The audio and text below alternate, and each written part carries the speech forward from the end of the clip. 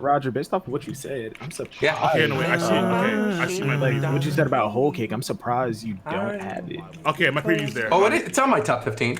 Oh shit. 15's like a lot. Like Yeah, you got a lot at 15. Yeah, it's definitely in my top 15. It might okay. not have been if we were going by the referee rule, but right now it's on my top 15. Oh yeah, I was expecting it to be higher. I think my whole cake island placement's gonna upset someone. All right, so let me. I know someone for goddamn sure, bro. All right, so we're live. We're live on YouTube. Woo. Are we live on Twitch? That's the question. No, we should. Not yet. I clicked host and it didn't come up yet, so we're good. No, wait, no. I see me on Twitch though. Well, you're not live yet. I'm looking right now on my page. I The can't man host has you. spoken. So shall it be. What? Yeah? No, I see it. No, I see it. We live. Okay, we live. The Oh, cool. chat, Okay, cool. Yeah, okay, cool. the Yeah. chat's already claiming Yeah, no. crash. I see chat with the yo. I know. Okay, we're clean. We're good to go. Yo, yeah, there it is. There it is, boys. Good stuff. All right. Oh shit. Thank you for the $2.01. Thank you. Appreciate that. You're awesome. Off the rep, yeah. All right, so I want to first of all big ups to the guys that came through for the stream. I know Brago's coming in later. I think my boy Taekwon is coming through at some point later on. Yo. Oh, he's here. There you go. Speaking There of it yo, is. in All the right, shower actually, let me here, ask look at right that. now. There's God. Hey. Yeah. How come Eric doesn't have a mod in your YouTube chat? He How should come be. I don't have a mod either? What is this? Oh wait, what? Oh shit. And then Yo, I am I was slacking? mods. All right. Giving out mods for free. All right. Let me add some new mods then. I know Rogers modded it. That was Yeah, just I'm mod. yeah. I just wanna be a commented. mod, of course. Oh yeah, just Main comment. mod. There you go. Mod. Dritz is a mod. Excellent. Though, because like I have like certain rules now for the mods, but actually let me see. Wait, because I want to mod Joker instead of. Okay, I just gotta make sure I'm That would be a not. mistake. That would be a mistake. Add moderator. All right, we're good. Add moderator. You should be a mod now. Yes, thank you, sir. Oh, throw me in. Yeah, 3 on 2. Morge, you're also a moderator. Hey, but next time, Morge, when I'm on your stream, I'm mod. Oh, 100%. I 100%. always forget to mod people, so Yeah. just remind me. Hey, Morge. Oh, bro. Silvers, I got you. Silvers were the mods. I gotta make sure I don't mod. Oh yeah, Eric. Eric, okay. Eric, yeah, okay. How is Eric not a mod? Wait a minute, that's actually kind of Yeah, crazy. how is Eric not a mod? Yeah, what the fuck? Yeah, I'm slacking. God damn, dude, I've been fucking up. All right, so make sure I don't mod Vengeance Spawn. I don't know if you are, dog. No offense. Actually, no offense. That's a shitty ass name. All right, so we're good. Dang. Wow. We're good. Yeah, Vengeance Spawn. That's Keep his things low all tier. hot, man. No, I'm kidding. Abdel, my man on Twitch, 20 versus King. How you doing? I'm doing pretty good.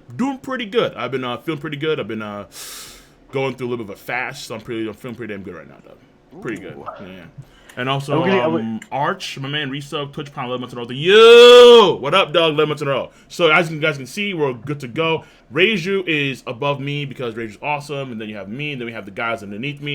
We are on, of course, going to go through the best arcs. No, wait, what do you mean? You know, it's shit. God damn it. Fuck. I'll take it. I have to take it because like it's too clean. God damn it. You gotta take it, giggity. I gotta take it, bro. Shit. How many arcs do y'all think there is in total? There's actually a lot. There's I think like 30 plus. there's a lot. 37. Are you guys counting Annie's Lobby, Water 7? We're splitting them. So Right. Lobby and Water I guess 7 it's a are two good time different for arcs. you to Two talk about the different. rules, King. Yeah, clearly, yeah. Yeah, So like- okay, so here are the rules. So we established 3 rules for this particular arc ranking thing. Number 1 is that we are not going to count in between arcs as their own arc. So post Ennius Lobby, post Alabasta, post Water 7, they're not, post Marineford War, they are not their own arcs. They're a part of the arc that came after that. So like that rest period that we get sometimes, that's a part of the previous arc. Okay, Right. They're not Well, actual arcs. So are you saying like the Reverie is a part of Wano? Okay, well, no. something like Number 2 is that we had a debate like earlier in the week with the Aussies, and the Aussies have come to they're very adamant about not counting the Reverie as an arc. They're very adamant on that one. Wow. Eric went through a whole But, like- spiel about how when you look at arc structure and how you Yeah. have to have certain arc, like points, and you have to Yeah. like a climax, a closing. But One Piece is Reverie has about, none of is about those. fighting though. Like the Reverie is its There's own. there's no story points. It's not even about fights. It's there's no already story been decided. points. What we're gonna do instead is that we're going to, at some point during the list, we're gonna talk about where we would have put it if it Yeah, had been Right. included. Right. So yeah. whenever you get to the numbered slot where you would have put Reverie, just mention, by the way, this is where it would have been. Exactly. Right. So Reverie is not an arc in this case. And then the next thing is that we're not going to combine arcs that are part of Saga. So Impel Down is not combined with Marineford War. Impel Down is its own arc. Just how Water 7 is its own arc. It does not come out Enies Lobby. Enies Lobby is its own arc. So those are the 3 rules, essentially. So the only rule that's kind of questionable, I think, is just the Reverie thing. But again, we decide on what we're going to do, if we actually were to rank it, where we put it. I think that's fair. Very fair. Yeah. So we piece everybody, essentially. All right, cool. Yeah. So, and also Elgato, my man, tier 3 sub, much love for that tier 3 sub. I see Elgato, much love. So we are going to start off, and I understand for folks that are expecting a power scaling thing, but we shifted it around. Not a big deal. I said, you know what? Let's do something different this time around. Since One Piece is coming next week anyway, we'll have a time to do all this stuff. And Arcs is pretty damn intriguing of itself. I'm pretty sure there's going to be a lot of controversy when it comes to our arc placement, which is why we're goddamn here in the first place. Isn't that right, Chad? Goddamn right. So, like, actually never been in an arc ranking stream. Well, there you go. First time, Ty. First time. There you go. Actually, I think it's the first time for a lot of us. I think. Yeah, I think so. Yeah. Pretty rare. I did an arc ranking video a while ago, but I don't think it was like a stream. I think it was just a video. Okay. So, I see. I got you. So, just to be clear, Silvers, Christian, Dritz, myself, Roger, Morge, Ty. That's the order? Is that the order? Yeah, that's the order. But am I forgetting anybody else? No, right? Oh wow. Did I miss anybody? No, right? Just put Brago on just in case it comes in late. Brago's coming later. Yeah, Brago. I'll put Brago in there. Just okay. Cool. There you go. All right, word up. There it is. Perfect. All right. So let me just make sure, because you guys know Chad knows that my Excel skills are elementary at best. So how are we gonna do it? Are we gonna say the name of the arc and then give our little explanation, or if you want to? Yeah, if you want to. I mean, or if you have or if there's certain questions, I feel like it's gonna be a lot more apparent when we get higher up on the list when it comes to our arcs and why certain arcs are why other arcs are over other arcs and that kind of stuff. It may get questionable because certain folks hate certain arcs when they really shouldn't. Okay, but we'll get to it. We'll get to it. This sounds like the 8-hour stream format. I don't think it's gonna be, because it's only 15. It's only 15. Yeah. Like, we should be good. Okay. Yeah, we should be set. But all right, so we good.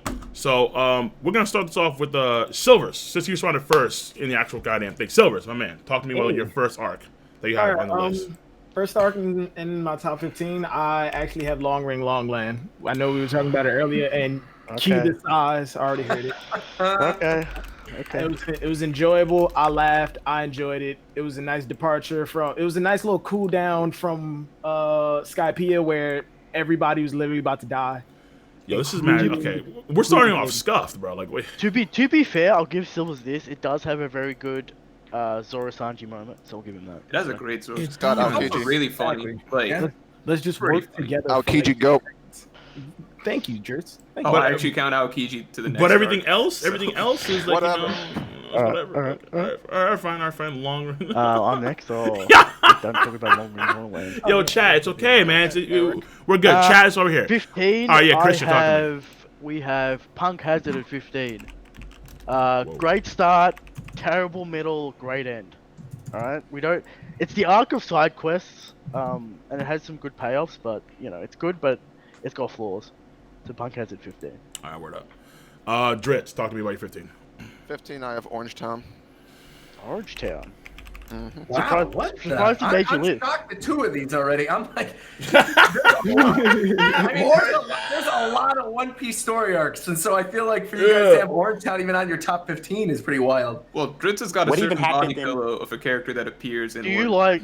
Well, I actually quite like Orange Town. I mean, I know overall it's a little bit of a meme, but I really like the character moments there within the arc. It's the first time I meet Nami. We get a lot of characterization between her and Luffy. Fair enough. How much Straw Hat means to Luffy. We get the flashback with Buggy. And there's also really cool, like, Zoro and Luffy moments wherever they had, like, these bonding moments where they can How do you feel about the dog and the food store owner? No, Chocho? Yo, I actually really like that, like, interaction between Luffy, Chocho, and Nami. Because, like, that's, like, the point in time where whenever he meets Nami, Nami starts to realize that he's not like other pirates. And that begins, like, the build-up for what would be Arlong Park. And I think it's actually pretty good. Zoro has some pretty good moments against, even though Kabaji's trash, he has a cool moment against Kabuji whenever he injures himself, so that he makes it fair. I actually think that's a pretty cool scene. Oh yeah, I forgot to mention. I would just say that it's so elementary as an arc overall. Yeah. Like in the grand scheme of the arcs, it's so baseline and cookie cutter even compared to the other arcs in East Blue. So I mean, because I have other arcs in East Blue like ranked higher, like higher up in the list, honestly. But I see what you're saying. It's just that I think that the character overall, because they're relatively new, so of course you have to get the stuff like at Orange Town, you know, like we're not getting like Romance Dawn or some shit like that, you know. Right. I mean, they've introduced Buggy, so you gotta give them that. Buggy, go. All right. So for me, my number 15 is Jaya. That's my 15. Jaya, okay. Yeah, Jaya. Yeah. Good pick. Yeah. So for me, Jaya is I think really good when it comes to the standpoint of what they're establishing with Luffy and how his dream is kind of in question with the whole concept of the smiles and how that comes to a head with Bellamy, but how Luffy and Blackbeard first meet. And then how Blackbeard is kind of established as like his main rival, if you would. It's of course very subtle, but in hindsight, you see how Jai kind of builds up this. Like it's a very nice start between the would-be ultimate villain of Luffy or potential ultimate villain, not including Emu, of course. And then obviously the stuff with Luffy and his dream and how that comes to conflict with people like Bellamy, and then how Bellamy kind of turns later on as in Dressrosa. But then also it does, I think, very good stuff for the overall. Well, it has some nice world building moments too beforehand with because I'm also including like the ship stuff with the monkeys as well. Like that's also part of Jaya, like on the route there. So I think it does a lot of things very, very well. It's short, but I think it's good overall. So I say 15 Jaya. Roger, talk to me. Whole Cake Island, number 15. No. Fake outrage. No, it's not actually outrage. The Whole Cake Island almost didn't make it on this. If we were going to include Reverie, Whole Cake wouldn't have even been in my top 15. But the reason why it belongs here is I still feel like, despite my issues with the pacing, there's a lot of amazing moments in Whole Cake Island between like Germa 66 and Luffy versus Katakuri, the stuff with the tea party. Again, I think it goes on for a little too long, which is another issue that I have with another arc that's going to be on my list a little bit later on. Ban Roger now. Which one? I'm sure there's a lot of people who don't like that. Whatever, that's fine. Ban Roger. Let him hate. It's all good. I still like it's all good. enough for it to be even on my top 15. I could have not included it. And there are going to be a couple that I think people are going to be surprised by that aren't even in my top 15. So this is why I was shocked when you guys were naming off like Orange Town and Long Ring Longglad, because I say like Whole Cake being top 15 is not a slight against Whole Cake Island at all. I still think Whole Cake is to be in the top 15. You know what I mean? So yeah. I like a lot of moments of Whole Cake. It's just for me, there's 14 arcs I like more. That's all. Roger didn't include the musicals. Here we go. Oh, I love the musical. The music. Oh, it was so good in the anime, bro. Music was very good. Yeah. Even before the anime, Roger was making music videos. Yeah, there we go. Yeah. That's true. What I have to say about the pacing of it is that, to me, Dressrosa had slow pacing, and then the One Piece pacing got better after that. So, like, I think when it's over, though, like, when Wano's over, I want you to, like, really compare the pacing, because I don't know if Wano actually has better pacing than Whole Cake does, even though Wano's not finished. I think in general, pacing is hard to compare when you're doing week to week, because, like, it's meant to be... Most arcs you compare, like, the full reading experience of it, and then you get the pacing of it. I just don't think it's fair to compare one to one. The worst week-to-week reading experience I ever had was the middle of Punk Hazard, which was like the worst that I ever watched. It wasn't really? Dressrosa? Well, I thought it was the end of Dressrosa. Yeah, but see, Dressrosa it made my skin crawl sometimes. Like, fuck, man. Yo, we had. Wait, time out. For me, worst week to week was definitely Whole Cake Island. Dude. In Skypiea, we had like in Skypiea, we had a few chapters of dial talk in Skypiea, but in Dressrosa, we had like 5 chapters of dad speeching. It was like, kill me, man. Just what are we doing? The pacing with Dressrosa. No, Lucy. The pacing with Dressrosa, I feel like week to week, the biggest issue with that was we had a lot of breaks, especially after a lot of dialogue chapters. And the birdcage, I think, certainly did not help that either. Yeah. The big thing is, have any of you guys read all of Whole Cake and all of Dressrosa since both have ended? Yeah. Like in bulk? Because I feel like both of them absolutely benefit from that format, and I think especially Dressrosa does. Because I think when you're binging, Whole Cake Island, like the Seducing Wood stuff that a lot of people had an issue with, and some of the stuff like after the Tea Party that I had an issue with. Of that course. stuff, you skim through it. It's not, like, it doesn't really matter at that point. And Dressrosa, like there's a fight almost every chapter. There's at least something that happens every chapter where at least even the little panels or so where you get like, oh, here's what's going on with the birdcage. It doesn't impact you as much, and so that's why it's not a huge deal to me when you read the whole thing. I'd say like, okay, the difference at least for me is that kind of like with Dressrosa, especially the ending stretch, we still knew what was going to happen at the end. It was just taking a fucking long time getting there. Like, it was Luffy climbing up 4 levels. And, like, we knew eventually it's going to be Luffy and Law versus... It just took so long. Like, with Whole Cake, I'll say at least. I don't know about you guys. But I remember there was still debate about how Whole Cake Island would end all the way up to the end. So that's why for sure. And then also none of that, too, a lot of time was spent on... To be fair, like Rebecca and Kiros and characters that you weren't invested in the slightest, and they had I think between them they had like probably like 4 or like 5 individual flashback moments. I was like, Jesus Christ. I think it's funny though. I see some people in the chat like getting angry, saying, "Well, what about Katakuri, man? There's no slights against Katakuri. I like Katakuri." Of course not. The man is a legend. The man is issues with the pacing. It has nothing to do with Katakuri. What's your take, Tom? Damn right! Alright. I'm getting hyped. I was more attached to Kiros and Rebecca than all the scabbards. There you go. That is madness. Kiros got like a nice backstory. What are you talking about, bro? Except what are you talking about, dude? Except Ito next. Wait, that's credible. No. That's credible. Come, Rebecca? He's talking about the scabbards. Wait a minute, we had a nice chapter. Actually, hold on. To be fair, I actually didn't include one on my list because it's still ongoing. To be fair, honestly. Yeah, Wano's not on I actually didn't do that. I forgot about that entirely. But to be fair, wait a minute. You can't tell me that when we had the Kawamatsu thing with the fox and how that's messed up. And how really, wait, Kinemon. Wait, over Kinemon? Wano on your list is kind of bothering me now because I definitely fine. have Wano Kanjiro, Raizo, fine, but Kinemon? We'll get to Wano when Wano shows up, all right? Wait, but okay, I'm allowed to have it on my list, right? Yeah, I mean, I forgot about that entirely. Actually, yeah. I suppose so. By not having Wano on his list, King of Lightning is playing it safe just in case Luffy like beats Big Mom and Kaido on his own. Oh yeah! Oh yeah! If Luffy beats Big Mom and Kaido, that shit is going down under, bro. If Luffy 2v1s both emperors, I'm not sure how. Oh, not 2v1. He can't 2v1. No, that's the Pirate King you're talking about. No, stop it! Stop it! Even if he beats why are you guys Luffy haters? It's gonna get to a point that he's gonna hear the voice of Roger. It's gonna be like Luffy. Oh my god! It's gonna be like at the end of Star Wars Episode 9. That's what's gonna be like. Oh, please don't. It's gonna give me stomach aches. All right, yo, Morsh, talk to me. All right, I need your 15, bro. So I got Jai at 2, which is why I thought it was a good pick, dude.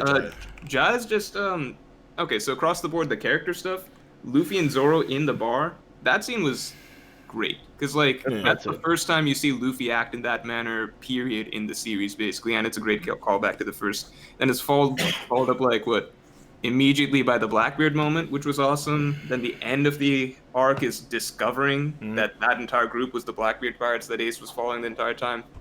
And this was the first time, Oda gets so much praise for his world building stuff that he does after arcs. This was the first time he really went hard on that with the whole Shichibukai meeting, the Shanks and Whitebeard stuff, and seeing Ace again. So yeah, dude, Jai was great. I thought it was definitely worth it. 15.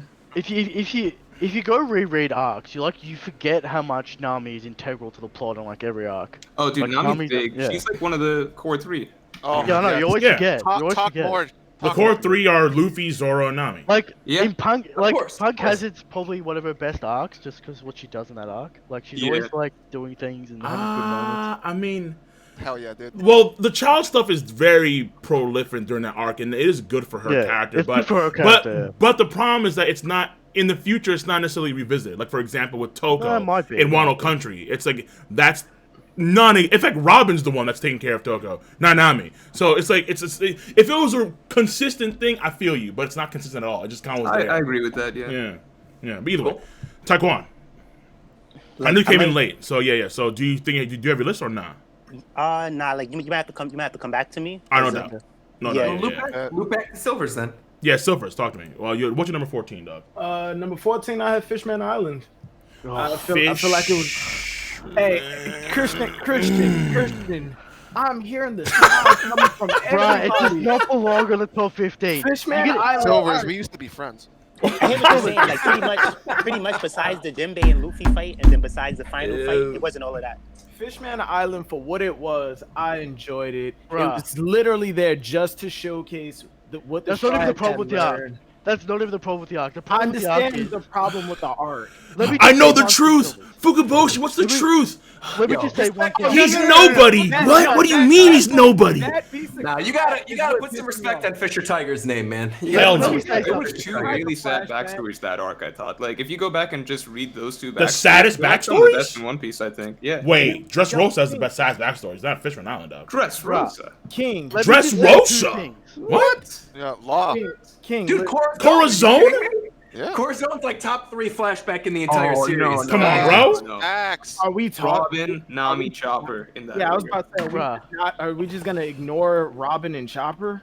Bro, let's get to it. No. I mean, like, Nami and compared Chopper. to Fishman Island, Oh, no, Dressrosa no, has better flashbacks, for damn sure. Oh yeah, based off the art, based off these arcs, yeah. And King, trust me, I No. understand when you say the whole. I know who Hody Jones really is. I was excited about that, and then when we went on a 2-week break, Yeah. just to come back to him saying he's nobody, he's the hatred that we all eat like not. No. This is your channel. I'm not. Hody Jones is an example, like the beginning of One Piece or of the time skip is an example of it should have been like the East Blue, where we should have just got in, handled business, got the fuck out. We didn't need to spend like goddamn like 2 years to Fishman Island just to get Horty's bitch ass, and then Nanimo, it's like stop! I'm wasting my time, dog. You wasting my damn life. Let me say two things, all right? Fuck. You get introduced to the new Fishman Pirates literally 3 times. Do you know the Get truth? 3 chapters. Do you know the truth?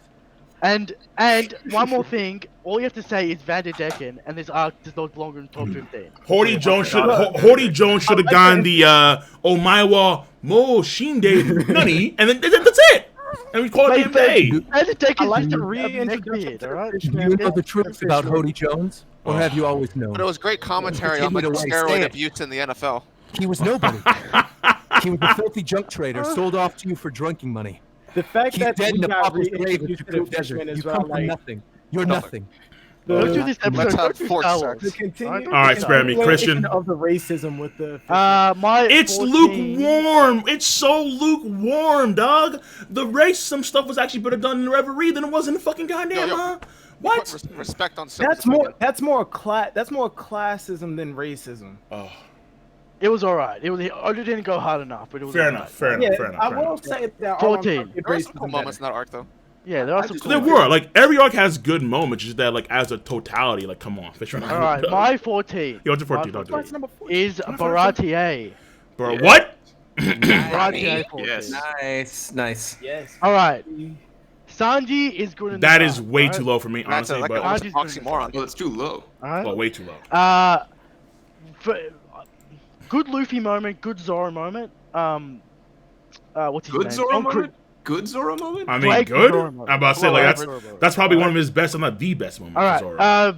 Top 2. But Don Krieg's an Yeah. alright villain. Don Krieg's an alright villain. I don't mind him. Who's a goat? But the big moment is the first time we get to see the scope of the world when Mihawk comes in and cuts that ship. Great moment, iconic moment. Barate 14. It doesn't have the reveals and the intrigue other arcs have, so that's why it's 14. So yeah, But that's, Sanji lost his fight. that's true. He did lose in his own arc. What else That's is there? true. That's fine though. But you know, That's for reasons. What did he lose to? He fought 2 guys. It's fine. Gin. He lost to Gin. He fought 2 guys. And, That's fine. and didn't gain like. Keen one beat the shot guy Pearl. that he beat. Keen beat Pearl. Yeah. He came in with his dumbbell things Yeah, he lost to Pearl. and one shot him. Yeah, like those turning like mace things. Like I mean, like it's like Yeah, tonfa. they- Yeah, it's like Except a with tonfa tonfa, with like yeah. with weights on the yeah. Actually, that's a cool ass design. Now I think about it. That's a cool ass design. Fuck. I mean, that's pretty cool. Yeah, shit. All right, Dritch, you're 14. 14. Let me bring it up. My 14 is Thriller Bark. Well, Santorio! Not bad. Not bad. Yeah. Bit like low that for too me. low. Bit low for me. Yeah. Thriller one of my dark horses. For me, like but, Thriller Bark, yeah. I actually do quite enjoy Thriller Bark. Obviously, I think most people are attracted to the ending of it, and it's the funniest arc in the series. I think there might be like one other that you could compare to it, just on a couple moments. It is hilarious. Yeah, it's absolutely gold. For my personal preference, I like comedy, but usually the things that are more impactful to me are things that are serious and more heavily related to the characters. And there was amazing Brooke moments in Thriller Bark. That was awesome. Brooke had a really, really good introductory arc, I think. Yeah, it was pretty really but I think there are other arcs that do that emotional aspect that appeal to me a bit more. So that's why I put Thriller Bark. All right, we're up. Cool. All right, so here comes I guess some controversy, I suppose. My number 14 is Dressrosa. I think that's fair. Oh, we clean. Oh, okay, we clean. We clean, boys. All right, we clean. Good. For me, Dressrosa, I think, had like superb moments. Like I never forget the Sabo moment where like that was just probably one of the best moments in the entire story. It was fantastic. It was amazing. It was heart wrenching. Goddamn, Sabo's alive. And then I was really like looking forward to like Don Chinja when he was first introduced, and then later on with the whole thing with Zoro and Pika, and then you had Sanji leaving with Big Mom and company in tow. Then you had Fujitora do his things. Like Fujitora's character is dope, and so forth. But my problem ultimately comes down to the pacing. Where the pacing at the kind of like middle to end gets pretty redundant and kind of egregious. And then they'd also they would supplement the whole Tontada thing. I'll be honest with you. The Tontada and Kiros thing to me was just lame. I agree. It was gross. Usopp coming in there, it was a whole gag thing. It was funny at first, but then they kind of played it on again with like Usopp with the hockey was really dope. But then him saving Luffy and company based on that gag. And then, of course, the main thing was just like, okay, Dofi was amazing. Which gag? Was that Usopp? It was, yeah, like he makes like the crazy, like, eye bulging tongue face thing. The face. Yeah. No, it was the hot That was good following up the moment. Yeah. But then... Wait, King, I thought you said... Didn't you think Dressrosa had the best backstories? Yeah, it had the best backstories, but the other elements of it weren't as good at all. So, like, yeah, so it's 14, so it's still top 15 because the backstories were really damn good. Like, I thought that, because I don't go too long, but, Rocinante was a GOAT. But, again, to me, what really turned me off was, A, not seeing the full capacity of the Don Chinjao and Luffy fight, because that was kind of skipped off screen. A lot of stuff was skipped off screen with the tournament stuff. And then, on top of that, you have the end of the Dofi and Luffy fight, where it was, I think, egregious. I think that break for 10 minutes, and then Oda milking the shit out of that, to me, was so... It's and then the countdown. Yeah, honestly, like on a week to week basis, that was my worst read of One Piece ever. Right, ever. Right, it reminds me of like pro wrestling stunts. Yeah, like... it fit the Coliseum or whatever. Yeah, I just couldn't do it, bro. I mean, but Luffy really did have that fight won, and then out of nowhere, time limit. Yeah, the last second. Time in One Piece is kind of weird because like Gear 4 goes for like 30 minutes, but it's gone in like 5 panels. Yeah. What they was doing in Dressrosa too is that like it'll be the last 2 pages, and the second to last page will be like Sabo versus Fuji. Then the last page will be like the Tontadas. You'll be like, no. Yeah, exactly. And it's so depressing. It's like shit, dog. Yeah. Then the next chapter it'll focus on Keros, and then you won't even see nothing. And then it's like the next chapter they'll sneak a little bit of that. Like they was ODing with it. Yeah. All right, Roger, talk to me, man. You're number 14. Yeah, so my number 14, I really thought it was going to be someone's like 15 or 14 too, and now I'm getting kind of worried that you guys aren't going to include it. That's Logtown, man. I really like Logtown. Lockdown just missed the cut. I was going to include that. Lockdown missed the cut too for me. I mean, I think people sleep on Logtown, but there's a lot of good stuff that happens. I mean, like the Straw Hat ceremony where they all put their feet on the barrel and then claim what their dreams are. The introduction of Smoker, the introduction of Dragon, the awesome scene with Zoro throwing the sword up in the air and then putting his arm out. Luffy getting his first bounty, like Buggy trying to kill Luffy and then him having the parallel with Roger's death. The moment with like Shanks hanging out with Mihawk drunk on the island. Like there's a lot of really good moments in the Logtown arc, and even though it's only like 5 chapters or 4 chapters or whatever, like, it's so fucking short, bro. It's enough to be like every single one of those chapters is really good, and it's an easy reread. All the episodes are enjoyable, all the chapters enjoyable. I got to put it in top 15. So that's fair. It's fair. That's fair. Tashigi, bro. Oh, get out of here with Tashigi too, of course. Tashigi too. The beginning of the Sword Lord, Christian. Ew. All right, Morge. Tashigi's fucking booty. Bruh. Whoa. Bruh. I wish he had a booty, but it is what it is though. I mean, Marge. Boobs up. Oh, I'm up. Barati. So. Mr. Ball. Similar reasons to what Kristen, you had Barati too, right? Yeah. Yeah, similar reason. Oh, I think Sanji's backstory was the first like good backstory in One Piece. Damn right. Like, backstory for one of Piece's best friends. So like Sanji's backstory was good. Luffy had a good fight. Zoro's moment was like, top 2 Zoro moments. Yeah, and just generally like this Mihawk showing up blew up basically what One Piece could be.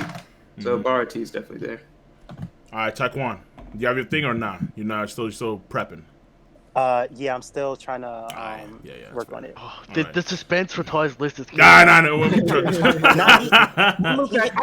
be honest. I'm gonna be honest. I think this is what's happening with Ty. I think he's gonna wait until we get to 10, and he's gonna try to figure out based on the chat what the most crazy, unrealistic thing is, and that's gonna be. I think he's right.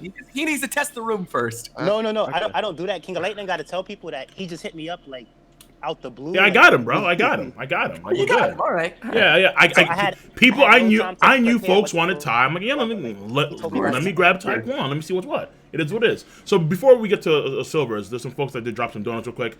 Abdel, 200 bits. Actually, I got there earlier. Anders 5. He says, got Ty in here, expecting that OD Kings Hockey to be present today. It is, bro. You know what it is. Taekwon supporter. Exactly. That's why Ty's here. Thanks. Lola Karumi, my man, resub tier 1 for 6 on the row, says, Cole, better hit the gym. World War 3 coming soon. Bro, my hockey game's on point. Trust me, bro. We are clean with the gym all day, every day. Wally, $1. Since Reverie is considering a mini arc, it should be allowed in your list. I'm saying, and now, anyone who doesn't have Reverie at least top 8 is trash list. Also, King 1, I saw you so loving stream was fucking amazing. It was goddamn amazing. We'll put the Reverie as to where it would be, but when, again, the Aussies made their claim, not on the list, not on our annual list, hopefully. That's what I was trying to mention. Resub tier 3 for 3 months in a row streak, much love. Chemical, Twitch Prime 4 months in a row on Twitch as well. And then Abdel 100 bits with a no Matt B. Matt B can come whenever he wants to, technically. He really can, but I mean, hopefully he'll come through. He probably sleep. Yeah, probably high as fuck, honestly. Gazad tier 3, 10 months, 8 months with a yo. And then Flaming Forest resub tier 1, 19 months in a row with the 71 streak. Says soon I'll be a purple phoenix, okay? I mean, I don't know if that's the color you want to be a phoenix, but fair enough, it is what it is there. And then Steve Train resub tier 1 5 minutes of rough on streak with the cold glasses, you know what it is, yada yada. And then finally, Shromi just subbed on Twitch for tier 1, much love for that, Shromi. All right, cool. Now, Silvers, 13. I feel like Roger said it best. I have Logtown right here. My man, Log. I'm going by not only the manga but the canon light novel version of this as well, which includes Daddy Masterson. Okay, I saw this. You're the best daddy out there all the way. Daddy Masterson? Okay, whoa. Yeah, Daddy Masterson, the gunslinger. Christian, I feel like that was a dig at me being black, but we just gonna let that. I'm not gonna say anything, bro. I was gonna say shit, bro. Whatever, bro. Yeah, you caught it too, right? Yeah. I was like, wait a minute, am I? Cultural. I don't know. I'm gonna chalk that up to cultural differences, alright? I don't live in the US, alright? Wait, are there black people in Australia? Yeah, there's Africans. Africans. There's Africans, bro. Yeah, what do you mean? All right, we're good. We're clean. It's not. We're clean. Christian, why are you gonna make it right? Christian, you're number 13. God damn it, bro. All right, Aussie, oi. Yeah. My number 13 may be extremely controversial. Alright, I'll preface that. I have 13 Drum Island. Honestly, I mean that's fine, man. It's hard to find a controversial. I was gonna say, I'm feeling kind of scared now because now I'm looking at my list and the stuff that I didn't even include on it. Yeah, right. And you guys are saying controversial, and you're saying Drum Island at 13, and I'm looking at Drum Island in like my top 8, bro. Yeah, so I don't Drum know Island or something like that. I don't know what to expect. All right. My explanation here. All right. Yeah. The good parts, Luffy, Nami, and Chopper's backstory. The rest is not good. We got Wapple, who cares? We got Sanji getting one shot by a log, who cares? There's a lot of who cares in Drum Island. There's like 2 good parts, but again, it ranks 13 because of those amazing moments, like Luffy and Nami's, like Luffy going all that way for Nami, and Chopper's backstory. So there you go, Drum Island 13. Okay, Drum Island 13. Usopp had a nice small moment. Something like trying to carry. He did. And plus, let's be clear, it was a log. It was log via avalanche that matters. All right, Dritz, talk to me. I mean, Sanji got one shot by log. Log via stop, Dritz. It's an avalanche. It's an avalanche, technically, bitch. Stop. I got Logtown at 13. Damn, long time. Okay. So, all right, good. Yep. Making the Go rounds. Hawks in it. I gotta do it.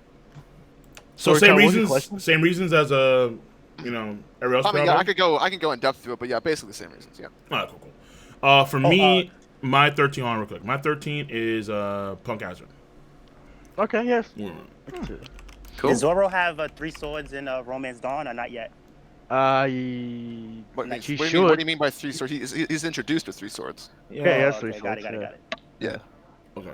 He lost his sword literally. I mean, briefly on that one, I just feel the main reason why I think Punk Hazard is number 13 is that the other things above it, number 1, I thought were just overall better than Punk Hazard. Even though it has very good moments like the Law and Smoker thing, it has the things with like the kids with Nami and then Chopper as well, which is actually very good. Sanji leading a bunch of Marines and fighting Virgo. Sanji sucks and then in that you arc, have, dude. I don't know what you're talking about. Sanji was amazing in that arc. Sanji's so bad in that arc. And then you have Zoro with Monet. That was pretty damn cool. It has very good moments, but at the same time, for me, what kind of kills this arc, or at least not necessarily kills it, but what kind of brings it down a lot for me was Caesar Clown, because it was Caesar Clown got the crocodile treatment when he didn't deserve it at all. In all honesty, and then on top of that, it was the setting was clearly being built for Doflamingo, but there was, I think, the pacing kind of it dragged on a little bit too much. Again, I think for me, the first 2 arcs of the New World were arcs that should have been significantly shorter pacing wise. So for me, that's just 13 overall.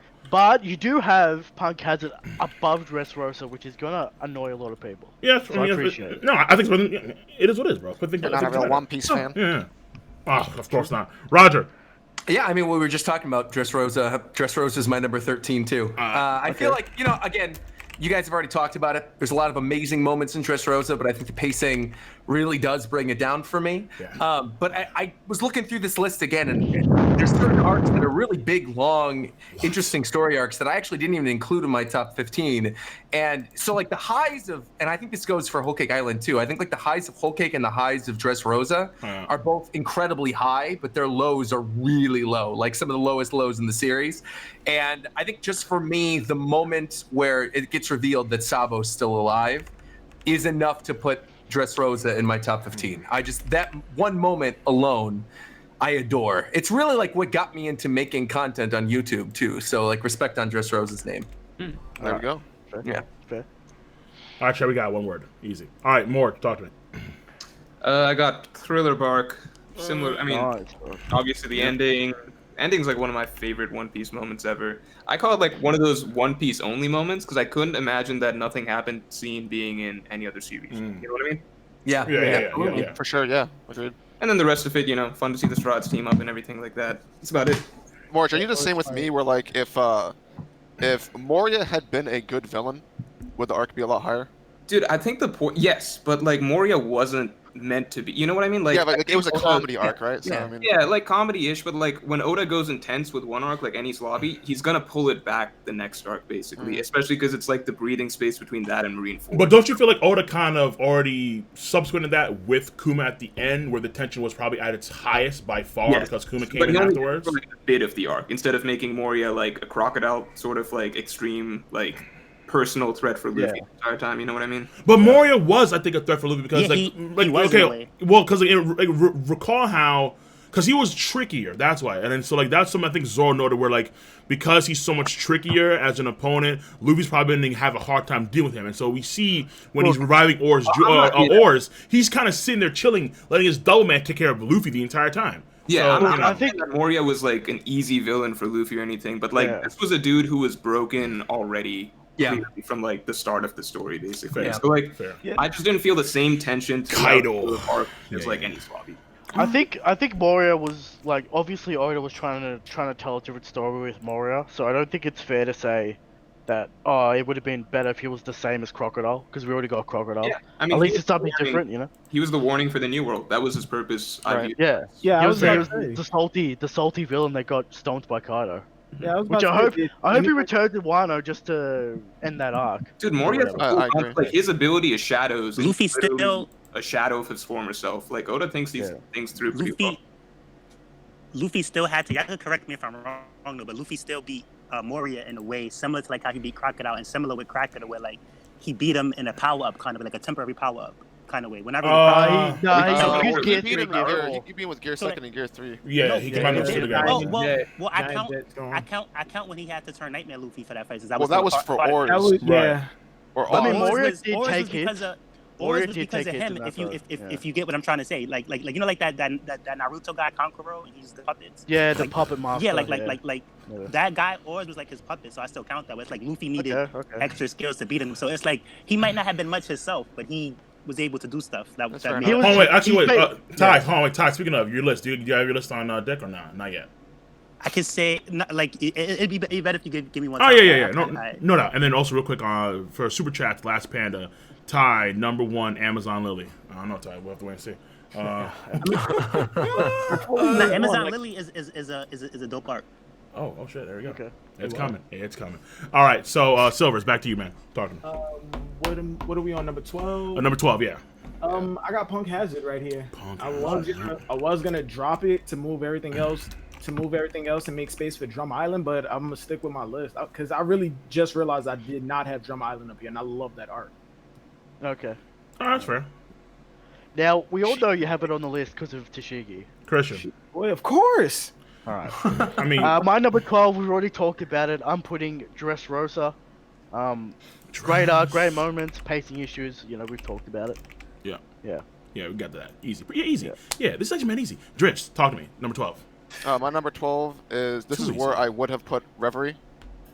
Okay. Okay. Interesting. All right. Interesting. Yeah. So this is also an arc that is like heavily gatekept within the community because of different perception. I have Skypiea. I knew what you were gonna say. Yeah.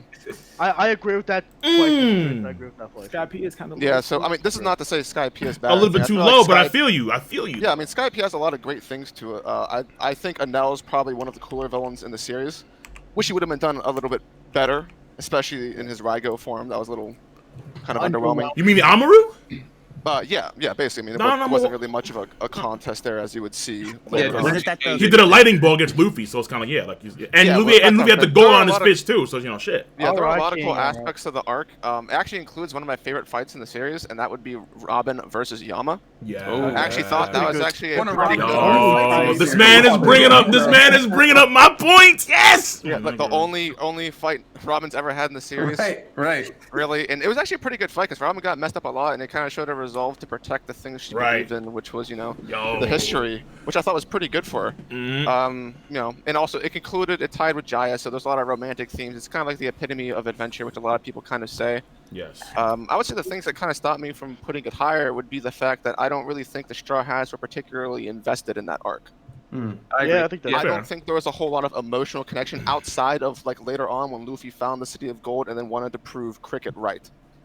Also, do you agree that, like, in my opinion, I think like when Oda does an arc like Alabasta, which is very like emotionally draining for the Straw Hats, and then the next saga is going to be Enies Lobby, like I feel like spacing it out with an arc like Skypiea, which is more like, escapism, less. Well, yeah, but that's what you had. Yeah, but no, but that's what you had. Long like that was a complete like fun arc. Like, that was a complete chill arc. No, true. But like, yeah, if it you was just like fit that between Alabasta and Enies Lobby, that's like still not much of a breather between like taking the tension back up to like 1,000,000, I think.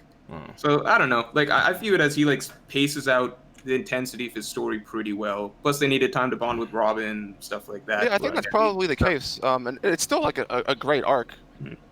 Just for me, there are certain elements that I see in other arcs that I like more.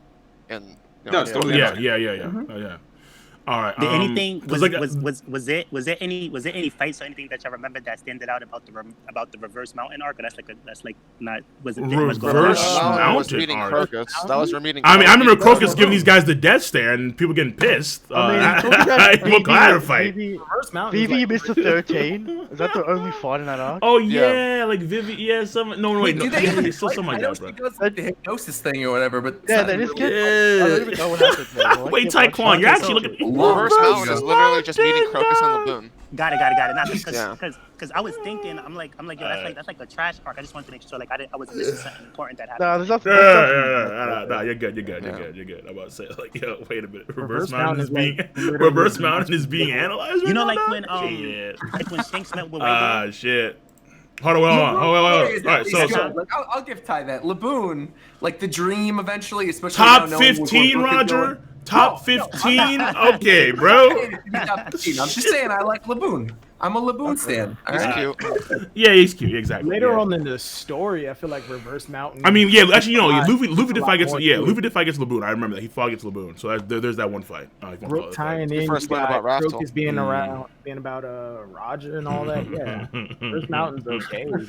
All right, so my number 12 is Thriller Bark. Okay. For me, I think that Brook. One thing I enjoyed the most about Thriller Bark was I think the Brook and Ryoma stuff and how Ryoma plays. Like it hints at Wano, it hints at certain things like Sanji talking about how he'll be the person that'll give the Marines the most trouble. And now we see what Stealth Black is and how that means. You know, basically it alludes to so many different things that we're seeing now come to a head in the post time skip. Things like Moria and Kaido and how back in the day Moria was actually apparently on Kaido's level, but then you see what he is like back then, how even Jima could take him out in, let's say, Marine 4 and that kind of stuff. So, and then on top of that, it was really, really funny. It was hilarious, bro. Like, my God. Like, through and through, I think it's definitely a top 15 arc. I was struggling to put it on top 10, but I couldn't really do it in good consciousness. So Thriller Bark definitely, I think, is number 12 for me. Most definitely. I'm happy to hear you say that because number 12 for me is also Thriller Bark. Yeah, exactly the same placement for all the same reasons. I mean, again, you guys brought up Nothing Happened already, but amazing moment. I mean, the stuff with Kuma's fantastic. Usopp versus Perona. I'm shocked nobody brought that up earlier too. That's a great moment for Usopp. Yes. Good shit, Roger. It's a legitimately funny arc. So yeah, Thriller Bark, number 12. And no, for chat on Twitch, we're not doing filler. If we're doing filler, then GA we up there somewhere. GA would be top 10. Yo, GA's fucking great, bro. All right, Morge, talk to me. Yeah, I got Skypea. Skypea. My man. Man. I would say still too low, but all right. Yeah, very low. No, I think it's good. Yeah, I'm gonna piss off some cats. My Skypea place. I'm like, shit. I'm not you don't piss people off. Because I know when we get higher up, there's gonna be some stuff that it's gonna have my head shaking. I thought my Skypea placement was gonna raise eyebrows. Never did. Get on my level. Nah, dog. Skypea is what Skypea is what just shock some folks. All right, Ty, you're still in prep mode. Yeah. All right, prep, bro. He's What was that? Like, what did I say? I said he's waiting for the first 5. I'm with that Rainbow Hockey Blast. Oh shit, bro! I'm telling you, levitating islands and shit, bro. It's gonna be fucking real. I got 7 arcs written down so far, and I'm like trying to go through the rest of them. And like, I know that. No doubt. You know, charge the hockey, make sure it's on point. Fair enough. All right, Silvers, number 11. I got Dressrosa. Same reasons that y'all added. Is the Sabo coming back as many issues as I have with Sabo, I still love him to death, and the whole forcing the arc to drag on kind of pissed me off. We started Law's flashback, but then kept running up the mountain, and then when the fight was getting into its climax, we jumped into Law's flashback. That kind of pissed me off. Yeah. Though I will say, I don't mean to throw it in there. I think Dressrosa does have the sexiest female in One Piece, which is Viola. Oh, Jesus Christ. She's the only girl that actually has ass. The only one. You love those only Spanish women? Yes, it's One Piece character plus ass. Like, fuck, dog. All right, shit. Okay. Christian, talk to me. I'm sorry. In all honesty, I just thought some perv moment right there. I apologize, Christian. My bad. It is what it is, bro. All right, number 11, I have Skypea. There we go. Pretty close placement to Dritz. Alright, he beat me by 1 spot. Mm-hmm. You got close to his level, but not quite. The reasons I have for putting this in the top arcs and like around this area is because it has great moments. The problem with Skypea is the pacing, where Luffy gets stuck in the snake. The dials get explained for like 3 chapters. The start of the arc's kind of weak. Also, the Straw Hat investment. But I just want to say one thing about Skypea that no one brought up. The art in Skypea is top tier Oda. Oh, it's really good. It's so good. It's amazing. Yeah. So there you go. Skypea. I agree. Yeah, fair enough. So wait, so like I got a question. So like Whiskey Peak and like Little Garden, like this. They're separate. Those are separate arcs that are part of the Alabasta saga. Right. The way that I usually think about it, all that is Alabasta, but I got it. Okay, yeah. The saga. Yeah, but that's probably one saga exactly. Dritz. Number 11, right? Okay, yep. yeah. My number 11 is Zoe. Zoe. Zoe. Yeah, Zoe's a heavily beloved arc. Ooh. There's a lot of great things about Zoe, I feel like. Oda in the post-time skip doesn't or hasn't been doing a lot of his shorter arcs like he's done in the past, where he's had a long arc and then he'll have a few short arcs to try and do things long. I feel like Zoe is kind of like one of the better written arcs in the post-time skip, and it also introduced a crap ton of mystery, a crap ton of lore. It had really good reveals, even though I feel differently about the Raizo safe moment. I mean, that moment's legendary in the community for good reason. I don't really think anyone saw that coming when it was coming out week to week. So it was an absolutely god-tier surprise. And a lot of what we talk about today is based off of the events that happened, and so I feel like it was really, really well executed. I should have teared for that. Fair enough. Yeah. There it is. So for me, I mean, it's also Zoe, which was the nice change of pace right there. Yeah, so it's also Zoe. I mean, to me, I really struggle to kind of put it in my top 10, but because it's so important to the overall story, it just can't be ignored. We literally find out how to find One Piece, like just literally. Though it was a bit weird because it kind of contradicted what Crocus said, but at the same time, the fact that we do have the opponent glyphs and now into the story and how we kind of have a good sense of where 3 of them are: Wano, Whole Cake Island, and then there was one Zoe right there. Then probably assuming in Elbaf, you would assume where the last one would be. So it's too important to the overall story to ignore. But at the same time, it's honestly kind of like a segue arc where, okay, like here's Raizo, boom, and that's a crazy moment. And then you introduce Jack, and Jack's a major threat, and then you have Momonosuke with the abilities of, okay, fine. But it's short, and it doesn't have that much impact, and it kind of, it's just there to segue between Dressrosa and Whole Cake Island, really. So I think so, 11, I think it's ultimately fine. Yeah, King, you said it contradicts what Crocus said.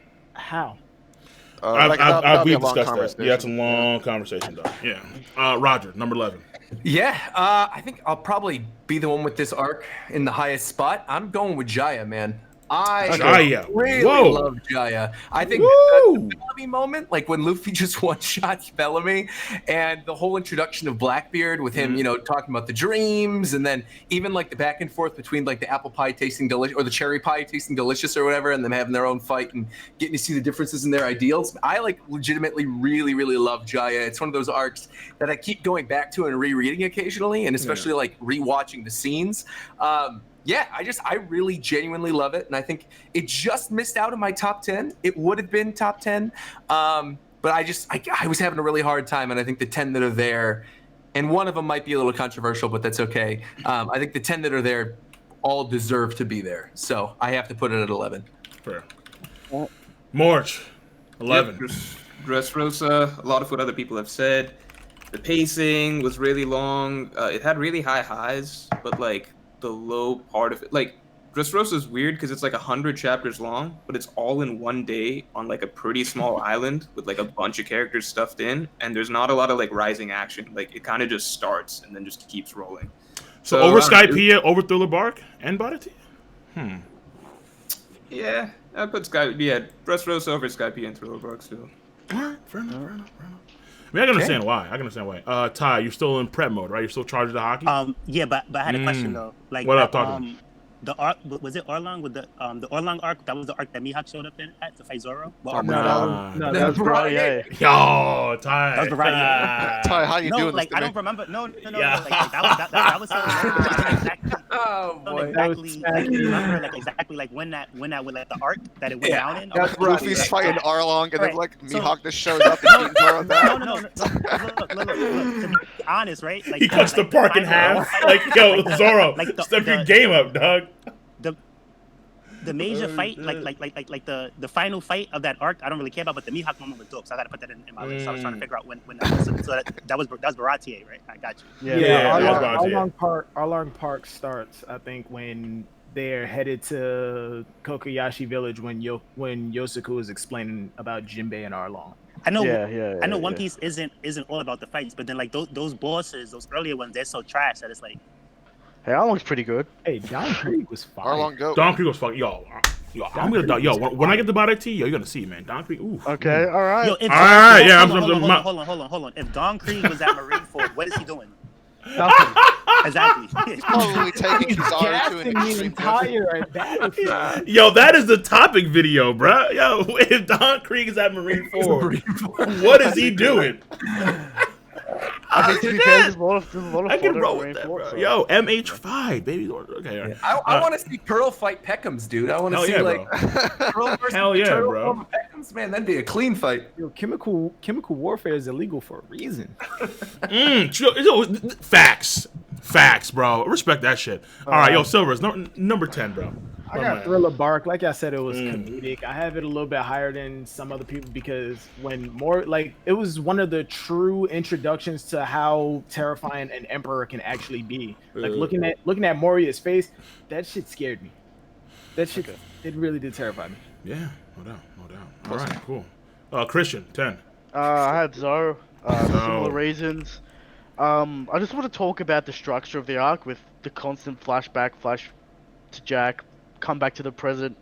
It was a bit weird for the structure of the arc. Also, we can't forget the start of the arc where it's like, is Sanji dead for like 3 cliffhangers? So like that's where it like doesn't make it to the upper echelons. But again, Raza was safe. It's nice and short, nice condensed. Good to see Neko and Inu. Their the character designs are pretty hype. Right. Get set up for Wano. Yeah, good arc. It's got some minor problems which takes it down a few pegs in my book. But there you go. Yeah, like it's an easier arc, I would say. Just Yeah, it's easy. Yeah. Dritz, number 10. One up from Roger. I have Jaya. Nice. Nice. Jaya. Very, very, very big fan of Jaya. I thought that. I mean, the only like mad parts for Jaya for me are the sections where they're like in the forest, basically doing like a gathering. In the South Bird. Yeah. Trying to find the South Bird. It didn't last a whole long time, so that's fine. But this is like the first time since I think East Blue where we get the original dynamic back between Zoro, Nami, and Luffy, which Oda said that those are the triggers for One Piece. Those are basically the main characters from the Straw Hat side, and they have great rapport with each other. And the bars scene is iconic for a reason, and it kind of sets up the mythos for what would happen and what's been going down now with Blackbeard's past. Whenever he eventually becomes face to face with Luffy. Very great arc. It sprung a lot of the Oro Jackson theories too, especially around Black. That's right. Yeah. Yeah, you did. Rest in peace, Oro Jackson. Oda still kind of does the Luffy Zoro now. So like, if you go to Zo, like, there's that scene where like Luffy, Zoro, and Nami are basically debating what to do about Sanji, and then like Luffy basically lands on what I'm gonna do, because like Zoro and Nami are like the two devils on his, or devil and angel on his shoulder or whatever. I thought that was a good throwback or whatever. Yeah, why didn't Zoro leave the crew? Just gets harder when there's more crew members. I mean, listen, I was hoping to see something when he found out that Big Mom was there, but nothing happened. So I was like, shit. I mean, I don't know. That's so unfortunate, dog. Shit. He hasn't come to face the reality of it, all right? I don't know, bro. Another great thing about Jai, I just want to put this before we end, is that while it shows the dynamic between Luffy, Nami, and Zoro, you specifically see it between Zoro and Luffy because they've had this going since Orange Town, where they can just look at each other and they'll know exactly what to do. Yeah. And you see that in the bar scene. Luffy basically says, "Don't do anything," and Zoro's just like doesn't ask he questions. he does. Yeah, exactly. Really, really great scene. And Luffy and Zoro, or Luffy and Usopp? I would say Luffy and Zoro. I think it's debatable. What you're talking about, though. It's like a weird contextual, I guess. I mean, look, because I would argue that I think they're all equally loyal to Luffy, because like, look at Robin. She did what she did to help the crew, essentially, to give her own life, essentially, but she thought that she was doing it in the right way. So like, they're all extremely loyal. Yeah, I think they're all 100% loyal, but Zoro's somehow 110% if you count nothing happened, if that makes sense. So like, I mean, I would say okay, more seriously than everyone else. No, I'm not too sure if it's more serious. More so, it's just more evident, because we see that in Thriller Bark, where they're not all going to give, like they all unanimously say, like, we're not going to give, Luffy up to you, Kuma. Right. But I think if you want to separate it, like, they're all loyal to the crew, but Zoro is maybe more loyal to Luffy. I guess you can maybe separate the two if you want to do that. I suppose so. To me, about that situation, they're all equally loyal to Luffy. Especially Sanji was going to do what Zoro did, but I think Zoro, he just had the power to back to back up his loyalty to Luffy. No, wait, yeah, they were all gonna do it. Like, if dude, like, no. If Nami was there and Zoro and Sanji were out, Nami's taking Luffy's pain. It is what it is. Usopp, the same thing. The same thing with Frankie. I mean, Nami being in a coma for like, you know, until like post time skip, but she gonna die. I'm trying to say what makes the difference is that Zoro actually has the power to back that faith in Luffy up, where it's like, yo, I'll take his pain and still be alive after. Nami would have died. You know what I mean? I'd say the difference was just the fact that for Zoro, it was like nothing happened. You know what I mean? Like, I don't know if it would have been like for Zoro, he didn't even think about it. You know what I mean? He's never gonna bring it up. I'm not too sure if the others would have been in the condition that Zoro would have been afterwards. You see what I'm saying? No, but you know what I mean. As in, like, for Zoro, it's literally like nothing happened. Like, they would have all given their lives, but for Zoro, it's like automatic. And also for Luffy and Zoro, their ambitions are at the forefront of the cruise in terms of like how important it is for them. So there's a dynamic between them that's kind of connected, where the other crewmates don't have that with Luffy. And Zoro almost died. So like, if Zoro almost died, everybody else almost probably would have died. Like, well, again, because I'm not too sure. I'm not too sure if the other crewmates don't necessarily have that, because there's Usopp. Again, like, that's why I just say, like, to me they're kind of equally as loyal, but I'm not too sure if I'm going to separate Luffy from the crew. It's just Zoro is the only one who would be like, yeah, I don't need recognition for this. Pretty much. He has more cases. He has more cases to show that off, I guess you can say, where because like Zoro has more incidents to actually show off in the entire story, whereas the crewmates don't per se. Because like if again like in Alabasta with Usopp and how, you know, he's fighting against Mr. Four and what's her face? I don't know, Mrs. Miss Merry Christmas. Miss Merry Christmas, and then Mr. Four. It's like you can kind of see where he gets that same notion of like what kind of keeps him active and alive is his faith and belief in Luffy, essentially. So it's like, you know, it's like they all kind of have it. It's just that Zoro has more moments. They all have it. It's just the whole Kuma situation is a tricky, because I thought, but I could be wrong. Like, I thought when Kuma walked away, he said, like, you know, Dragon, just like you, your son found loyal crewmates. But at the same time, I thought he walked away knowing that Zoro was still alive. But then he sees Zoro later, like, oh, you're still alive, or something like that. And Zoro's like, yeah, by the grace of your mercy only. Like, Kuma left him alive. So I think Kuma wasn't gonna kill nobody anyway. Like, even if it was Usopp, I think he would have lessened Luffy's pain to like just really mess Usopp up, not to kill anybody. That's possible. Yeah, it's possible. I think Kuma meant that Zoro meant that Kuma could have just killed him anyway. Like, after taking the pain or whatever. You're right. He could have killed all of them, honestly. Yeah. But no, definitely. But like for me, it just kind of depends on like what's the most important moment in that section right there of arc. Is it taking the pain? Is it before or after? I think it's before, I would argue. But also, real quick, I want to say this. iPro resub tier 3 26 subs in a row for Cole. You take the list from viewers tier 3 subs. I mean, yeah, I can do that. Well, not for this particular stream. It takes more time, but I can do one for you guys that's up later on. Absolutely. Mr. Slam Jam, man, tier 3 4 months in a row, 4 months resubs. Yo, Kingu, what's up? Slam Jam, baby. How you doing? Then Akigami Shanks, tier 1 4 months in a row, says this. Cole One Piece. Wah. A bunch of them, much love. And finally, iPro $20 says this, my man. Gotta go. Get some sleep tomorrow. Yeah, I know you're in Germany. Much love about that. It's my mom's birthday. Happy birthday to your mom. Happy birthday. All right. Hopefully you have a good birthday. Hopefully you enjoy your day. And hopefully you eat a lot of good food. But I gotta ask, where are you taking the tier 3 cats list to? No. So again, I'm not gonna do that for this stream. I'll do it for another stream for you tier 3 guys. Absolutely. All right. So my number 10. Controversial, maybe. I don't know. But we'll have to see those roles. For me, number 10 is All Along Park. Oh, wow. Okay. Wait, that's controversial? That's been low. Yeah, I would argue, because I think a lot of say it's be low. Oh, it's too low. Okay. Like, All Along Park is a fantastic arc. It's in the top 10, I suppose. Actually, no, is it? Well, it's number 10. It's number 10. Yeah, it's number 10. Yeah. I think it's damn good. I think it's fantastic. I think Nami's character was phenomenal during that arc. Usopp fine. Sanji, first time we get to see him actually fight. Someone like as a member of the crew, that was dope. Zoro was very good. Luffy was a beast as well. But simply put, I love the arc, but I think that the other arcs are actually better on the list. Honestly, okay. That's the only reason why I have it above that low. That's it. Well, we just found out Cole's a fake One Piece fan, so yeah, of course. Well, I guess Cole's not going to be the only fake One Piece fan. Because the second time on the list now.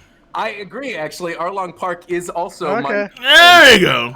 There's a lot of great moments in Arlong. I mean, the march on Arlong Park, I think, is incredible, and I think there's actually some really funny moments too, like where they stretch Luffy's neck out of the pool so he can actually survive. There's some great moments in Arlong. I even like the Usopp fight against Chu, where he throws the ketchup out and everything.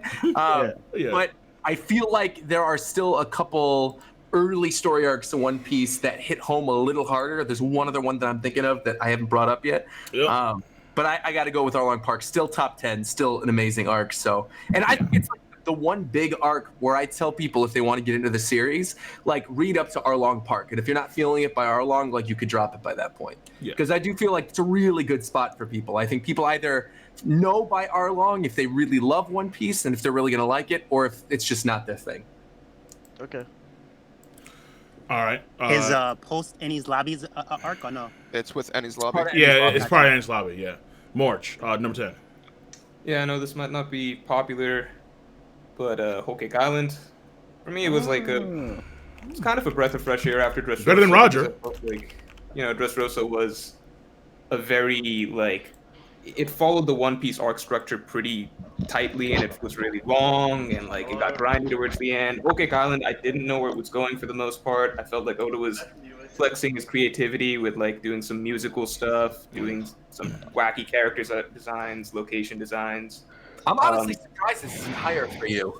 Going into this, I thought Morge was going to have it top 8. Oh, no. Oda's done better arcs for sure, I think. It's just Whole Cake Island, I thought gets maybe more hate than it should, but I don't know. It's pretty much a Greek tragedy, to be honest. The way it's structured. It's fantastic how it is. One of my favorite Luffy moments, I don't know if you guys remember this, is actually when Luffy breaks the mirror after going in after Katakuri. I feel like there's a lot of moments like Pound. The only issue with the arc is the stupid pacing on the water. Apple juice, go. It's not. I'll get to it. Whole Cake Island is better with the reread than it was. For sure. Most of these are better on if Oda just got rid of the chase scene with Big Mom, every arc is better on the reread, honestly. I disagree with that, though. I hear people say that a lot. There's one arc in particular, and I'll talk about this when we get there on my list. There's one arc that was incredibly enjoyable to read week to week, and I found just as enjoyable rereading. What, Marineford War?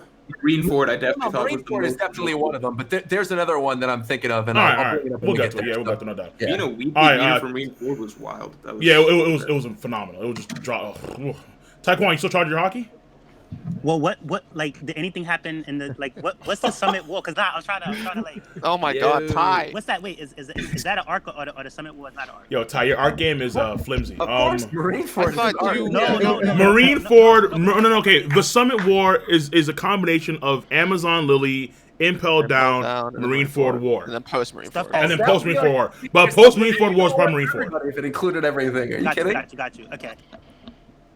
Yo, Ty, this is a mad lad. Yeah, Ty, your fanboys are starting to sweat. Silvers.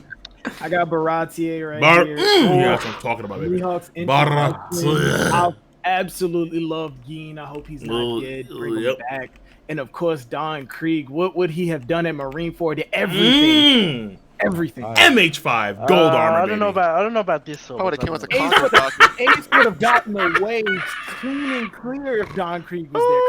Come on, boy.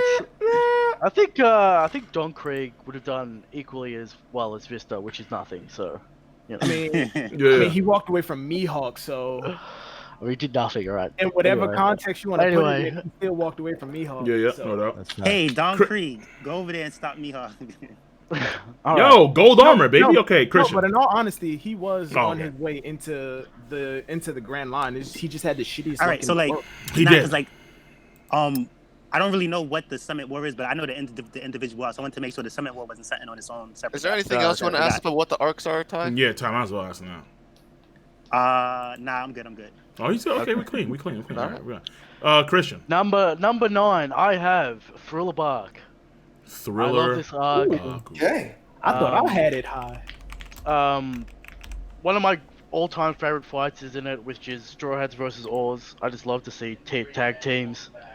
The drawbacks that hold this arc back for me are not Moria. It's Sindri and what's his face, the lion guy. Absalom. Yeah, Absalom and Sindri and Hogback. Absalom. Yeah, Yeah. Hogback. they bring it back for me. But I love the comedy. I love Brooke. I love the fights. Moria's an interesting villain. I don't think that he was that lackluster. If you actually look at the fights and what he can do with his shadow powers, he's pretty formidable opponent.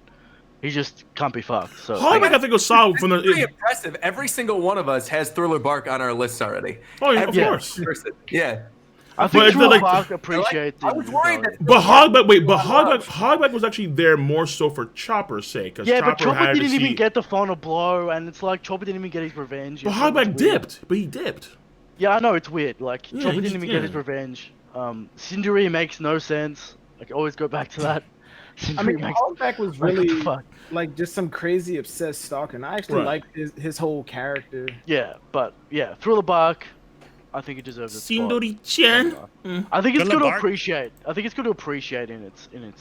As long as One Piece goes on, I think it's gonna go higher. But, Especially if Thriller Oda can Bark actually is tie a more hard- things to the flashback. Because, you know. Thriller- Oh, shit, I'm choking. Fuck it. Go, Ty. Shit. Thriller Bark is a hard arc to argue is in your top 3. Let's top 3, damn, Shit. that's good. Alright. It's not that good. Drix. Start to me. Number 9, I have Drum Island. Drum. My man. All right. All right. I love Drum Island. I know it gets a lot of flack because Wapples are basically a meme, but there are a Yeah. lot of good aspects to the arc that I greatly enjoy. And also this is something that like it benefited for Alabasta in the long run, because unlike other sagas, the addition of Vivi and the crew here was actually really amazing, because this is kind of just like what it was whenever Nami joined, where there were successive arcs for her to learn what the crew was like. And Luffy Yeah. got challenged at the beginning of the arc by Vivi saying he wasn't a real captain. And then we see the things that Luffy goes through to help Nami's sickness. And we see that crew bonding moments. We don't see a whole lot of those anymore, but they were very, very prevalent during Drum Island. Yeah. And Right. obviously, even though I hate Chopper with a passion, Chopper was amazing in Drum Island. He has one of the best backstories, in my opinion. I don't think I can get through it any point in time, even after rereading, without getting emotional. I think it's really, really Yeah. powerful. It kind of really captures the innocence of Chopper's childlike mind in a manner that just makes you empathize with him really, really well. If Wapple had been a serious antagonist or had just been anything other than a meme, it'd probably be even higher for me. Yeah. Fair enough. Fair enough. Which Tear up which when, arc had Ace versus Blackbeard in it? That is post Ennie's lobby, which which is Ennie's lobby. Which is in his lobby. Okay. Yeah. All right. So for me, maybe some more controversy. I don't know. We'll have to wait and see. So for me, my number 9 is Impel Down. Man, Okay, yeah. what are you doing? Every single one of these like past 3, we're exactly the same. I'm throwing mine in there too. Impel Down is Fuck. awesome. All right, dude. All right, Impel Down. Impel Down. Yeah. Whatever you say, but Yeah. wow. Yeah. Okay. So I'm gonna keep it like this, all right? And I know it's gonna throw some cats off, but see, Impel Down. I was struggling really hard with Impel Down in the next arc to see like what was like number 8, number 9. But Impel Down, of course, really damn good arc. I think Magellan's a beast villain. I think that to me, the Hannibal stuff was Meh. okay. Yeah. Exactly. It's I'm gonna stop you right there. The Hannibal stuff I okay. actually really like when he gives that speech about how like they're not really the bad guys. They're working for the Yeah. government. You guys. Yeah, but it's Yeah, but they're torturing people. I'm like, you don't really have a leg to stand on. right. It's like, what are you talking about, dog? It's like, look, like the first floor has like these like demon beasts or some It's shit. like Like the elaborate second torture. floor has like these like a river of like bladed trees. Like, what are you Yeah. talking about, bro? Like you're literally torching guys on the regular. You have some bitch in dominatrix gear on the regular. What are you talking about, dog? So it was kind of weird, but.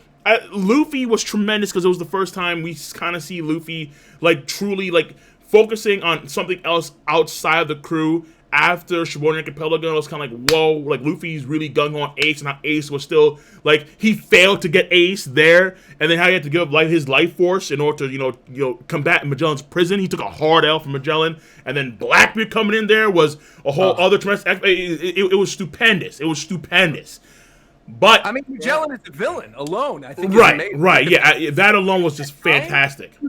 Blackbeard and Luffy would have both died if not for plot armor in that moment. Pretty much. If we didn't have Ivankov for Luffy and Blackbeard didn't have Shiyu with the antidote, they'd both be dead. The story would be over in Impel Down. And all this stuff with the newcomer too. Like I think Ivankov is such an interesting, bizarre character. You know, getting introduced to like all his other subordinates. What's the name of the character with the scissors? What's their name? Izuna? Bro, something like that. Yeah.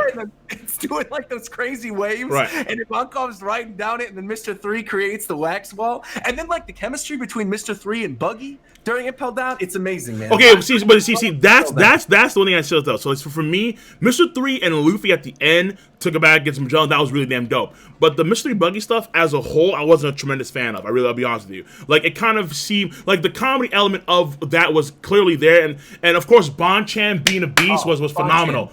But I think that the comedy element for me a lot of times was misplaced when I was reading through Impel Down because it just kind of sucked me away from the intense moments that we were getting with Luffy being defeated. Like Bon Clay ran away, and I was like, "What the fuck, dog? Like, what are you doing?" He ran away, had to come because he knew that he was in the wrong, and then you have Buggy and Mr. 3 under some weird like wax thing getting farted on by these goddamn chimeras. Like, what are you talking about? Like, let's go back to Buggy and Bon-Chan and Luffy. I don't think farts. It's pretty amazing too when you're, I remember reading Impel Down week to week, and like seeing Crocodile and Mr. 1, I think is probably one of the top 5 moments I lost my shit. Like realizing, oh my god, we're gonna see Crocodile working with Luffy. Yeah, that was great. Like that was amazing. And then Jinbei too be coming in as well. Like that was like really good. Yeah, so good. It's fantastic, but I just can't put it like over the other arcs I have there. And I guess you're the same with me, Roger. Yeah. I think Crocodile was the first of like villains that Luffy beat that he started to work together again, because I think that it happened again in the future, like when they met that he's the only one guy. No, he's the only one, right? Fishman guy that they met on Fishman Island, wasn't he like he stopped being bad, the guy, the octopus guy? Oh, Hachi. Yeah. But I think it's gonna happen more. Like Luffy's gonna be, because like if he meets Katakuri again, they have no reason to be enemies like how him and Crocodile if he's coming to let's say attack Big Mom and Big Mom Hokage, it just depends it depends what Big Mom want to do though. But as long as if she still survives Wano. Yeah, like as long as Big Mom isn't. All I know, if we're gonna get Impel Down 2.0, we gotta break Sabo out, and somehow, some way, Katakuri's there in the bottom of Impel Down again. They have to do the whole thing over again, but with the Katakuri's new right hand man. What are you talking about, bro? Like, let's go. I think do not give Christian more ammo. Please don't.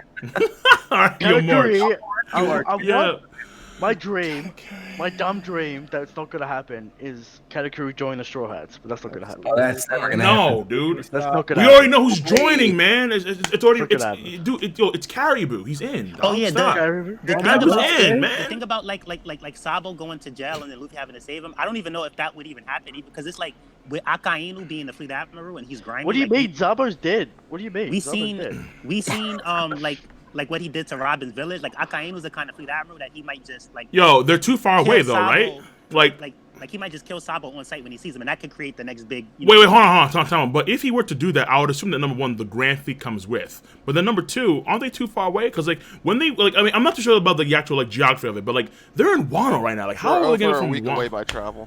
Yeah, wait, actually, is it a week? What the fuck? Yeah, it took them like a week just to get to Whole Cake Island or Totland. Damn, shit, fuck. Yeah, okay, so it'll take too much time probably, and then also Wano's like it's cut off. Don't you think Dragon would go crazy if like Sabo just got killed? Like I don't think so. He wouldn't go crazy, but he'd be pissed off. Dragon didn't even turn up to the Reverie, so what's even Dragon doing? You know? yeah, Dragon. The quote-unquote world's strongest man that folks would say. He's doing nothing right now.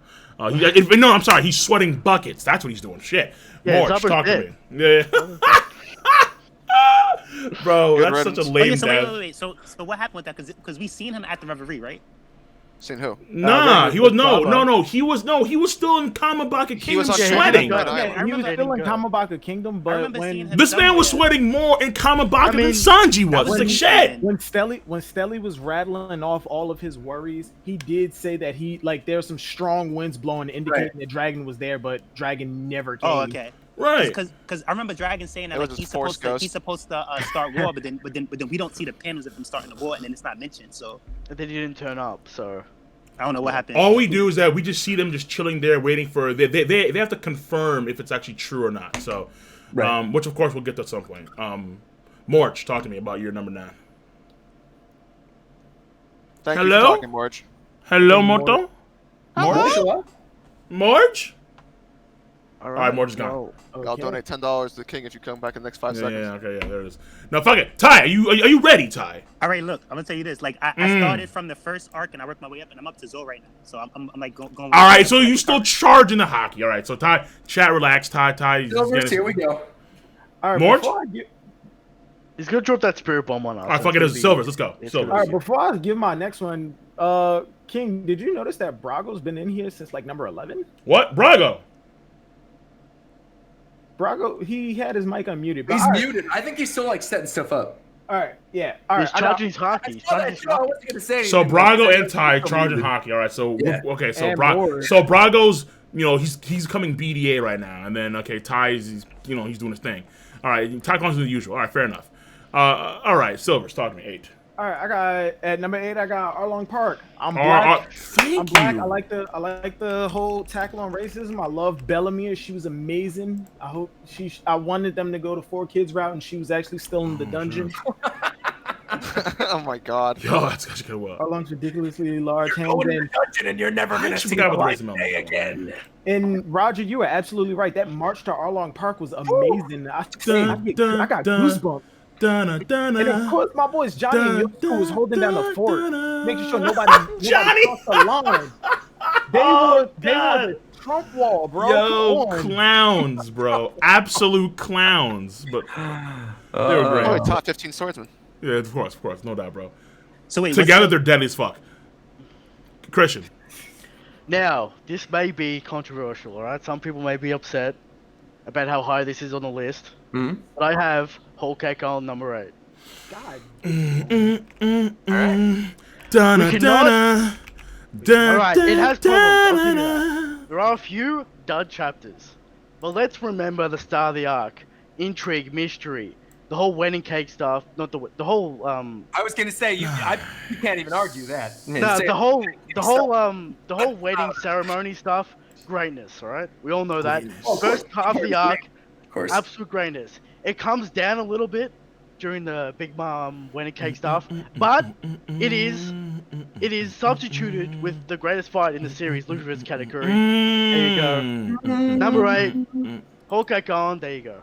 There it is. All right, so this is probably like my last question. Like after Whole Cake Island, we pretty much Yeah. What?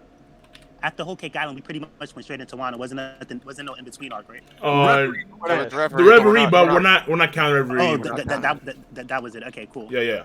All right. So Ty's almost there. He's almost fully charged. All right, Dritz, talk to me. All right. What number 8, right? Yeah, number 8. Impel down. Impel down. Nice. Any reasons? Any specifics? Or are you just good? I thought you guys kind of talked about it enough. All right, cool. Word. Cool. All right, here we go. Number 8 for me, Baratie. Our King. Now, King. Yeah. King what? Saki pies coming into play. No. It's enough. Of course not, man. We're clean. Listen. Okay. Listen. All right. No. I will explain. All right. Yeah. Because Sanji wasn't my favorite character when I started reading One Piece. So it is what it is. He became that later on. But what was the moment? Give us the history. No. So okay, to me, I think that. And I'm being very, very serious when I say this. I think that Zoro and Mihawk is one of the best moments in the entire story. I think that Zoro and what he experienced there, seeing the actual true scope of the world, of what he was trying to achieve, and how he completely fell short of that. And then afterwards, how you have Luffy kind of charge in there, and then he explains how, okay, well, listen, I just kicked your boy's ass. He wants to be me. But what you want to do is so far from what he wants to achieve. And he says how they make a great tag team. And then how you see kind of Sanji sees from the sidelines. And how this kind of fuels his dream. Because what he's seeing is kind of what Zeph told him. About how when you want to kind of achieve your dreams, and Sanji was kind of stuck in this whole rut of, well, I'm going to stay here in BragoDAce because I owe you. But, you know, Zeph was kind of telling him, Zeph was telling, well, hold on. Zeph was kind of teaching him, or what he was trying to tell Sanji was acting out before his eyes with Luffy and with Zoro, which was amazing to me.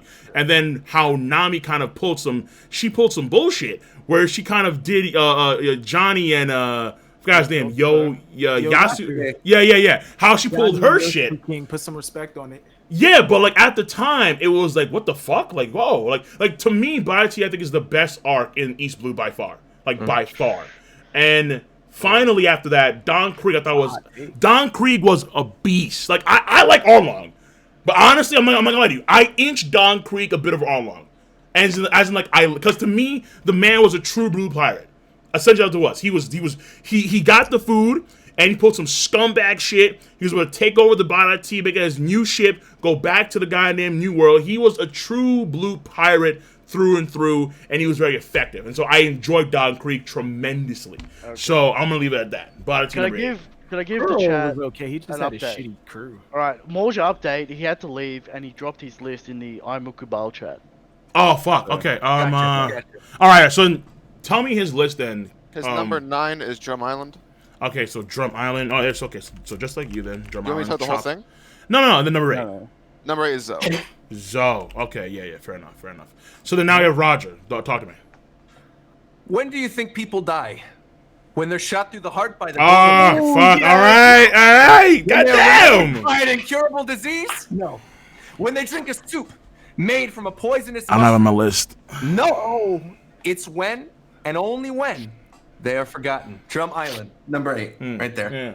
I almost forgot Drum Island because it's not Drum that good. Island, and the other big reason why I love Drum Island is I have a very fond memory of introducing my girlfriend to One Piece, and the first thing she ever saw of One Piece at all was the little claymation short retelling of Drum Island with like the little baby chopper, and then it's done in the style of a silent movie, and she fell in love with the series. And then I gave it a rewatch after she got into it from that little claymation thing, and man, Drum Island to this day has so many like amazing emotional high moments. I think it's Chopper's best art.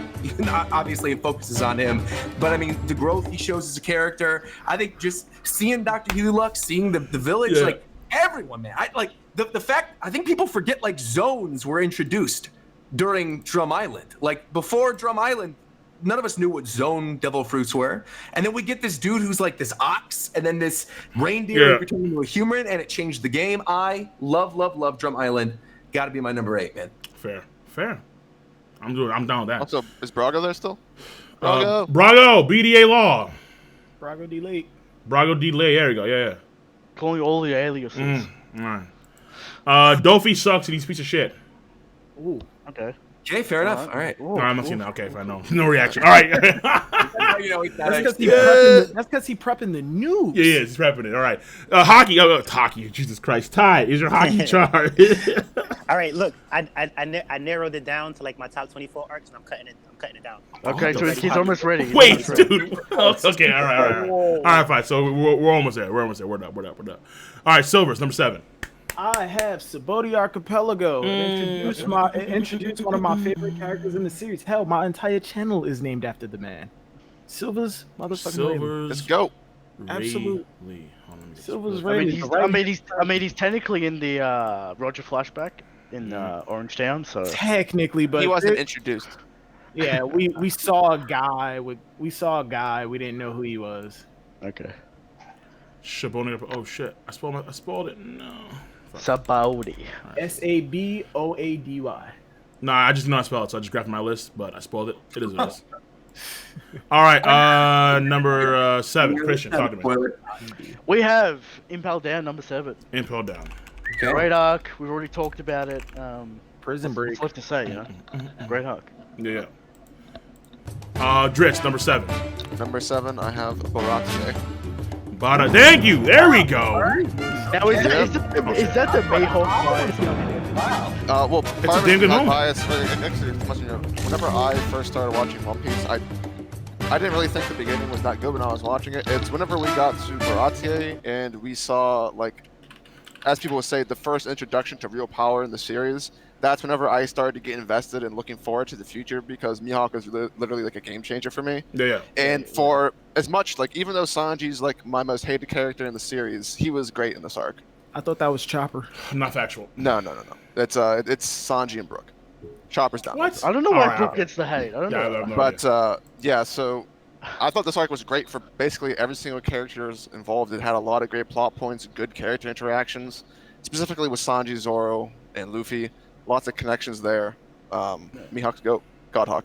All right, Mihawk cutting this ship in the anime is still all right. one of the So then my best number movies. 7. So then my number 7 is actually hold on. Fuck. Let me get it. God damn it. Where the fuck is it, dude? Okay. My number 7 is Alabasta. Okay. All right. Alabasta arc. I mean, basically, it was just damn good. Like it has some of the best fights. I think that for me, it has one of the best fights in Zoro versus Mr. One. I think it has an even better fight, and a fantastic fight in Sanji versus Bon Clay. Okay. It has a pretty damn. I like the Crocodile versus Luffy 1 and Crocodile versus Luffy 3 a lot. Very good fights. The character elements I thought were actually pretty damn good too. Vivi in particular I thought was very good. Pell was phenomenal for what it was. You know, like granted, yeah, you know, like yeah, like whether he was actually dead or not was, but Pell was still a beast. It is what is there. And then when it came to the whole build-up, when you consider the build-up of the previous arcs to getting to Crocodile, from Whiskey Peak, Little Garden, Drum Island, and so on, it was just pretty damn good. Love Mr. Prince. The whole thing with Robin was also very intriguing as well. And then that's where you kind of start to get like a greater sense of, because like it's kind of like how in the East Blue it was, okay, well, things like giants and Delphi, they're myth and that kind of stuff. And then we go to the Grand Line, and then we have Little Guard with giants. It was Delphi all over the place. And then you go to Alabasta, and that's where the scope kind of grows even more. Like, because it kind of finalizes in Skypiea, but in Alabasta, it's where like, okay, we have the Poneglyph stuff, and now we're talking about ancient weapons. So what the fuck is going on here? Like how big are we going exactly? So it's a very nice catalyst to kind of give you, or to branch even more of the One Piece world. So Alabasta number 7 for me. All right. I am shocked that I'm going to be the first person to bring this up. I'm like legitimately shocked. So first off, I'm going to say this. If Reverie was included, this is where I would have put Reverie as the art. However, we're not including Reverie, so ignore that. I'm going to say Wano Country. And here's why I'm saying Wano. Here's why I'm bringing up Wano right now. I think minimum, based on everything that we've read up to Wano up to this point, it's going to be number 7 for me, minimum. I think there have already been so many moments, especially within this Odin flashback, that are so unbelievably good. And even though some of the pacing has been a little muddy, some parts are getting rushed through, and yet some things are really, they're taking their time. I think some of those one-off flashbacks, like even the stuff with Onimaru, the character arc of Yasu, even with the Big Mom amnesia thing, I feel like Wano Country is what I've wanted Oda to do with a really long story arc in the post-time skip era for a really long time. And especially after the last 4 or 5 chapters, I am feeling like Wano is really, really going to be, by the end of it all, like a top 5 arc. I love where Wano's going right now. I can't wait to see what's going to happen during the Fire Festival. Some crazy stuff's going to go down. And I couldn't in my right mind not put this somewhere on the list already. So I'm putting it at number 7. The ending matters a lot, though. The ending matters a lot. Here's my thing, Roger. Some crazy ending where Luffy one-shots Big Mom or Kaido or whatever. I still feel like where it got to at top 10 is going to happen. I don't want that to top 10. I think even if there is some crazy Deus Ex Machina thing, I've enjoyed of what we've already gotten that I can't justifiably put it below 7. For me, it doesn't make the list because Act 2 was completely botched. But that's just me. Right? What Wano does too is it kind of does what Whole Cake Island does, but it might do it better. Is that it gives the potential for like these to be their most hardest opponents. Look, the pacing in Wano, but the pacing in Wano, but the pacing in Wano and the structure in Wano has been abysmal for Act 2 in particular. Yeah, Act 2 is completely botched. I can't agree. It has great moments, but shit. There's a lot of problems. But to me, like I didn't feel the pacing drag in Act 2 as much as I did in moments of Dressrosa and Whole Cake Island. Yeah. Like for me, I feel like even the worst. No, it wasn't a drag. It was the reverse. It was a speed blitz. Well, oh yeah, but there were certain things that absolutely did drag during Act 2 as well. I think like it's very inconsistent. We are on the day of the Fire Festival, and Frankie was supposed to have developed weapons against Kaido. How you know he hasn't? Hey, How do you know But that's what I'm saying. Right. That's the problem. Zoro rounding up the samurai like a goat. We didn't talk about this before the. I feel like whatever slow. Yo, could you imagine Zoro actually training Momo in some Shishi Son or something, or more than just here's some bamboo sticks? But that's what I'm saying. It's like, yeah, maybe it happened, but you're skipping like 10 days in one chapter, dog. Like, The Hockey Clash is happening right now, boys. Because we got like that Zoro moment with Enma, I think is phenomenal. And the other thing about Wano Country too, and the other big reason why I'm saying like Enma was good. List, It was damn good.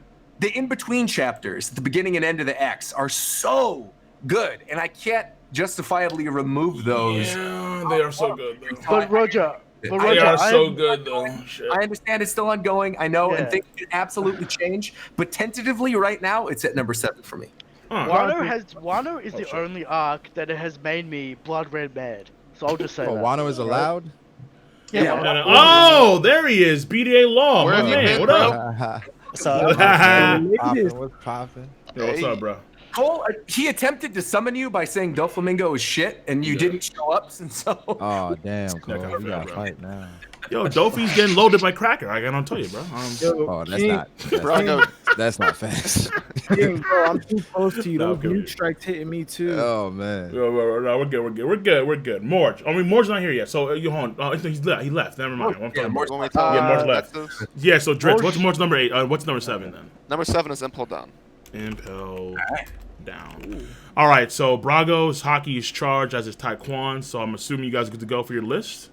Yeah, I'm ready. All right, so Nice. but before you, Chat's been waiting for a while. Taekwon. I'm It's not actually, yet. I actually got like 5 more to rank. All right, hockey's still charging. He said he went through I'm at my Lurking number legend 1. status. Goddamn. I'm at my number 10, and I worked from like my number 1, All number right. 2. You and have I'm like at 24 number 10. right? All right. Fair. All right, Brago, hit me with 15 through 7. 15 to 7. All right. At 15, I got Locktown. Okay. All right. Good man. 14 is Thriller Bark. Thriller Bark. Good man. All right. Pretty low. 13 is Whole Cake.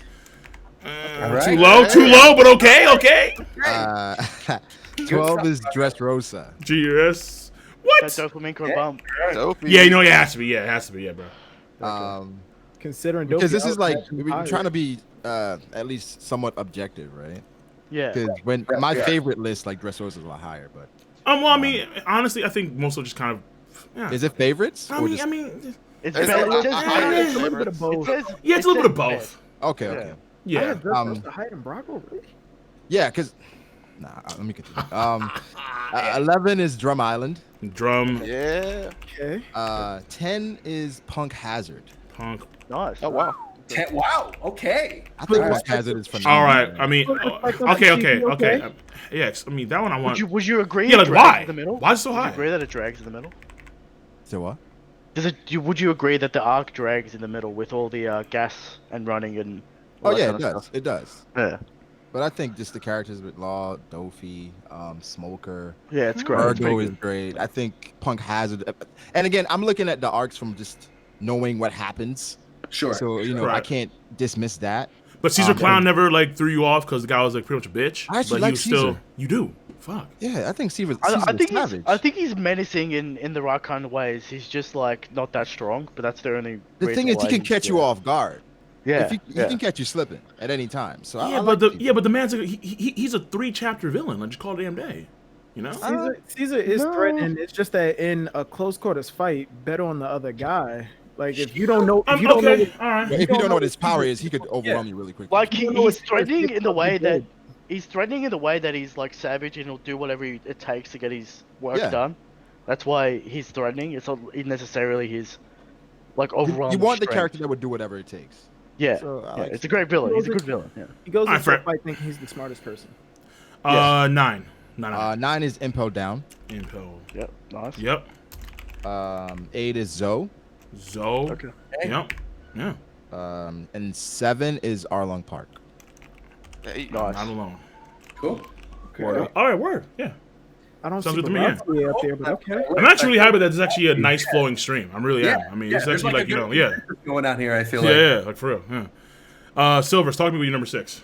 Number 6, I have Impel Down. Who doesn't like a good Prison Break story? Bon Clay's sacrifice was tear jerking. It made me cry. Bon Clay's dope. Moogie-chan. Bon Clay was my first ever community. Wait, I think character. also an Impel Down that doesn't get talked about is like the baddies in that arc. Oh yeah, Sadie-chan, Domino. Domino what? Wait, what? Domino's top tier. What do you mean? She's not breaking the top 15, dog. Stop. Actually, no. I'm lying. I'm lying. What? Domino? She's fire. Okay, I forgot where. Okay, last year, because we can do this here too. The best bitches in One Piece. Title verbatim. But here's the thing. I'm not too sure if I put her in my top 10 or not. She's definitely top 10. But she's not better than like some of the newer cats, like, you know, freaking Reiju, Viola. Reiju's probably the only Viola? Viola's top 3, maybe top 2. All right. See. Look at this. That's what I like to hear. Exactly. Yo. Viola, easy top 3. Easy. Yeah, easily. Yeah. She do got the legs. Reiju's top 10, though. Getting with Reiju is like getting with your brother. Getting with Reiju is like getting with your friend's hot sister. Nah, Reiju make you get poisoned on purpose. Wait, have we not done that here? I mean, have some respect, you know. Have some respect to the boy. What about Smoothie? No. Oh, it's Smoothie. Drain me anytime. Yo, Smoothie and I forgot what's her face. Cinnamon. Oh shit. Cinnamon was fire. Oh, and then Girth. Gerrit. Montdor? Yo, Montdor thick. Montdor. My bad, just I forgot about Montdor. Yo, Montdor is a fucking big boy. Damn. He got the biggest ass in One Piece.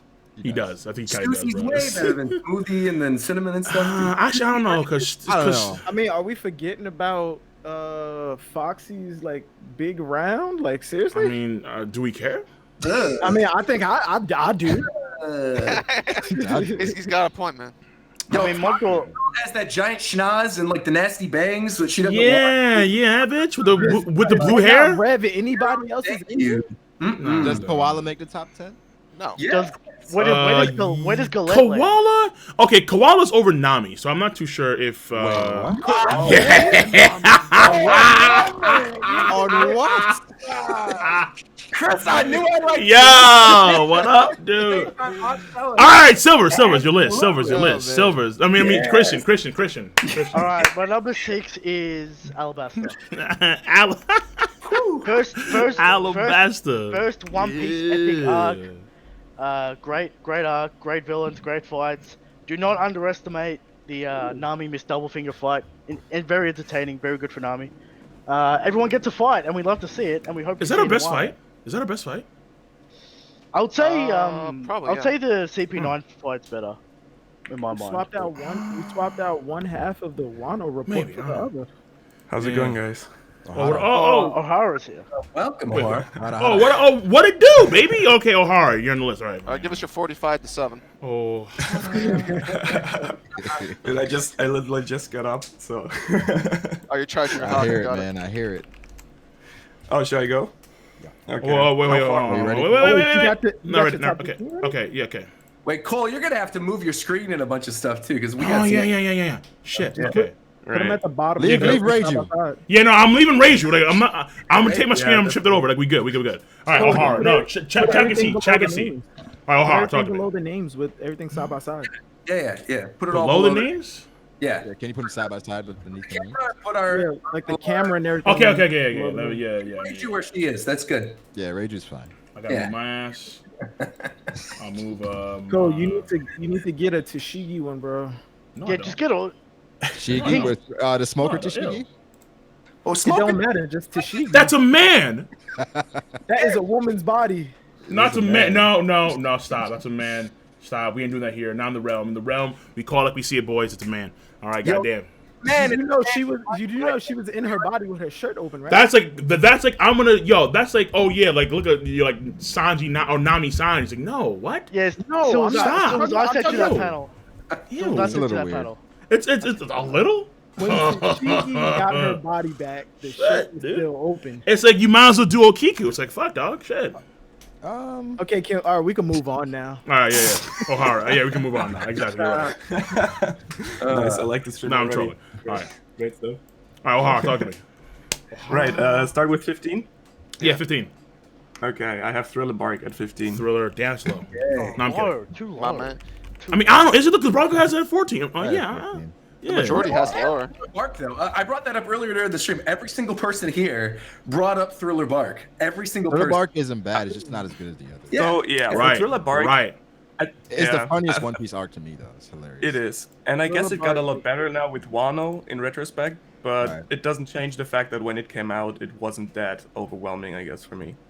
Thriller Bark only got good towards the end for me. Yo, Chris, you got to change the capitalization of the B in Thriller Bark on BragoDAce. It's throwing me off, man. Got to change that. Stop, bitch. Yo, O'Hara, next one. 14. 14. Stop bitching. Stop. 14. This man. It's got to be capitalized, please. No, 14, O'Hara. Now it's bothering me, too. Number 14 for me is Orangetown. Okay. Right. Yo, Orangetown gets this subtle love, Yeah, bro. It's like, O'Hara. but Yeah, it's like, good arc. but it's like the basic though. It's like Yeah, yo, fuck off. It's basic, bro. like, It's like, It's fine. come on, man. It's all right. It's fine. It's okay. It's all right. Yeah. All right. For 13. How Vita Buggy was like one of the only real true pirates that we. Buggy is a fucking bitch. I've grown to love Buggy, though. I mean, okay, like we give him credit because he stabbed Zoro, fair enough, but shit, come on. No, man. Buggy is actually a threat in the. He in captured the East Luffy, Blue, though. Like, in the East Blue, Buggy is an actual threat. He conquered an entire town. Buggy is losing to Chew, like for real. Like Buggy is losing to Chew from like Arlong's crew, like the guy that Usopp beat. That's how bad Buggy And is. yet they both ruled a certain section of the East Blue. They didn't rule shit. He ruled like one little town. Buggy didn't control Orangetown. Like a town. He had everybody running in, hiding in the woods. Come on now, Buggy is the threat. Look at that Buggy ball. Fucking Christ. O'Hara, 13 before I kill man is a myself. warlord. Before I kill myself for this. Swerve. So for 13, Christ. I'm gonna go with East Blue as well. I'm gonna go with Loketown. Okay, Logtown.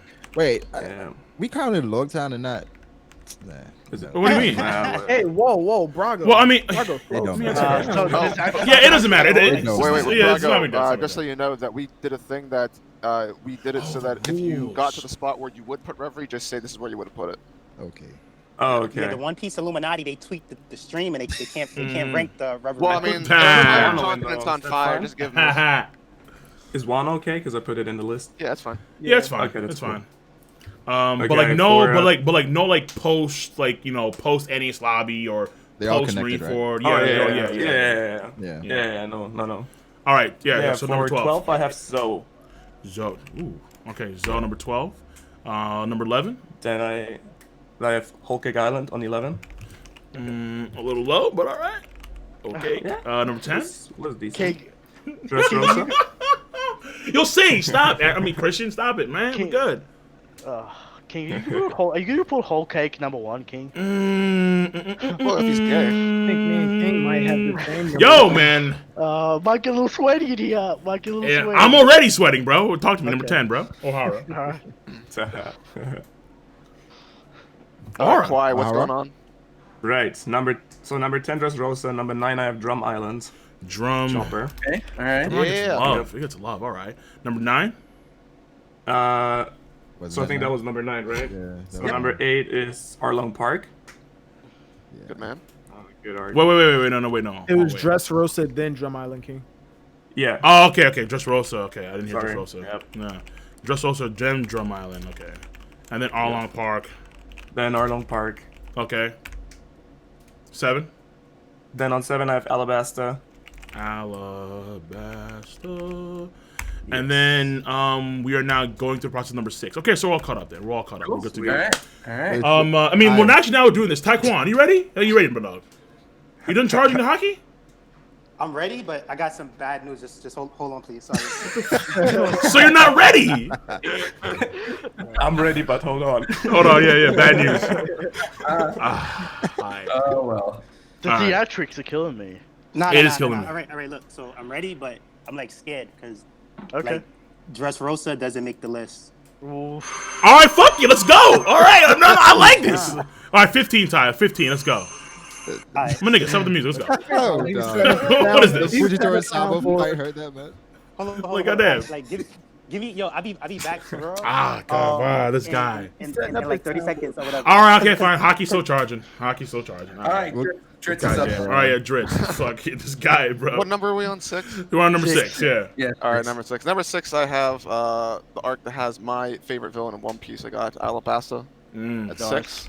Me and Dritz on the same wavelength. Yeah, I think Alabasta is really, really good. For me, it's Oda kind of went down whenever he did Dressrosa as like a redo of Alabasta. I think going back, you see how good Alabasta really is. Particularly, I feel like in One Piece, at least, even compared to the Yonko, I don't think there's, for me, whenever Crocodile was introduced, whenever he fought Luffy, I don't think there's been a more intimidating villain in the series that's fought Luffy. Magellan? Rob Lucci?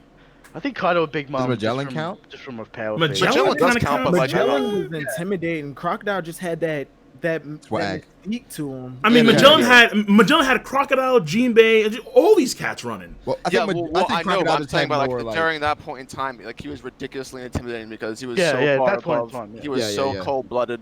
He had drip. He had that swag. Yeah. Crocodile. Go to dial. I mean, I guess Magellan taking shits half the goddamn time. Depending. When he's not taking shits though. Depending on how you looked at the power scaling at that time, we didn't see somebody else like him until now. Yeah. True. You could say Mihawk. And even then. No, Mihawk, right? Yeah. Point. Good point. All right. So for me, about anybody, and he knew it. Here we go. So for me, number 6, I'm a reasonable man. Whole Cake Island. Oh. I didn't know you liked Whole Cake this much, Cole. I think because Whole Cake is a decent arc, man. Whole Cake is, I think, one of the best arcs. But here's the thing: for me, I think that my only issue with the pacing, because that was the main problem that I know folks had, but for me, it's only a problem on like the 3rd time Big Mom arrives there, because the first 2 times Pedro dies for the sacrifice, which I'm all fucking for, and then you have her do a tsunami, and then she actually took him out. So I'm not gonna knock those moments, and then when they come back again, it's like, okay, fine, but then they blast off the ship, and I know that folks thought that maybe Jinbei like lost an arm or something, but nah, that didn't happen. So like, fine. And then like the last time it was the cake time, so it is what is there. To me, ultimately speaking, I think Whole Cake Island does everything very, very well, and I think it's the best arc in the post time skip for damn sure from a character standpoint. For Sanji, for Jinbei, so for Sanji, for Jinbei, for Big Mom. For Katakuri versus Luffy, I think is either the best fight or the second best fight in the entirety of the story. I think it's that good of a fight, both in manga and in anime. I think it's that good of a fight. It's definitely the best fight in the anime. And then also he's my favorite. I thought you said he's my second favorite villain in all One Piece as well. Is he a villain? Is he a villain? That's antagonist. Fair enough. I thought you were saying Luffy versus Katakuri is the best fight in anime. I'm like, don't you think? Okay. Well, you know what I mean. Like in the One Piece anime, dog. Like, come on, bro. But like at the end of the damn day, like I understand folks' qualms with the arc, but I think that they're not necessarily that. I'm not buying most of the issues that folks have with the arc, because at the end it's only like once out of 4 times that Big Mom actually has an issue with the crew, and then even still, again, plus Zeus being taken by Nami was like, what the fuck. Seducing Woods was rough. It was kind of rough. Because honestly, it wasn't necessarily that rough for me, personally, because Cracker was a beast through and through. But Cracker made it, but like the whole DC thing and Randall, like it was fascinating. Like, it was very intriguing. But I like Capone. I like Dremel. Capone was very good. Dremel was very good. We can't forget that Seducing Woods is like 3 chapters. It's not an entire sub-arc. Yeah, like it's not a big deal. Brago, I'm not getting into this right now, but that's okay. Still was buns. That's fine.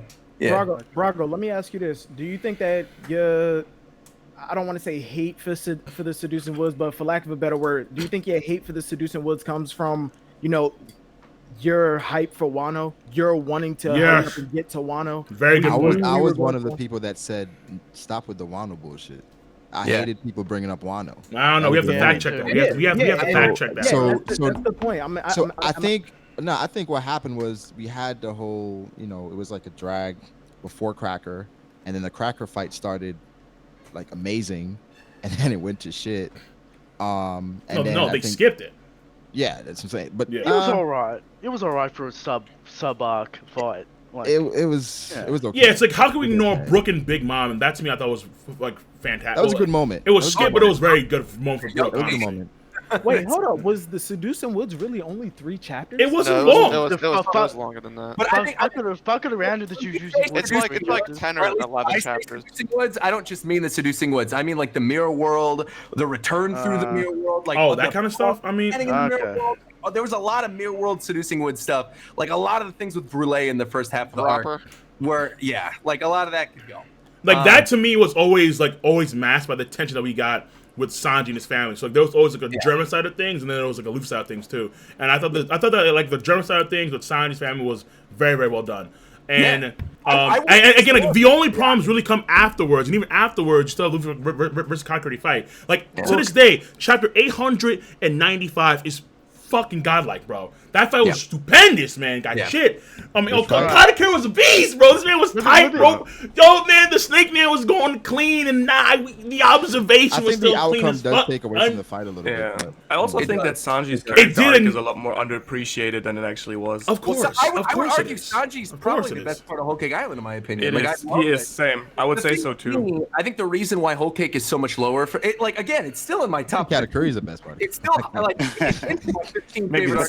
Sanji, Katakuri, I thought equal as good, but here's the thing, like I would say, like to me, and I know that like George and I we discuss this ad nauseum, but to me, because of that arc, Sanji became like my second best, like the second best character in the crew from a character standpoint for me. So it's like Usopp, Sanji, Robin. Those are like my top 3 characters from a character standpoint in the crew, and that's the Whole Cake Island.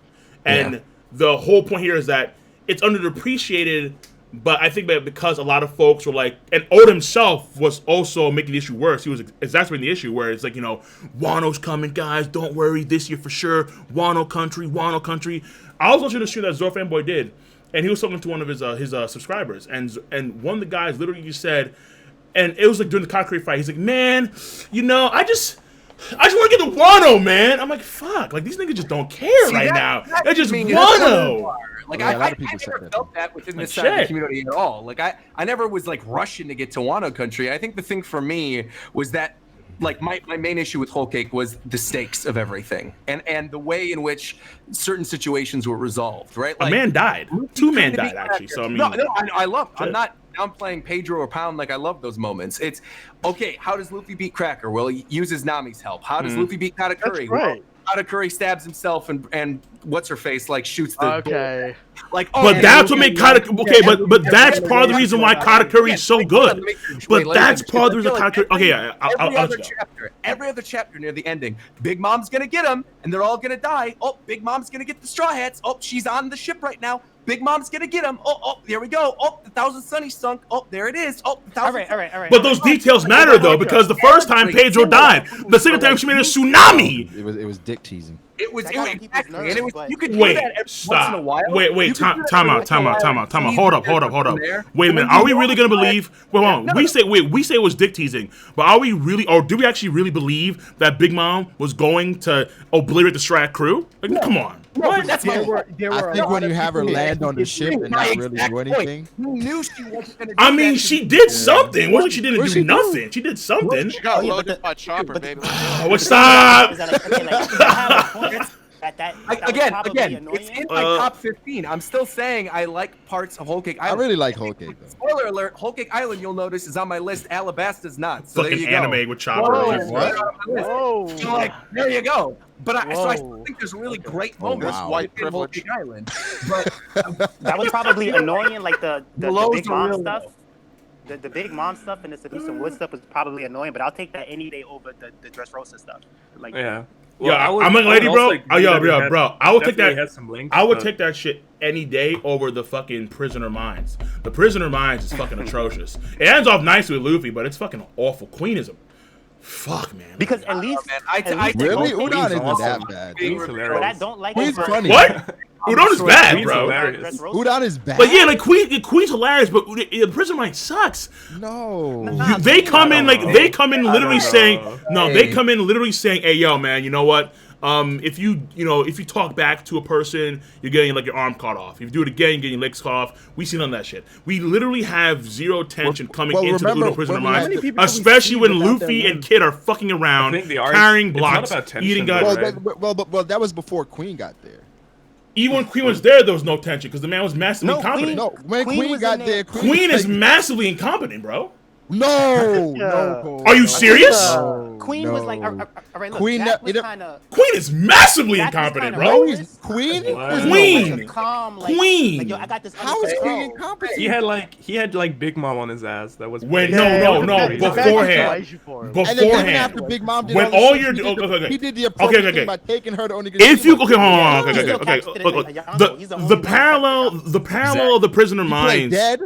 He did no, the right stop. things, No, stop. The play dead. The man got fucking bitch slapped. Wait a minute, stop. Yo, stop. That's Big Mom. Yeah, I know. But before Big Mom, with Luffy, Big Mom, nothing happened. No, massive incompetence. Because here's the thing, bro. No. Wait, Ty. We've been over this time. Listen, here's the thing. This nigga Queen, right? This man pulls up, and he's eating Oshiruko and just chilling. And clearly the parallel between Impel Down and Prisoner Minds is there. He's the warden of the shit. No, it is. Like literally, if you look at Queen is another version of Ivankov. Look at Queen and look at the funk, woohoo! And then look at Impel Down with Eva Chan. Hee-haw! It's the same shit, dog. What? King, what was Carter's directive for Luffy? It was to break his will. It wasn't to kill him. It wasn't to do anything else. It was to break his will. Magellan's directive. There is no breaking of will. No nothing. All right, there's nothing there. Queen. Okay, look. If you want to break, like to me, when he takes off the cuffs and he puts on the collar, and then that was his MO of putting him in the sumo ring to try and break his will and so on. Like literally, like breaking his friend. But literally, no. But literally, if Killer and Kid. Yeah, but that's what I'm saying though. If Killer Kid don't come, what happened? Luffy just fucks around, and trains, gets stronger. That's what I mean by incompetence. Incompetence is, if you look at Magellan didn't fuck around. Magellan sees you, Hydra, and that's it. Call damn day, move the fuck on. If you look at a guy named Queen fucks around, he does the funk, he's incompetent. King, that's just incompetent. And Magellan was just like Queen is funny, but Queen is not the dude I want running. He's not the I'd rather have Jack, because I think Jack would fuck you up and just kill you. Honestly, bro. Jack would have killed everybody in there. For real. Yeah. Or at least he would have. He would have done like if you see what Jack did to Asha. He carved their arms and legs to try to get the intel, and he did the poison and tortured them on crosses. He didn't get any intel. Okay, yeah, because they were mad fucking loyal. But those two are special. Inu Arashi, wait. Inu Arashi and Nekomamushi. Stop. Wait. Hold on. Inoashi and Nekomamushi, they're special. Look at Hawkins. Hawkins defected, man. He's like, yeah, I'm in. I'm fucking shit. Call me in. Cats are gonna defect, bro. They're gonna defect when Jack's on duty. I guarantee you that, bro. Like for real. It's like, again, I understand what you're saying, but we have another comparison, and that's Impel Down. Impel Down, Magellan's 15 times better than Magellan's different though. But he's better. Not the focus of Magellan said he has the go-to to kill them at any time. No, because he took off the cuffs of the arc. You could pair a main antagonist to a side villain. No, what you talking okay, about? Yeah, but what I'm saying is that Oda was clearly referencing so many elements from Impel Down in the Prisoner Minds. Really? No, then don't worry. Again, I just mentioned how Queen and Eva Chan are almost the same. Like Queen and Eva Chan are almost they're almost the same in how they like how Queen freaks out, like Eva does the same thing. He freaks out too, like ain't a stupid shit. And then Queen on the funk. What? Oh my god. You saying all flamboyant? Moving on, number 6. I mean, shit. Queen does wear lipstick, so I mean, shit. Queen does wear lipstick. I mean, I don't know, bro. It's a wrap. You're done. Number 6. My number 6. Roger, stop trying to take control of my stream. That's it. Sabo the Archipelago, number 6. Misogyny out. But Queen. Love it. Introduction of the Supernovas, fantastic. Kizaru, brilliant. Rayleigh, I love him. That's kind Sabo the Archipelago, number 6. All right, fine. So number 6, Roger, talk to me. Also to clarify, because wait, you're number 6. Wait, hold on. I missed it entirely. I like Saboni. That's why it's okay, Saboni. Okay. Wano Country wasn't allowed. What I would have done is Alabasta would have been my number 15. It literally just missed it. Alabasta is my number 15 right now. It would have just missed it. But my point in bringing that up was that I like Whole Cake more than Alabasta still. So it's not coming from a place to hate when I'm saying all this stuff. Like, I genuinely still think the highs of Whole Cake are really high. It's just that, you know, all right, anyway. So Roger, that doesn't agree with my opinion. What the fuck? Well, I know. I'm just saying. All right, wait, Dritz. What does Morch have? What does Morch have to number 6? We're done. Dritz, what does Morch have for number 6? Oh, we're already back to me. Yeah. Well, no. No. For Morch. Oh, word. Okay. Oh, I think Morch put it on Twitter or something. Right? Number 6 is Water 7. Oh, Lord. Wait. This is separate from any. Where did Morch go? Bobby are separate. That caught me off guard just now. Yeah, there's Water 7 is 7. That's 6. Yo, Brog. I mean, it's fine. Just I mean, if I'm gonna move something down. Oh, Jesus Christ. We just sound so similar. Okay, so now people are. You better get mad at Brago. If Water 7 is. All right, wait. So Brago, do you want me to? Water 7 is carried by Annie's lobby. I don't. It's really what? not. I think it's the reverse. What? It's reverse. Yeah. Opposite. I like The Annie's whole lobby way more than conflict Water between 7. What? Usopp and Luffy is Water 7. from Stop. Water 7. Water 7. Yeah. I'm not gonna spoil it. I'll get to Water 7. All right, wait, Brago. Do you want to readjust a few things then, or are you good? Now I'm cool. Are you cool? No, All okay. right, we good.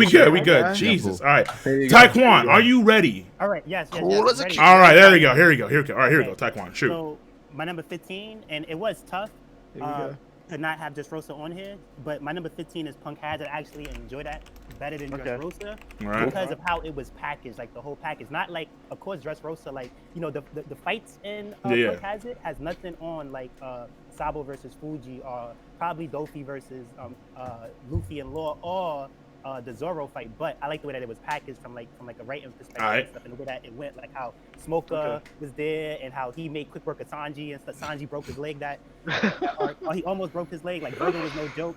Like, and context matters, of course. I think that people really underrate how strong Virgo was. I think what this arc did and why Luffy didn't fight Virgo was because if Luffy would have fought Virgo, he would have had to reveal Gear Force to beat him. Whoa. What? I like that. I don't know about that. I like that. I think, He's Admiral level. Certain people fight. I like that. That might be facts though. For certain reasons. Just like currently in Wano, Kid gets to leave the prison and he doesn't train his Rio because I think Kid already knows Rio, so he doesn't need it. But Luffy needs to train, so Luffy stays in the prison. I think One Piece is written that way. So that's my number 15. My number 14. 14, talk to me. My number 14 is. Really? Drum roll. Oh, okay. No. I thought I made a mistake. I'm like, Ty, you don't got to do it. Okay, my number 14 is Zoe. So I like Zoe, and it's like I like Zoe, but it's so small that I almost don't even want to put it in the list. But then it had the monster Jack, and I think Jack had the best display of a villain besides a Yonko. If you keep in mind what he did, like what he did on Zoe for how many days versus 2 people. He came there with fodder. Even Sheep's Head was fodder, and he was like taking on mad people. Then he still went no rest. He went to try to rescue Doflamingo. He still took out 2 ships. It was 2 admirals. So he didn't get Jack was wild. He still went back to Zoe. And even though he got smacked, I always compare that scenario to like you playing Pokemon, and like you fight a Pidgeot or something like that, and the Pidgey does whirlwind. It's like it doesn't knock you out, but the fight is over. Or you fight one of those dogs. Yo, Brago, we still have to fight. Is your team ready? Nobody. We still gotta fight Sword and Shield. I'm ready. I got my other team is at the ready, dude. Meruem and Hidalgo, they're ready for you, dude. He's so good. Even though Jack has that situation with Shitamaru later on, what I like about Jack is that nobody never knocked the dude out. Like the guy, he always was up every time. He never stayed down. And even when he read the newspaper, he was like, "Yo, do I look dead to y'all?" His crew was like, "No, Jack, you don't look dead. Like you're fine." So basically, just Jack the Drop being a beast was your main thing. No doubt. That's dope. All right, number 13. Number 13, and actually, like I don't think my 13 is Amazon Lily. I don't think so. What was the major? What was the major like last final villain in Amazon Lily? Or it wasn't really. I mean, what Bakura? I mean, it was the Boa sisters, man. It was Sunder, Sonia, Mary Gold. So I get that this arc doesn't really have, and this is still low, though, but like this is low on my top 15. But like I get that this arc doesn't really have nothing impressive as to like Luffy fighting a final villain. But I like the story of it. I like how he was in the island. He was the only guy there. The sisters did have hockey. They was like nice people. He still had the struggle. It's got one of the best jokes in the series, so I'll give you that. He fought them both, and then when I like how Hancock. What joke? What's the joke? I'm like, what's the joke? The family jewels. I like the love part. The family jewels and the mushroom. Oh, oh shit! When they're sticking out his dick, Yeah, that's story about it was how Luffy, and I just like it for like I think it's powerful story wise in a way, because I always say that, like, you know, One Piece isn't all about fights, and this is just one with like the story. Like I enjoyed the packaging of this arc and the story more than I enjoyed Dressrosa as a whole. By packaging, do you mean aesthetic? And by aesthetic, do you mean lots of females? No. I don't mean packaging that way. Like Ace of Spades. What I mean, what I mean by packaging is that yeah. like the pacing of the arc, and what I mean is by like, okay, at the pacing that the arc was introduced to you at, right? It wasn't really as y'all was saying, like Whole Cake Island teaser, shall I say? Like, oh, we thought Big Mom was gonna do this, we thought Chip was gonna do this. Or Dressrosa gave us drag. Dressrosa was like, the Tontadas are so pathetic. They need help. Oh, we gotta learn about Keros or whatever. But Amazon Lily didn't have those lows of, like, you know what I mean? Like, it kept it. The packaging was better. All right, word up. All right, so number 12, Taekwon.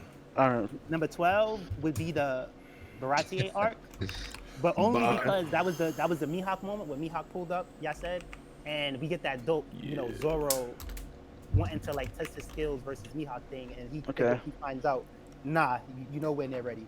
And then the other stuff about that too, like that was a big moment in One Piece. All right, word up. Okay, number 11. Number 11. Oh, okay. So keep in mind that my number 11 is Wano, but Wano isn't even over yet. So it is that too. Right. I don't wanna have it like, you know, like top 5 or something like that, whatever. And then you know. Whoops. Yeah. Then it's like, nah. It is what it is. Not a big deal. I think the pacing in Wano gets overlooked. Like the parts about Wano that y'all talk about the slows, to me, it was never slow to me. Like, it's not necessarily the slowness. It's the reverse. It's the erratic behavior of the pacing. Yeah. It's erratic. I enjoyed like all swings of it, wildly, though. Like to be honest, and maybe it's the parts that y'all don't like. I kind of like. And one thing that I like is that this arc starts it off great, because like we get right to Wano. We go to ASAP. It's not like in earlier One Piece arcs, we would travel to an island for like 3-4 chapters. Like it would be crazy or whatever. Like this just got to the point. And I think it's been doing a great job of getting to the point. And I gotta defend Queen. What I liked about Queen is that Queen didn't care. Queen seeing Luffy had future sight. And he was like, cool, great show. This is dope. He's seeing Luffy had King's Hockey. He's like, ooh, the color of King's Hockey. Like, I don't know if that happened, but okay.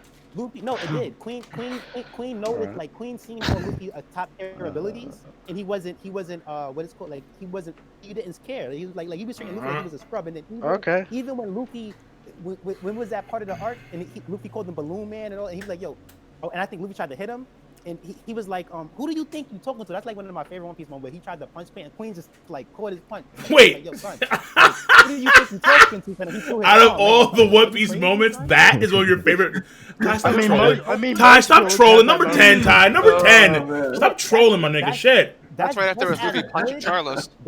That's just as good as, in my opinion, like that's just as good as what Mihawk did to Zoro. It's like Zoro thought he was going to Mihawk, and Mihawk just cut him. Luffy throws a base pistol at Queen, catches it and throws it, and that's safe. Luffy's pistols should be moving mountains now. Caught a mountain punch. I have this image of Queen in my head dressed up like Mihawk, and Luffy dressed up like Zoro. You can't be real right now. Yeah, that's Ty. That is Ty. Stop lying, bro. Just give me number 10, bro. Nah, Queen did casually catch that punch. Yo, yeah. Look, if y'all followed the narrative of that moment, that was an important hit for Luffy. Like Luffy really hit. It's like when Tyler got introduced. But Ty, every villain does that. Every One Piece villain does that. It's a Not like badass. that. What the sunset. Who do you think you talking to? Yeah. Right there, man. Most deaf. He said it just like that. Most deaf, bro. Energy when Big Mom. I don't know, man. Ty can't be bargained with. He can't be reasoned with. He doesn't feel pity or remorse. Cole, I think you just hate Queen. Yeah, true. I'm pretty sure Katakuri did that literally 20 times at the start of the fight. Nah, man. It wasn't the same. So look, if Sanji fights Queen's too fat for me to right? like. I don't like him. He's too fat. Then if Sanji fights Queen and Sanji wins, then it makes that moment even better where he told Luffy who you think you're talking to, and Luffy says like, all right, now number 10. Number 10. Yeah, I agree with the Aussies. All right, Ty, we appreciate your thoughts on Queen and Mihawk. So number 10, please. He's explaining his points. He is thoroughly. Just kind of gets a bit more. All right, so my number 10 is Thriller Bark. I actually Thriller Bark. Okay, Thriller Bark. Thriller Bark. Okay. I actually enjoy the packaging of Thriller Bark again, and I like the story, and I could kind of see, appreciate like Moria's ability. That's why he's here. Fuck it. Like what y'all are doing to Moria, what people in Naruto streams wouldn't do to Kankuro, which I don't like, by the way, is that like you would never say Kankuro is weak. Wait, Kankuro, you talking about Gaara's brother? Yeah, the puppet guy. Okay. The guy that uses the puppets. You know what I mean? Ty, I have Thriller Bark number 9. I have that high to you. I love Thriller. All right, so we all love like, Thriller Bark. That's your hater. If you take Oz away, then it's like okay, yeah, then it's like Moria, like he's probably. Wait, I don't think Kankuro is strong though, Ty. Oh no! Don't start this. Braga, stop. Please. I agree with Braga. People don't act like Kankuro is any weaker if you take away his puppets, which he is. So okay, I get. Yo, this is sabotage. This is sabotage. All right, yo, number 9. I didn't man. understand Shit. the point of Kankuro, but he's saying if you take his puppets. Like at the end of the day, Luffy still had to turn Nightmare Luffy just to get out of that situation that Moria was in control of. So I count that as part of his power. Right. I definitely didn't put as much thought into my list. Luffy as part of his. No, all right, number 9. Number 9 is Water 7 arc. Water 7 lore. So, Water 7 lore. Is the thing like I always I mean, then again, Bronco. Bronco's a different story, all right? Is he? Is he though? It's not on the list on. Yeah, because he's not on the list, all right? All right, so then, He has to combine. Brago, when you go through your list, tell me what Water 7 would be. If it's on your top 15. Okay. Yeah. Y'all might not understand why I have it on it, but I'm going to tell y'all why I have it on there. Like One Piece, I always say it's not about fights, but Water 7 has one of my most favorite One Piece moments in it. I believe this is the right arc. This is the arc where Tom is in, right? Yep. Yeah. And I kind of forgot what I was going to say now, but it's a flashback moment with Tom. You said favorite Hockey's fights. way too strong, bro. You said favorite fights. No, Tom. No, because this isn't a fight.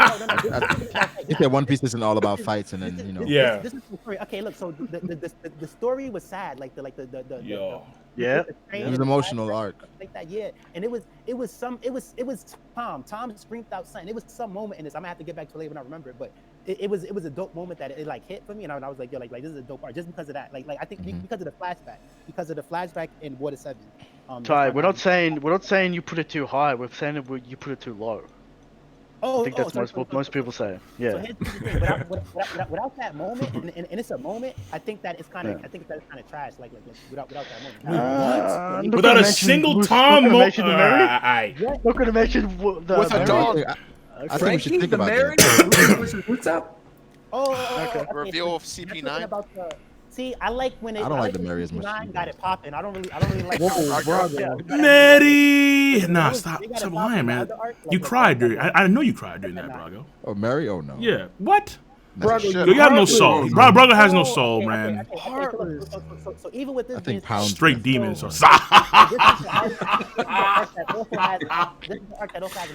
Yo, this man did. He did fix his tie. He did fix his tie with this shit, bro. Oh shit, bro. That being said, I still think this should be number 9. All right, no doubt. Number 8. Number 8, Alabasta arc. Alabasta. Yeah, actually, like enjoyed Alabasta a lot. I'm not trying to say like it didn't have some like slow paces at certain parts in it or whatever, but actually I like how it set the tone for the like I don't really take One Piece serious power fighting wise until this arc, until like Crocodile King. Ty, I don't see Ty. I don't see whole cake. I like this. Ty, continue. Number 7. Ty loves Big Mom, so we're getting. This is good. This is good. I just give no. All right, see that's the misunderstanding. I'm not gonna let you say that. I don't love Big Mom. I just give her. Oh, you don't love Big Mom? I just give her just due. It's a lot of women, man. Shit. Well, you don't love I've your seen some grandma? fan art with Ty and Big Mom. A lot of women at 86 or 68. Shit. I just give her proper respect. Like I treat her like the other Yonkos. I don't take points off Big Mom because she's a girl. Simp. True that. Simp, he's a man of the people, bro. For some pitch. Off of Big Mom because she's fat, and when Big Mom is I like it, but I think that's what's endearing about her. I don't think that's a bad thing. It's actually gorgeous. It's elegant, when actually. Big Mom was first introduced, she was like the underdog of the Yonkos for some reason when she was first introduced. And I mean, what? Wait. The only reason I think she was. That's sexist, Ty. That's sexist. All right, that's sexist. All right, 7. I think the other Yonko were always like her than more than Big Mom. That's what I'm saying. It was a sexist thing, but it wasn't only that it was sexist. Like when I try to think, I'm like, yo, why? Wait. Are you calling us sexist, Ty? What the fuck? No. I'm talking about. Yo, Ty, number 7, son. Number 7. Let's go. Ty, who's your number 7? Let's keep moving. We're not even on Whole Cake Island, Ty. That's right. No move. I think why people would downplay Big Mom like that is Oh, this nigga's going This on. is important, guys. Let him finish. Ty. You don't downplay people because they're fat. You don't downplay people because they're girls. So Big Mom's strongest Yonko. Like. What about Alvito? All right, number 7, Ty. Number 7. Number 7. Okay. One more thing about Alabasta. I like how Luffy told Ace that like I'm going to fight Crocodile. Yeah. And Ace was like, all right, cool, all right, peace, little bro. I feel like he let Luffy do his own thing, and I think that's important when Sabo met Luffy and Dressrosa, where Sabo told Luffy, I'm gonna have my hands full with birds. You gotta deal with Luffy on. I don't think that he really had his hands full. He just wanted Luffy to like fight his own battle, and that's what Ace did. He let Luffy fight his own battle. So I like the comparison in that. Number 7. Oh, okay, yeah. Number 7 is Sabata Odi. I like that because I feel like in Sabata Odi that it turned up. Like it got real in that arc. You know what I mean? It was like Yo, Ty, can you turn up your volume a little bit? All right, turn up my volume. Just a little bit. Real quick, do you guys count Saboti and then the return of Saboti as the same? Like, do you guys combine those? No, they're separate. Yeah, they're separate because there's two vast difference. Yeah. Well, King, if you could cut my volume up, cut it up, because if not, I gotta talk. I don't think I can do individually of that. So. That'd be great. Cheers. So. It's alright. Why are you nerfing my man? So like it got real in that arc. That was the arc like with the supernovas. It was Kizaru, right? Yeah. Kizaru was in there. And Rayleigh was in there. Like that was dope, and I like that a lot. Like and Kuma and the pacifists. Yeah, Kuma. And it's like that was the one arc where it's like, no, Luffy, you're not gonna get lucky and beat Kizaru anyway. You know what I mean? It's like can't forget Sentomaru too. It got It got more. I mean, he got lucky with Kuma, but that's a different story. And that's the arc where Kuma said to Rayleigh, like, no, I'm not really bad. I'm a member of the Revolutionary. Rayleigh was like, get out of here. He was like, look, I told you too much. All right. Number 6, Ty, and then we caught up.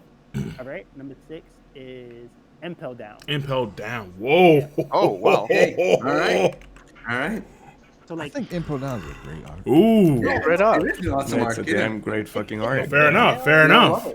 It's a big deal being my number 6 and being above arcs because like don't get it twisted. Like arcs that are above this, I like those arcs. But I think Impel Down is dope. Like it's not top 3 dope for me, but I do love the Magellan stuff. I do love the Yvonne stuff. I like the Crocodile stuff. I like the Jinbei. That's one of my favorite One Piece moments. Jinbei being like having to beg just to get out because he's so worried away. But like, yo, I'm not a warlord savage like these other people. Yo, have mercy on me. Let me go, Yvonne Koff. Yvonne Koff like, you know what? Jinbei, first son of the sea. All right, yeah, I'll let you go. So like that was dope. No doubt. Okay. All right. So then now we are finally to Brago. It's been a long journey. Was that 6? 6, I have Jaya. Jaya, what? Good man. All right. Yeah, boy. Ooh.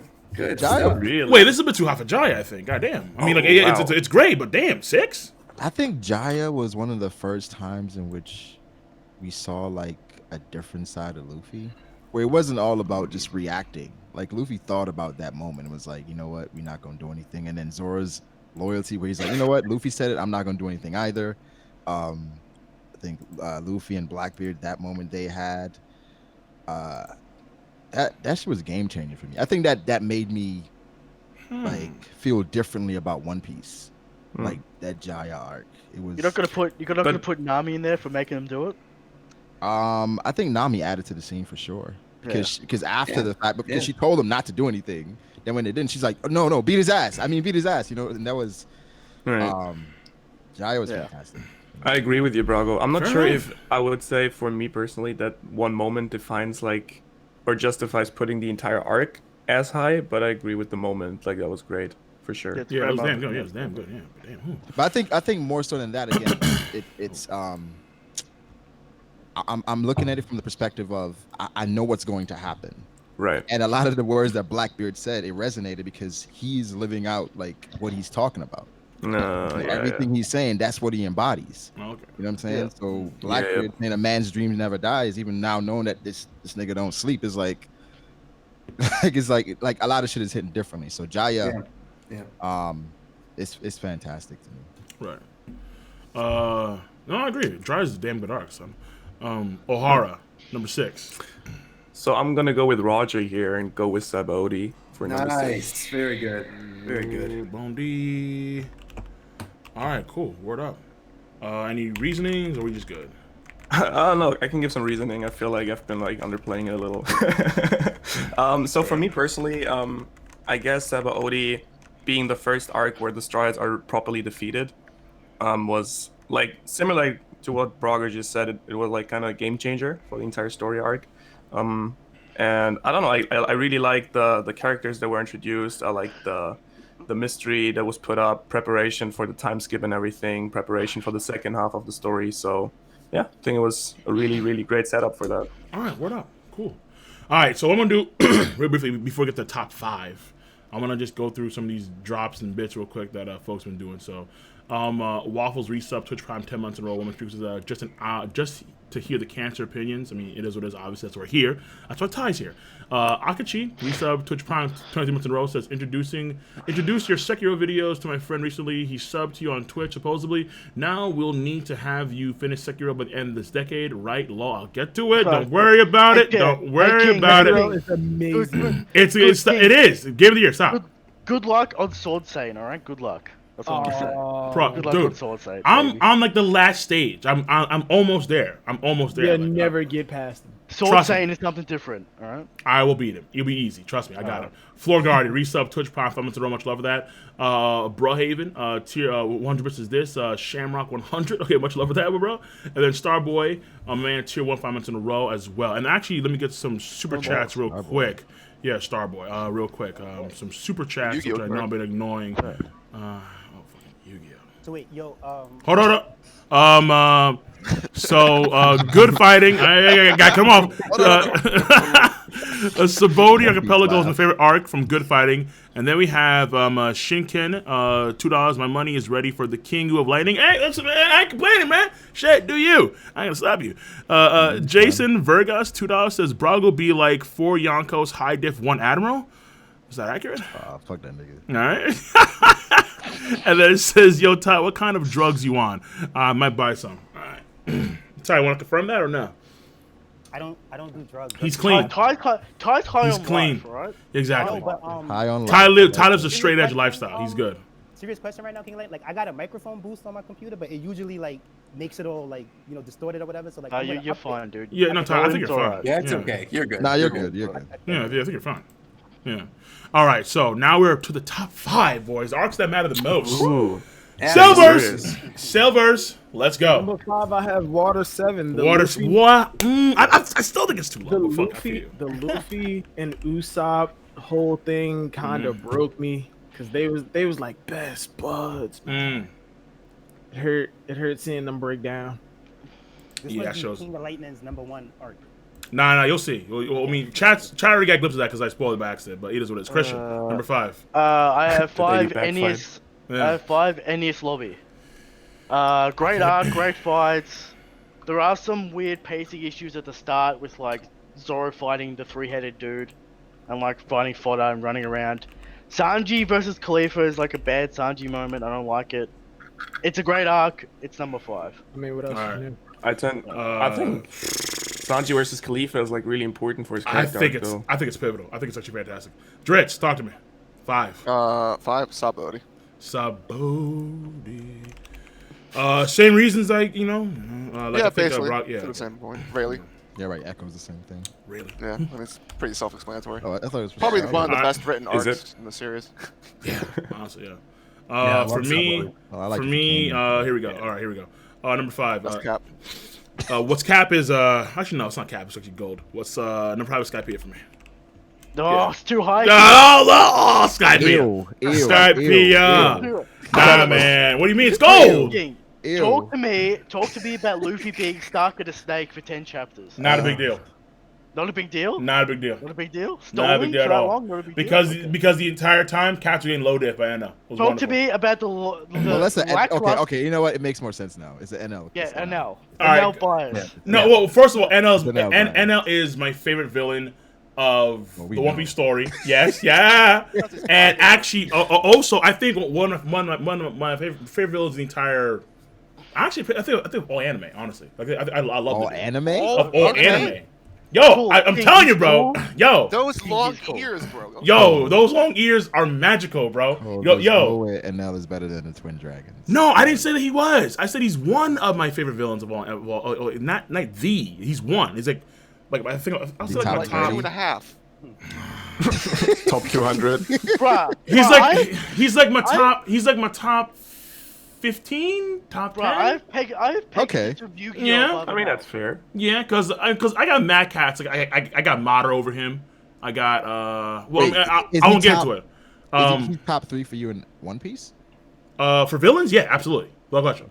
And for me, I mean, like again, like I just like the scene that just like one of the best, like to me, like one of the best scenes ever was just him taking the reject out, him restarting his heart after low diffing Mad Cats. He gets back up, wipes away the blood, and he says, and I quote, "People do not fear God, fear itself is God." I was like, oh shit. Like wait, that I was still blown away by the fact that they got that moment from the episode of Skypiea. When I was watching I was waiting for that moment to be reanimated, and the fact they skipped over him restarting his heart was just unforgivable. Yeah, that shit was just egregious to me. But that moment, I remember that to this day. It sent shivers down my spine. What else? Can we talk about something else? I want to talk about how lackluster the priests are. I disagree with you. I think they're awesome. No. I think they're pretty good. Archery? Badri was kind of funny. Like he was actually pretty funny. Like I enjoyed his fight. Dude, like it was kind of funny. One is like Satoru. Shira. I mean, the only one that's actually the meme. The only one. Yeah, no. Okay, like Gamatsu, like the guy that fought against Chopper was kind of like whatever. But I appreciate Shira versus Gonfall. That was very interesting. Again, the anime was done very interesting. I like Ohm and Zoro. That was pretty damn dope. And even before when Zoro fought against that one guy from Viper's Clique, that was pretty damn good too, I thought. And then I really appreciated Robin's fight because it's the only fucking fight she has in the entire story, like literally. And then Robin, and then how Yama was so much fun, bro. Like I don't know, man. Like Yama was like this man that was like 3 tons, super agile. It was stupid. But more so than anything else, I think that one of the best flashbacks is the flashback we get in Skypiea with fucking I forgot his name, Norlin and Kagura. Kagura. Exactly. Yeah, I think the Kagura North flashback I think is a fantastic flashback. Like I have no problems with that at all. I thought it was very, very like even to this day, it's like to me like a top 10 flashback, easy, without question. It's a very interesting, very good flashback, very good flashback.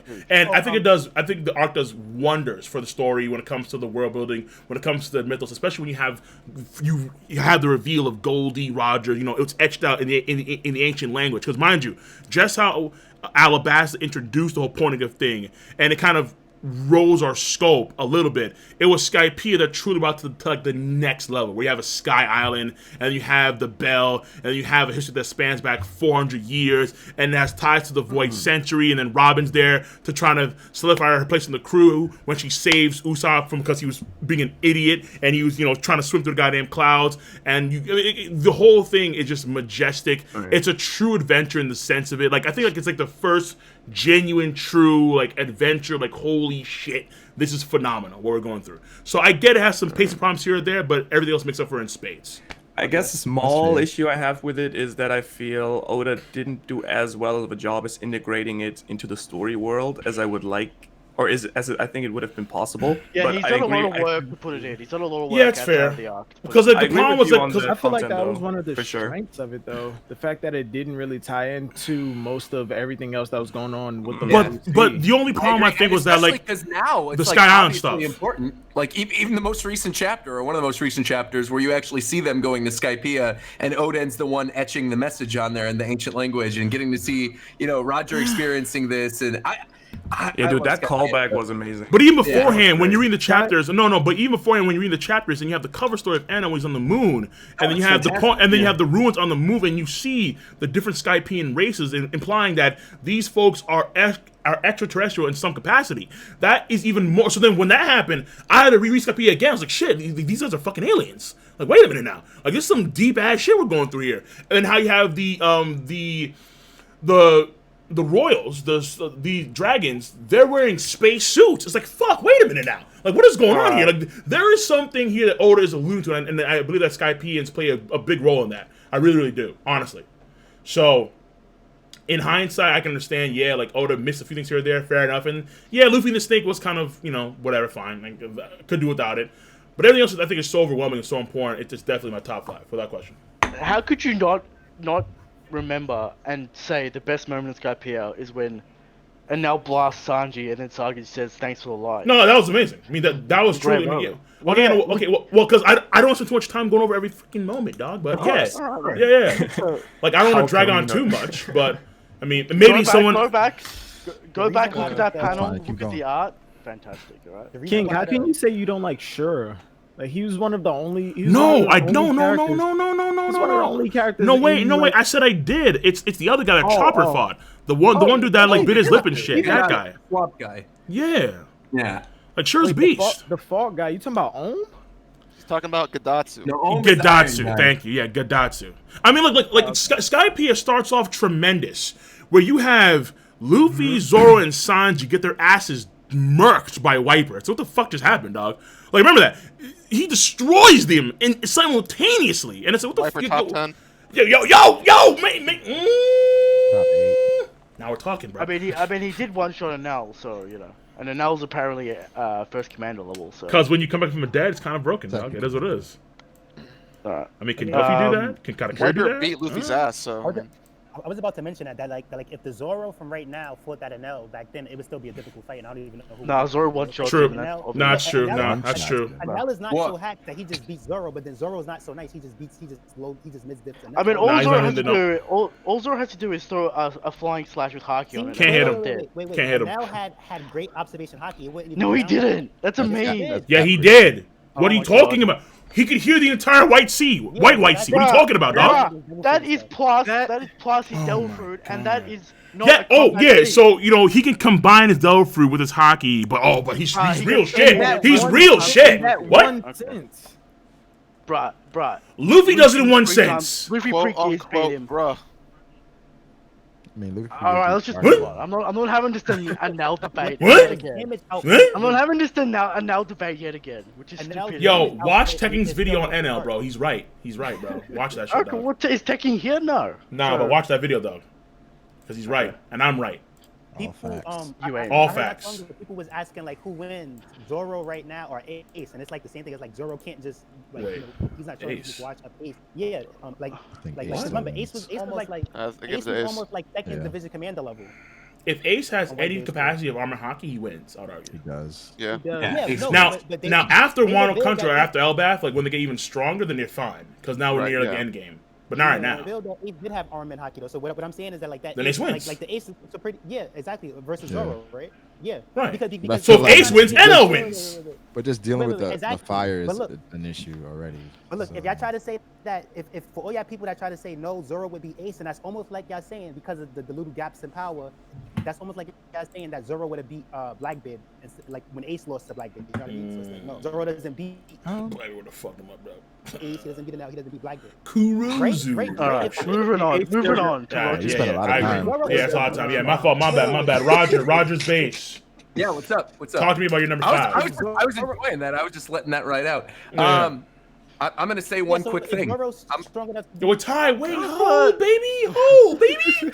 Yo, Braga. I'm fucking. Yo, Roger, shit. Ty's gonna be fucked up. Ty's gonna be fucked up. Right, number 5. Yeah. Yes. Raizo Dono is safe. Shit. Alright, okay. That's high. But I see why, but it's high, I think. Zoe to me is unequivocally, unquestionably the best post-time skip story arc. I think it is incredibly big. I think the way we told the flashback, mise-en-scene, I think was really cool. I think Jack is a monster. It was the introduction to the Mammoth Boys. I loved seeing him as like just this ruthless villain. I think so many times in One Piece we get these villains who just do kind of stupid stuff, and he time and time again knew that he was right, knew that Raizo was there, crucified Nekomamushi and Inuarashi. The introduction of the Minks, you get to see their power. Even the funny moments in Zoe, I also think are really like some of the peak funny moments in the series. The stuff with Ryunosuke. F in the chat for Ryunosuke, man. I love it. Yeah, I love Ryunosuke. I like Robin's dark humor.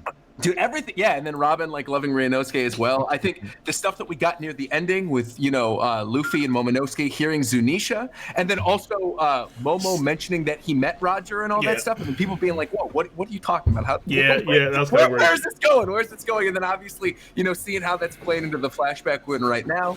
The stuff near the ending with the road poneglyphs and really like laying out the rest of the series and finding out that actually the characters now know about things that they wouldn't have found out about until the end of the Grand Line. It's amazing. Zoe is fantastic. Really love Zoe. Easy top 5 for me. I love it. Best post-time skip art. There you go. Yeah, no question. Okay. Morge or Drix? Yep. Yeah, what's the Morge's number 5 is Saba Odi. Shambodi.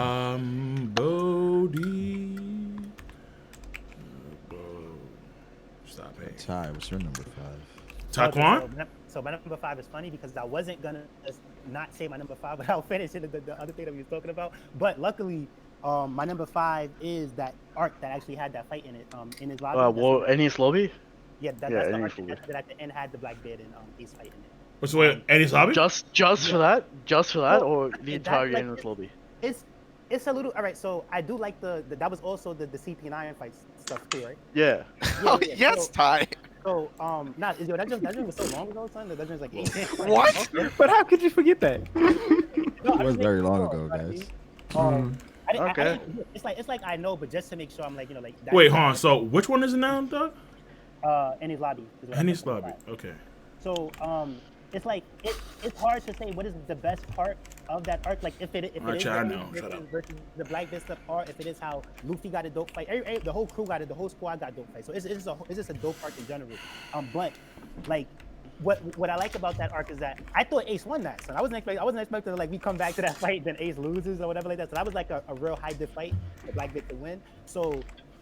If y'all think that Zoro would have beat Ace, keep in mind that that's like saying that like Zoro would have tied with Blackbeard or Zoro would have beat Blackbeard, and even Jinbei talked sense into Luffy like, yo, even your invincible brother couldn't beat Blackbeard, so chill, Luffy. Like, so that's. I like how King is low key correcting his spelling mistakes with Shibodi. Whatever. Listen, happens to the best of us. Happens to the best of us. It is what it is. I thought Shabandi was on purpose. I thought it was pretty dope, actually. Shabandi is pretty cool. What this arc did I pronounce with an H, so it's, it is what it is. There, my bad. You don't need to explain yourself. You're all no, good, no, but it's the chat. Cause chat's a bunch of fucking assholes, especially Twitch chat. You guys, y'all just the H though, bro. Y'all did anymore, remember? Yeah. We don't care I know. Anymore. It's a new decade, bro. All right, yo, Brago, go. Stop. Yo, this motherfucker right here, bro. One more thing, that this arc did is that like. Oh, Ty's still going. Yeah, Ty's not done. Yeah, Ty's not done. Yeah. Like, come on.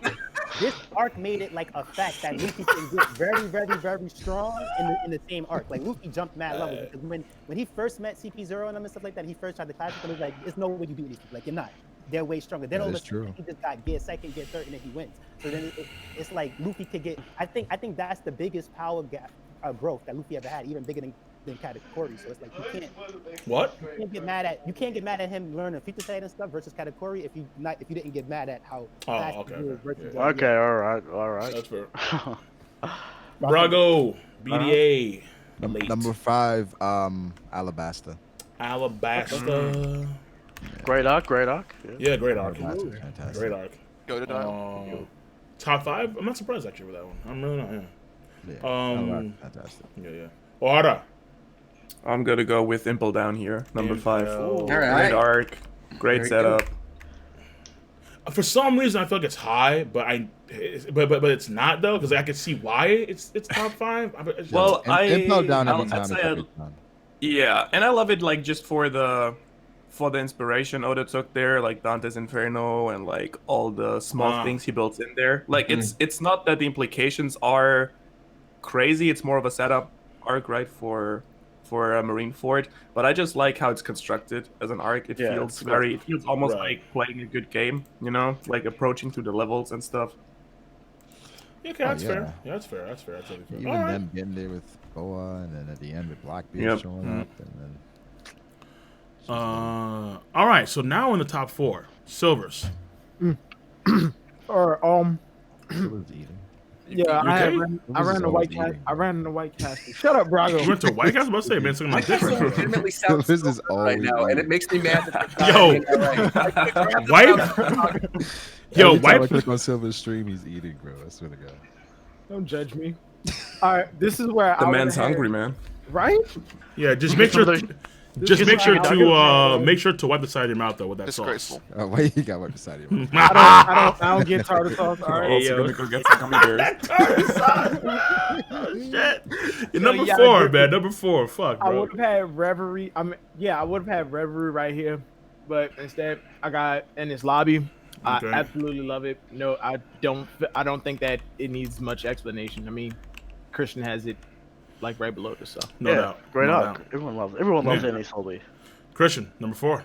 Number 4, I believe it's Shibondi. Let me check. Yes, Shibondi. With the name, no H's, chat. Fuck off. We good. Shibondi, just for king. Great arc. We've already talked about it. Yeah. The slavery angle, getting introduced to that properly. Yeah. Great world building for the setting up the true villain of the Celestial Dragons. Got the whole Kizaru fight with the Straw Hats and him just destroying the supernovas. Kuma, it's a great arc. It's a great package from start to finish. Eric just chucked in. What about Duval? Duval mini arcs, okay. You know, I guess we'll chuck that in. Shibondi, great arc. Everyone loves it. All right, word up. Dritz, number 4. My number 4 is Arlong Park. What the? Nice. Wow. All right. Nami. Nami. Hey, Dritz, you're gonna like my place before Arlong Park, all right? You're gonna like it. Oh yeah. Yeah, you're gonna like it. But I'm going to assume Nami, Bellumer, just that clean. I mean, do you want me to talk about it? Sure, why not? You have to. All right. So I mean, obviously Nami's a part of it. I feel like Nami probably has the most relatable backstory between all of the Straw Hats, for me at least. From my personal experiences, it hits home. I feel like the character dynamics between all of the cast is explored very well, especially between Luffy, Zoro, Nami, and Usopp. The arc isn't horribly long. It's like exactly as long as it should be. It's the first part of One Piece that really got me invested, because if Arlong Park had not been there, then I might not have continued to read the series. Stop, you're gonna make me cry. Wait, yeah, for real, dude. Arlong Park for me is like You didn't have to Barate? Really? Yeah, because Barate, like the Barate got me interested, because like I saw Mihawk, but you know, this is like from like my first time experience, you know, watch One Piece. I wasn't like really into it. I feel like a lot of people's experiences is you kind of like go through One Piece, there are parts you like, and you don't become a mega fan until you reach Enies Lobby, and then Marineford is when you become obsessed with One Piece. That's how my journey went. Yeah. And Arlong Park is the thing that like got me like, okay, I see what this series can do with these characters. Because Nami's like the first character that, you know, I really actually felt for. And Sanji had a good arc on in his arc, but there wasn't anything that was really like hit home emotionally. But is that the entire story, Dritz? Dritz, is this speech in your proposal to Nami when you get that body pillow? That was like, it's free real estate. Okay. Wow. Yeah, man. Just make sure to clean it like once a week, though. Shit. All right. Oh, okay. All right. So my number 4 is, here we go, Marineford War. Oh, right. okay. All right. Yeah. Hey Cole, thanks for having me, my guy. No doubt, bro. No doubt. You good. You good. You good. Peace out. I'll see you later, bro. That's crazy, bro. No, I mean, I don't think so. I mean, like, it's one of the best arcs. It's top 5. It's fantastic. But I mean, you think it's too low, bro? You can guess, but I think NA's Lobby is better than Marineford War. I definitely do. I think NA's Lobby is better than Marineford War. Absolute, bro. Absolute. I mean, to explain it briefly, it's just that for me, the arc is just more tantamount to the main characters at hand, and I think the moments that we got in NA's Lobby were pivotal, especially on the heels of Water 7. It was like shit, like I mean, like you have the stuff going on with Usopp kind of leaving the crew, but then you have Sanji going rogue at the train. You have them training to get better, kind of off screen, which is a bit weird thing, but you see on the train journey there. You see them, you know, deal with the tidal wave and the Aqua Lognia, whatever the fuck it was called. Yeah, whatever it's Aqua called. Laguna. Is it Laguna? Yeah. Wait. I find. Yeah, Aqua Laguna. Aqua Shabundi. Yeah. Aqua. I think it's Aqua Laguna. Italian. Yeah. Okay. Yeah. So Aqua Laguna. That was interesting. He was trying to quote Fairy Tale Acnologia. Yeah. Fair. Yeah. Fair. Stop. Don't even go that route. Goddamn, Silver. Shit. Cool. I don't know. Man. Nah, I mean, like it's Aqualogia ain't. No, that's not it. That's not it. I think that when you look at the fights that we had with Jabra and Sanji, Zoro and Kaku, and then Luffy, and then those 3 fights are better than any fight that we've gotten in, I would say, Marineford War. Just from a fight. Marineford was about fights. It's about moments. Though. Yeah. It was about moments too, but also I love the moments where Robin, she, you know, pretty much just says, yeah, I want to live. Because, again, NA's Lobby just mattered a lot more to the crew as a whole. Whereas with as Marineford War, it was a world-changing thing. It was a huge thing. And it was mainly for Luffy. And it was dope as all hell. And White was a beast. Like everything, Cole. It's not everything, though. No. It changed everything. Not really. Not really, dog. Moving on to 4. Moving on to Roger. Okay, They changed where Marineford was. They changed like the fleet admirals and Goku retired. Garp became no. Luffy I understand. Okay, wait, hold on. Wait a minute. Time out. I understand that the war itself changed everything, but the war had a catalyst before that even caused it all in the first place. Okay. That's what I'm trying to say. And plus, for the main characters, it only really affects Luffy per se, of course. But then again, in NA's Lobby, we're talking about a whole bunch of characters that develop. We got Robin, we got the whole crew. I mean, yeah, and then Mary's, and then Mary. Well, hold on, and then you have Mary's death, and then how you have the reconciliation of Frankie at the end of that in the post. Yeah, I understand, but again, Frankie, Robin, Usopp, done. It's like shit. Okay, it's too clean. I'm sure we'll get other people to talk about. Of course, no doubt, no doubt. Roger, talk to me, man. Yeah, so this is a couple things. So first off, I put Zoe at 5, but one other thing I wanted to bring up earlier, when I completely forgot to talk about it when we were talking about Zoe, is the arc that I was referring to that I feel like is as good binging it as it was reading it week to week. I've had no other experience with the series in the time that I've been covering it on YouTube for like half a decade. That was more consistently fun to read week to week than Zoe. Because I feel like the things that we were discovering that had already happened, in addition to the stuff that was happening new within the story and like the world building that we were getting in Zoe, is a big reason why I like it so much. So I just wanted to bring that up real quick. I could agree with that. Yeah, the second thing I want to mention is my number 1 through 4. I feel like at this point I could switch any of these 4, and I would say, you know, day to day, these are all like almost on the same level. And this was particularly difficult because never for any of these arc ranking things have I had to separate Water 7 and NA's Lobby. And so for that reason, my number 4 is NA's Lobby. And I feel like that's really, really tough for me to say, because if they were together, if Water 7 and NA's Lobby were still together, unquestionably that would be my number 1. And I think there's a lot of really amazing moments in NA's Lobby that I think we've already gone over. Obviously, I Want to Live, the flashback with Robin, the Data she, all of the different fights, Luffy versus, I mean, like, everything. everything is just like amazing. Luffy versus Rob Lucci, Zoro versus Kaku, even some of the funny moments like with Kaku getting his devil fruit. I actually disagree with what was said earlier. I think that the Sanji Khalifa fight's actually incredibly important to his character development. I really like that.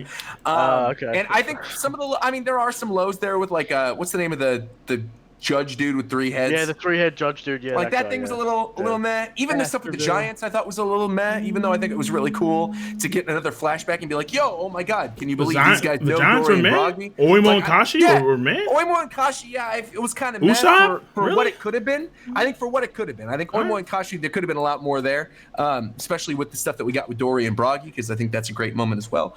But I got to say, I think overall, Enies Lobby is still number 4, despite Gear 2 and Gear 3. Despite, that awesome fight with Luffy and Bluno, I'm going with number 4. What you said about the Sanji and Khalifa thing, like it made me really realize where it's like, dad, like Sanji would really die, like he really not gonna hit a girl, and it's like, no, yeah. But when you say character development, what character development? Because he hasn't changed. It's just characterization. Well, no, characterization, of course. Yeah. Well, technically, it's character growth, apparently, because it's not growth. Okay. From what I've been told, it's character growth per se. But I mean, because I've been writing my own books and that kind of stuff, and so I've been.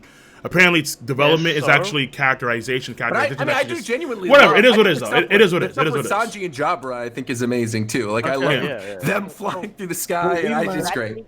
What we learned from Sanji against Khalifa is that Sanji, for a woman in his crew, he is not willing to put his pride aside. Yeah.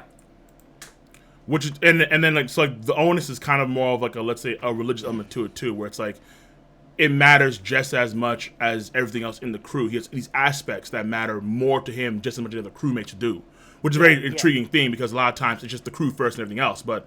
That variety is actually, I think, very, very, very pivotal.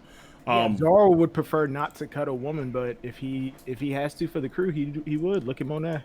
That's why Sanji is kind of not as loyal as Zoro is because of those personal connections. I don't know, but they're all loyal though. Even though they're all the same loyalty. What I like about that is that Zoro has his own character and Sanji has his own character. You don't want a bunch of similar people all on the same crew. That's like they both have things that their own values. Yeah, Sanji, absolutely. That's for him hitting the woman. For Zoro, is Luffy being portrayed as a weak. It's like when you think about what Chopper did when they said don't heal Usopp after Usopp, but like he defected, and then Chopper says fuck that shit, I'm gonna heal him because that's part of who I am. They all have their pain points, things that they value. But for Sanji, it's just more apparent. My thing is, I would like the Khalifa moment if it actually had a payoff, but it never has a payoff. What's the payoff? He's still the same. He stays the same. He doesn't ever changes. It's like the payoff that Nami has to come save him. That's not really like Sanji's. No. That's not a pair. No. It's that we learned something more about Sanji's character at that point in time. I mean, that's all we did. That's all it is. Wait, a couple other quick things I want to mention too about Enies Lobby before I forget that I really like. Of course, like declaring war on the world government's an amazing moment. Yeah, probably one of my favorite moments in the whole series. I love it. Soga King's song is great, and then because we're not separating the post arcs from the story arcs, I do want to mention that stuff with Garp at the ending because that really is my voice. It's not just Garp, but it's not just Garp, but it's also Kobe as well. But Kobe as well. Kobe Helmeppo as well coming in there. Then the dragon thing, there's so many different elements of anytime. It's ridiculous. Is that like the wait? Is that Garp moment? Is that like the introduction to like the armament hockey or not? The fist of love. Not really though. That's plot hockey. See, but no, it is because what's important is that people thought at Marine 4 they wasn't using hockey, but they was using hockey. They just didn't always exactly say it. Who said they weren't using hockey in Marine 4? No. Everyone said they're using hockey in Marine 4. Everyone. I think people agree they were using. They say they were using hockey. But like we can't say but like we don't know. No, wait, but we don't know if like the fodder guys, like if the fodder Marine dudes were using hockey. Like we don't know if they were using hockey. personally. Right now, the at Vice the mini Admirals, they streams, should have at the been mini Yeah, streams, of course, yeah, of course. for sure. People more agree that it was hockey at Marineford, but at first, when people didn't really know much and stuff like that, mad people were saying hockey was not being used. And I used to have to go hard, like. But they literally hockey was say it being in the used. main, like they literally. Well, the say thing it. is, they specify the people when they actually Yeah. use hockey. So I guess Yeah. people felt like if they didn't say it, it wasn't being used. Well, check this Okay. out. Like a Dofi cut Crocodile head off, and he probably used hockey. It's just that like it wasn't really. Oh, he didn't use hockey, or Crocodile would be dead. Come on, no. What are you talking about? That's how hockey works. Yo, if Dofi used hockey there, Croc going up in my power ranking. Let's get it. So hold on. Crocodile Nah, died. I don't think he used hockey. But wait. Hold on. But Crocodile just like raised like 20 tiers now. Like, oh shit. The whole thing. What's it that Doflamingo wanted to team He up? with precogged it. Crocodile? He precogged it, bro. Like he was doing that as a way to get his attention and be like, "Yo, Yeah, it was a let's troll. It was a way to fuck with you. So I can Yeah, exactly. Well, if you don't want to count that, what about when Crocodile hit Akainu? It was like moments where stuff happened and people got damaged. Even if it wasn't heavy, then but it's like. I mean, it was elemental effects. Akainu didn't take any damage from that. He just got split in half because he's magma. All right. When Mihawk cut, it's the one. Yeah, but Mihawk has hockey. Okay. Mihawk has. Okay. All right. So Dritch, what is Morge's number 4? Morge's number 4 is the same as mine. It is Arlong Park. Okay, Arlong Park making the rounds on top. Taekwon, number 4. Oh, okay. What I wanted to say is that what's the thing about Sanji not hitting the girls? I equal that to like how Naruto has his Nendo. Oh, his no. Nendo way. Like you won't go back. No, to Sanji I will not disagree. hit these girls. No, I compare it. It's Naruto will be like, yo, that's my Nendo, my Nendo way. He won't do it. Yeah, Sanji's like, yo, I'm not hitting the girls. Zep told Yeah, me, but it negatively affects his crew. Sanji's ninja way. Whatever. I think Which I think is for me, that actually was what very Whole Cake intriguing. Island was all about. Like Whole Cake Island was about Sanji having actually to choose between his crew and his ideals, which was what brought him in that situation in the first place. Yeah, but could you say he actually had character but growth? if he had to fight Queen at Wano, right? So hold on. I'd say so. Say if I would say Sanji so, had to definitely fight- too, especially when he found out more about himself. It's hard to say right now. But then at the same time, you want growth from me. Like, come on, like Luffy didn't grow. Luffy didn't grow after A stats. Like shit. Like I don't really like what you expect. Wano was about, I mean, not Wano. If you think that's what Whole Cake is about, you're gonna be mistaken because if in Wano, right? Oh, we're if in mistaken. Wano, Yeah. say if Sanji has to fight, say if Sanji has to fight Smoothie, right? Hold on, let me make my point. If Sanji has to fight Smoothie, I'm pretty sure he will do the same. No, he all won't. over He won't do it. He wouldn't want to hit Smoothie because she's a girl. He's not gonna. Yeah. If that's the development you thought that came out of Whole Cake Island, that's not what it was. But That's what I'm saying. That's what I'm saying. I don't think there was development there at Whole Cake Like Island. Kiku. Dritz, don't No. curse Well, the fandom. Yo, she's a Fuda. That's something The different. development from Whole Cake Island was this. I just realized it. The development from Whole Cake Island was Sanji had been more faith in his crew. The reason why he went along with him was because like Big Mom's a Yonko, Luffy's not. She might kill us. What? She might kill somebody. Let me just go. Like he didn't believe in the crew, which is the same reason that Robin did what she did. Yeah, it's part of it. With the CP when CP9 came. Like, oh, that's CP9. Let me like. So that's the development he got. So like right now he trusts his Luffy to know to the end and back with Kaido and stuff like that. All right, number 4, Ty. Okay, my number 4 is. Let me see, where is it? Like, I got these written like mad small. All right, my number 4 is Skypiea. I like that shirt. It's got too many flaws to be top 4. That's all I'm gonna say. So here's the thing. When I first read Skypiea and when I looked at the anime, both of them, I wasn't even in the One Piece community yet. I mean, like at the time that stuff came out, so I was able to actually enjoy it without the toxicness that comes from certain how people try to downplay stuff. So I wasn't a part of that. Good. So it's Good like, shit, I Ty. always thought it was good. I thought it was great. He could do his power in the back. That could have been. That's what we call him, Lord Ty, chat. That's what we call him, Lord could've Ty. The whole arc is not an NL. Stop disrespecting Lord Ty's time. Let him speak. Just saying. Like, Lord Ty, He's trying continue. to speak the entire time. You're not letting him. That art was like so great, and the final villain was so great that could have been the last One Piece fight, and that would have been a dope ending. Like I don't know about that one. Yo, I don't know about that. Yo, this logic I is want to amazing. change my ranking of This Skypiea. logic is amazing. That's good. This shit is Wait. Look. Wait. third dimensional thinking What right I now, mean bro. by that, look. I don't mean that fight is better than every fight that came after. But what I mean is that at that point in time, like if that would have been the last fight, like it would have been an okay ending for One Piece. You'd be like, yo, that was dope. Dude for the now. Like I would not have been like that. I get the part that I mean, you would kind of. that wouldn't have underwhelmed by made the so fact much that sense Luffy had a nerf. story-wise, though, would it? No, but I just mean like it was dope. Like I enjoyed it. Okay, it was cool. Yeah, it was cool. It was dope. All right. Right. What's also dope is Brago's next choice. Brago! BDA! I mean, I'm ready, but was Ty done? Ah, time to ring. Yo, Brago, honestly, bro, like for real. She hasn't even started yet. Let him. Yeah. All right, just FYI, fuck Brago. All right, Ty, continue. All right. So like, I'll pick for Brago. Like how he died when he pumped his heart back up. What I like about that is that almost all the Akatsuki Naruto villains, when you thought they was dead, it was like, nah, we're not dead. Are you happy with yourself, Brago? FYI, fuck Brago. All right, continue. They always did something they always did something that was hacked and broken when it came back to life, or it just wasn't over. And Nell did that. Doki did that when you thought he. Yeah, Hidan Kakazu. Yeah. It was like fighting Orochimaru from Naruto, right? Edo Tensei. It's like every time you saw you kill Hidan Kakazu, bro. Hidan Kakazu. Yeah. I just want to peer into Ty's mind and see everything through Naruto.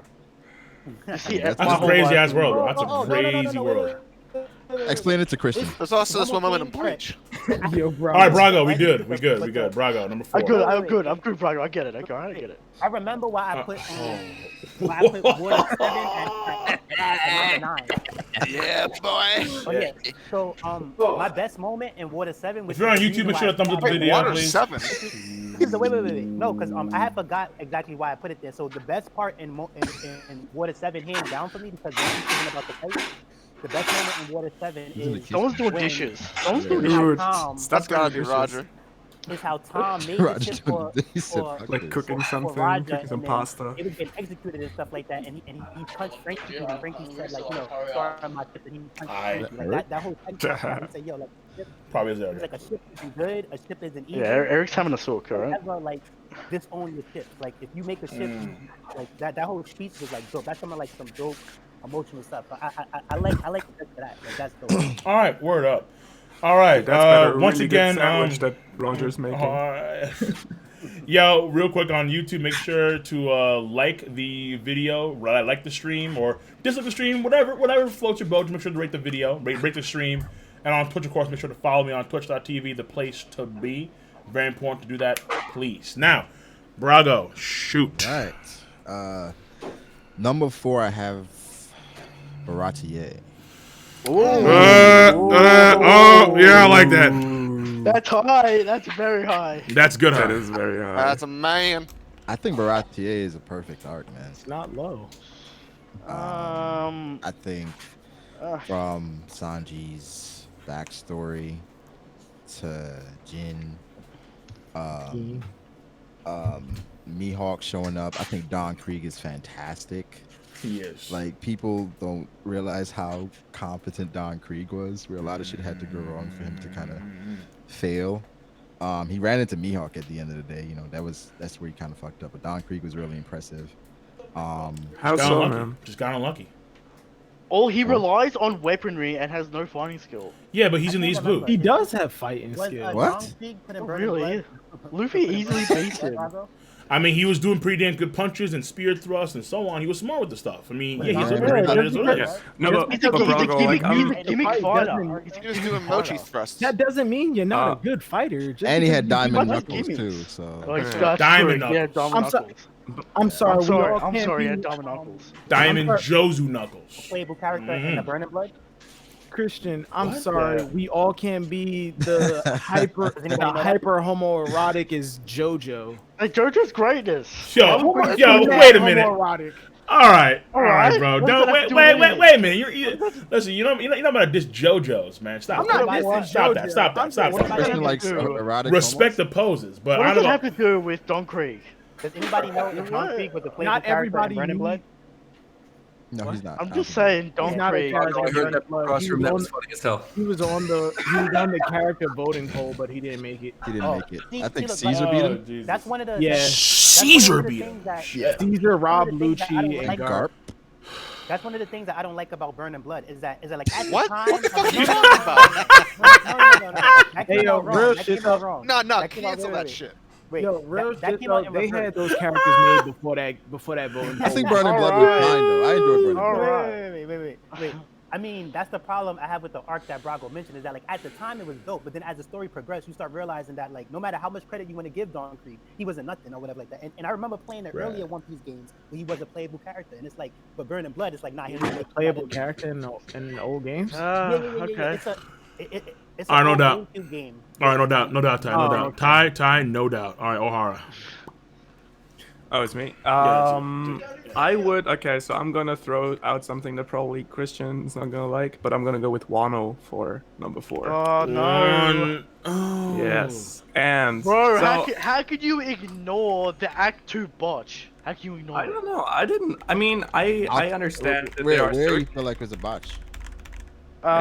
Big Mom amnesia plotline, Yasui just being introduced out of nowhere and having no emotional impact. How does he have no emotional impact to you? Like, it was emotional, but I mean, it's hit or miss. To me, the problem is really funny. Big Mom. Funny is Okay. Let me reason maybe. He's out of nowhere. Like, where was he supposed to come from? But it's not like people talked about this guy who used to be important. He became important when he died. This is so why do I Wano. care? Nobody is talking about the past because because they have to Dad worry is about Drake is- surviving in the future. Okay. I mean, I feel like so I care more me- about the death after the fact. I mean, I'm gonna reason, and then you guys can like rip me apart if you want to. But for me, okay. So first of all, I'm putting Wano on. Yeah, I'm putting Wano on 4th because it's still it's still running, so it might suck. It might become the best arc ever. Like, we don't know. Still going on. Trending up. For me, just the way this arc. I mean, first of all, it ties together the entire post time skip saga. So I mean, basically, most arcs don't make too much sense if you don't put Wano there. So if you put Dressrosa or something really high, like those things all build up to Wano. Then we have the political world building. I mean, the art style in Wano is just gorgeous. I mean, that's maybe not a big point, but for me personally, I really like that. And then I don't know. I think you have a lot of great. I mean, the flashback alone, man. What more do you want than seeing like Roger, Odin, Whitebeard? Look, Wano has some good moments, but there are too many moments that just absolutely got me mad, and I can't ignore and I can't forgive. Okay, right? but you have to admit, like, the moments. I know your criticism. You have like the criticism points you have with Wano, but like for me personally, I think it comes down to you reading Wano week to week. If you had read some of the pre-time skip arcs week to week, like there had been issues with pacing there as well. It's just because you can read them or look at them as a bunch and binge through them. I don't really that have they a seem problem more with the cohesive. pacing. Like, Right. I have a problem of where we're having focus. We focus in on, let's just say that Kawamatsu chapter with the fox, right? We focus in on the whole chapter on that. And then we're skipping page 1. We're jumping here, we're jumping there. We're not giving time to Hawkins. We're not giving time to Drake. We're doing all these weird like focus points that we might not necessarily care about. Like, it's not the pacing, it's the where Oda chooses to put the focus on and what he chooses to skip and ignore. Like, he just ignores. But we're not even in the climax, right? In Wano, it's all been set up so far. That's why I'm saying Act 2 is botched, because the things we needed to get in Act 2 to make Act 2 make sense weren't there, and were skipped and were rushed. And the things we don't necessarily care about were there, and that's why I think Act 2 was botched. Phase 1 fight, there you go. We didn't get to see it because Oda wanted to save Raid Suit Sanji because he still had to go Raid Suit because he. That's more of a minor point. The major point is. I'm not also not talking about like power scaling or stuff like that. I'm like talking about the storytelling setup in general. Even like Yasui, like to me what his role did, because I didn't really like him too much at first, but then when I found out who he was and everything and stuff like that, like him dying makes Zoro feel emotionally invested in like trying to take down Kaido. Here's the thing, right? Here's the thing with me with Wano, where Oda goes out of his way to make it seem like fodder matters, and it always annoys me. Like, we need to gather these fodder so we can beat Kaido's fodder. Fodder have never mattered and never going to matter. It's like, we know the fodder aren't going to get focus in the Wano battle, but we have to get fodder so we can get men in the battle, and then we have to go get weapons for the fodder so they have weapons to fight fodder. no one cares about those aspects of Wano. But I don't know, Chris. I mean, I guess it Hmm. depends what you enjoy in the story, because I guess like some people are in there for the fights, some people are in there more for the character, like the character interactions. I'm Like saying, I think Wano does a great job with building certain characters.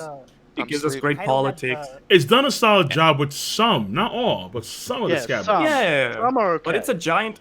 It's not even like you can't even compare it to like a small arc like Orange Town or even something like Impel Down, because it's just so enormous, and like everything starting with Fishman Island has basically been a setup for Wano, so you kind of have to integrate that into the entire saga as well to a certain degree, right? You have to look at it as if they took Marineford and like Dressrosa and crammed it into one story arc. That's literally what Wano is, because they've been hyping up the Fire Festival fight to be, at the level of Marineford for years now. But at the same time, we have to deal with all the stuff within the kingdom and, the politics of the kingdom. And I think we're getting some of that in the flashback. And I think that is a place in which it suffered sort of in Act 2, where like certain things were being focused on and other things were being skipped. But yeah, Act 2 suffered because of Big Mom at the initial part. Like you came into the arc, you came into Act 2, like you came in Act 2, like what the fuck is this bullshit? Because it's like Big Mom being there in amnesia, and then her going to at first I didn't mind Big Mom amnesia because I thought it was. You didn't mind it? I thought it was leading to something like, Big Mom was showing Big Mom's pure, uncorrupted side, and it might lead to something further on in the plot. Yeah, and then it didn't lead to anything because she just got her memories back, and it's like we didn't even have to do this side quest. Where Big Mom just could have gone straight to Kaido, and they could have made the alliance anyway. Yeah. It's all these kind of weird shit. It was shit. Situations, right, where it's like no matter what Oda would have did with Big Mom, y'all would have been mad because no, that's because we're sexist, right, Ty? No. Look, Ty, what are you talking about? So wait. Fuck them patches, bro. It's good that you're saying that. Now everybody knows that. Well, I mean, they should lose some weight. So look, so say like if Big Mom, all right, I get that y'all don't like what happened, the way that it happened, but if Big I think the amnesia is disrespectful to Big Mom's character. I respect Big Mom, and I think this is true. I think amnesia is disrespectful. All right, look, I think that Shanks would never be treated that way, or Kaido, or Blackbeard. You know that. Come on, bro. Blackbeard got one shot by Magellan. I think Big Mom is the strongest. That's true. Yo, Brago. Very true. From about like, when I looked at all four Yonko, right? Instigating shit when doesn't need to. I thought that Big Mom was the strongest Yonko, and she never let me down. This shows how broken she is, because even nerfed, she's still two-sided queen. We're not talking about power scale. We're talking about like characterization and character stuff. Right. Yeah, more about. She got disrespected. Ty, this is not a power scale stream, Ty. This is No. I know, but here's the thing. How is it disrespect if even while nerfed? Because she got used as a plot device for no outcome for her personal character. Look at her. No. It was for she was a plot device for helping Luffy in the story with Kid and Killer and. Right, like her herself, she got nothing out of it. Exactly. As well, except for maybe like an alliance with Kaido, but then at the same time, given how Kaido and Big Mom fought for like a day and a half anyway, they're gonna be friends anyway. That's you can easily argue. Yeah. So let me say that I think that Oda could have definitely solved the situation better. I think Oda could have broken out Luffy and the rest out of the prison without using Big Mom. There are so many other options for Big Mom. Yes, but I'm still also not sure if there's not another payoff that we still haven't gotten yet. Yeah, if we don't, that's also a factor. Yeah, there could be a payoff in the future, but there could be a payoff in the future. If that's been it, like the amnesia thing is over with. Yeah. And basically, Big Mom traveling with Chopper and like having those. It's just a plot device. Yeah. Interactions. If that all doesn't matter, then I agree that like you should have probably solved that. Just because you have a payoff doesn't mean that it's necessarily good.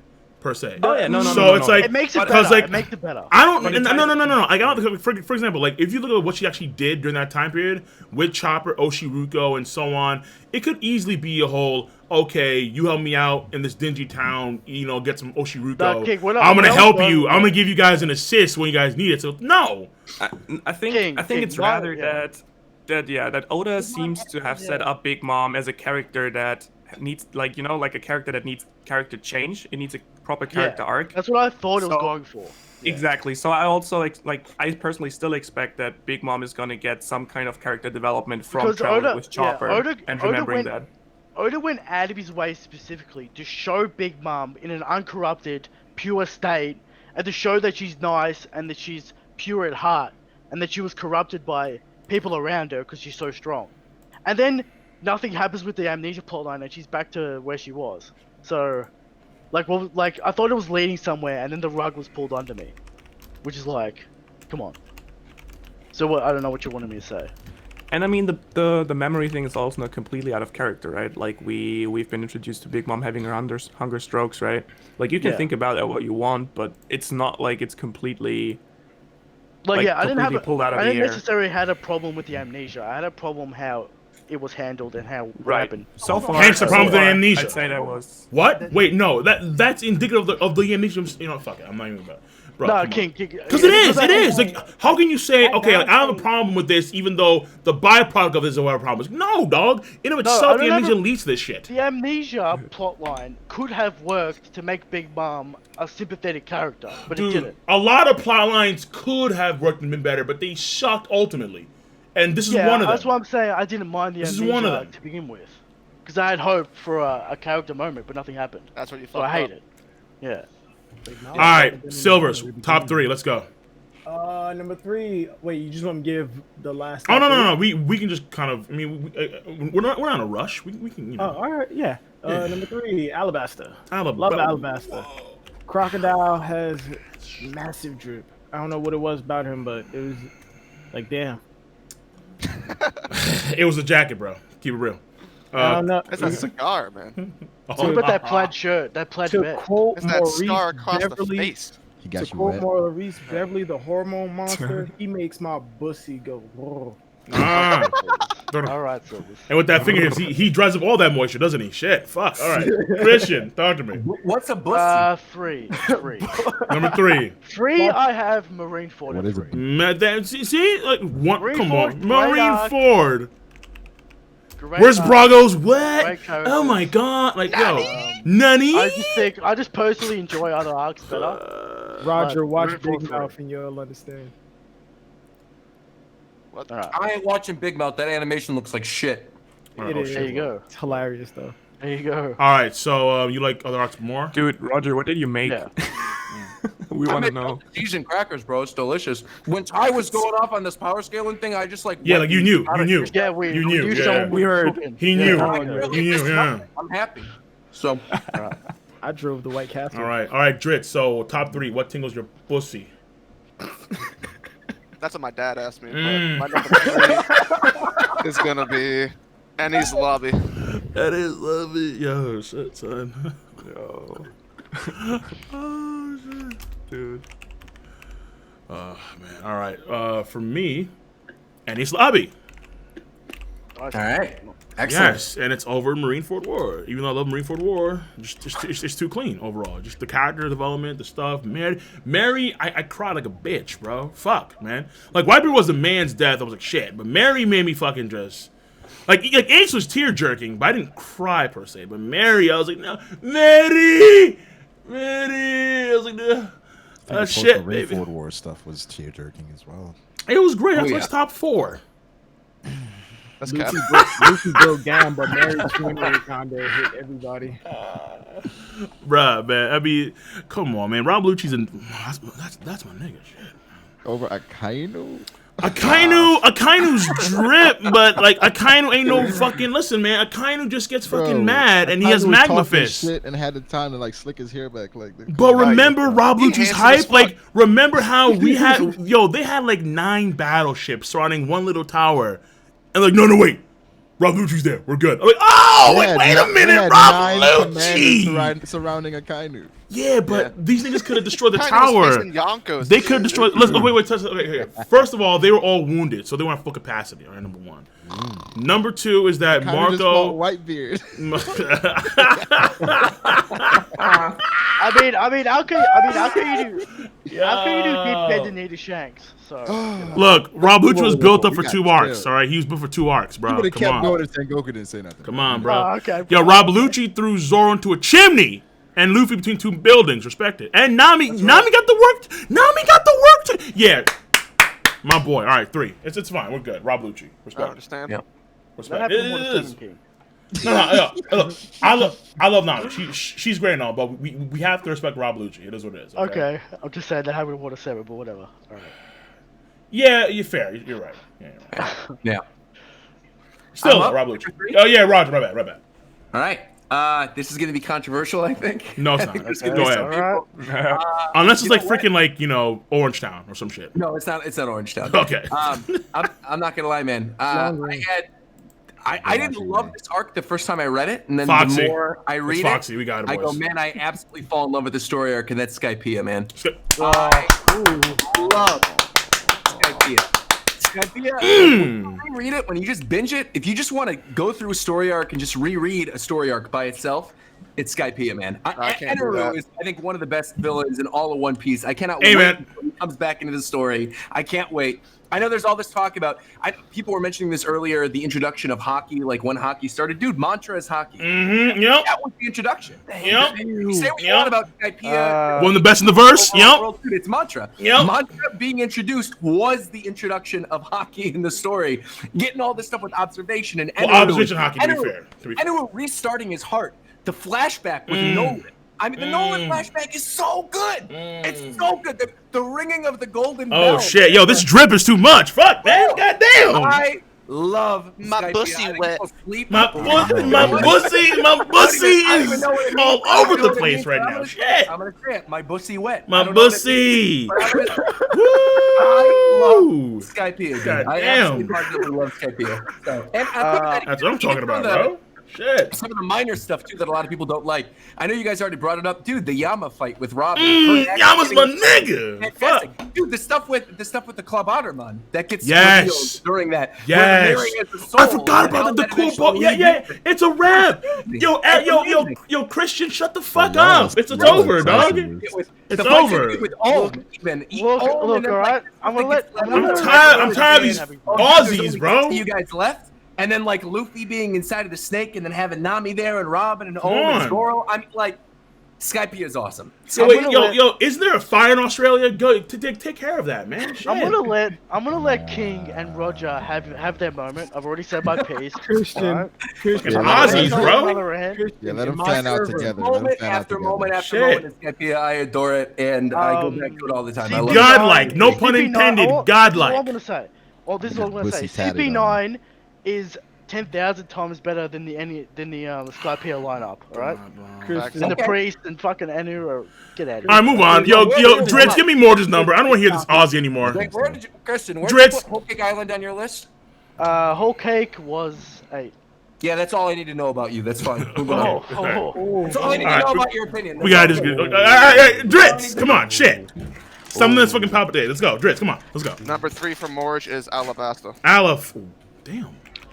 Damn, that's hilarious. Alabasta's fantastic. That's Conquer Go. Yeah, it's fantastic. Top 3 though. It's Go-to-dial. Taekwon, you still here? Nah? Alright, Brago. No, I'm kidding. Taekwon. Alright, so my number 3, and I don't think I heard anybody say this arc, so I don't know if like y'all gonna be like, yo, you got this about to hear some bullshit. too high or whatever. Okay. I don't know if y'all gonna be like, what? You got this, but like I like this arc. Okay. So is Romance Dawn arc. The first 7 chapters? Yeah, son, because it's because of those. Yo, Alvita put a print. It's because of those first seven chapters that I'm even in the One Piece in the first place. And Yo, King gave up. The way that I was first introduced to One Piece was that on TV I seen Zoro within those first 7 chapters. You know what, Roger Skypiea 3 isn't that bad. I'm sorry. Christian, go to my server and look in general. See eye to eye one day. I'm sorry. Eye to eye.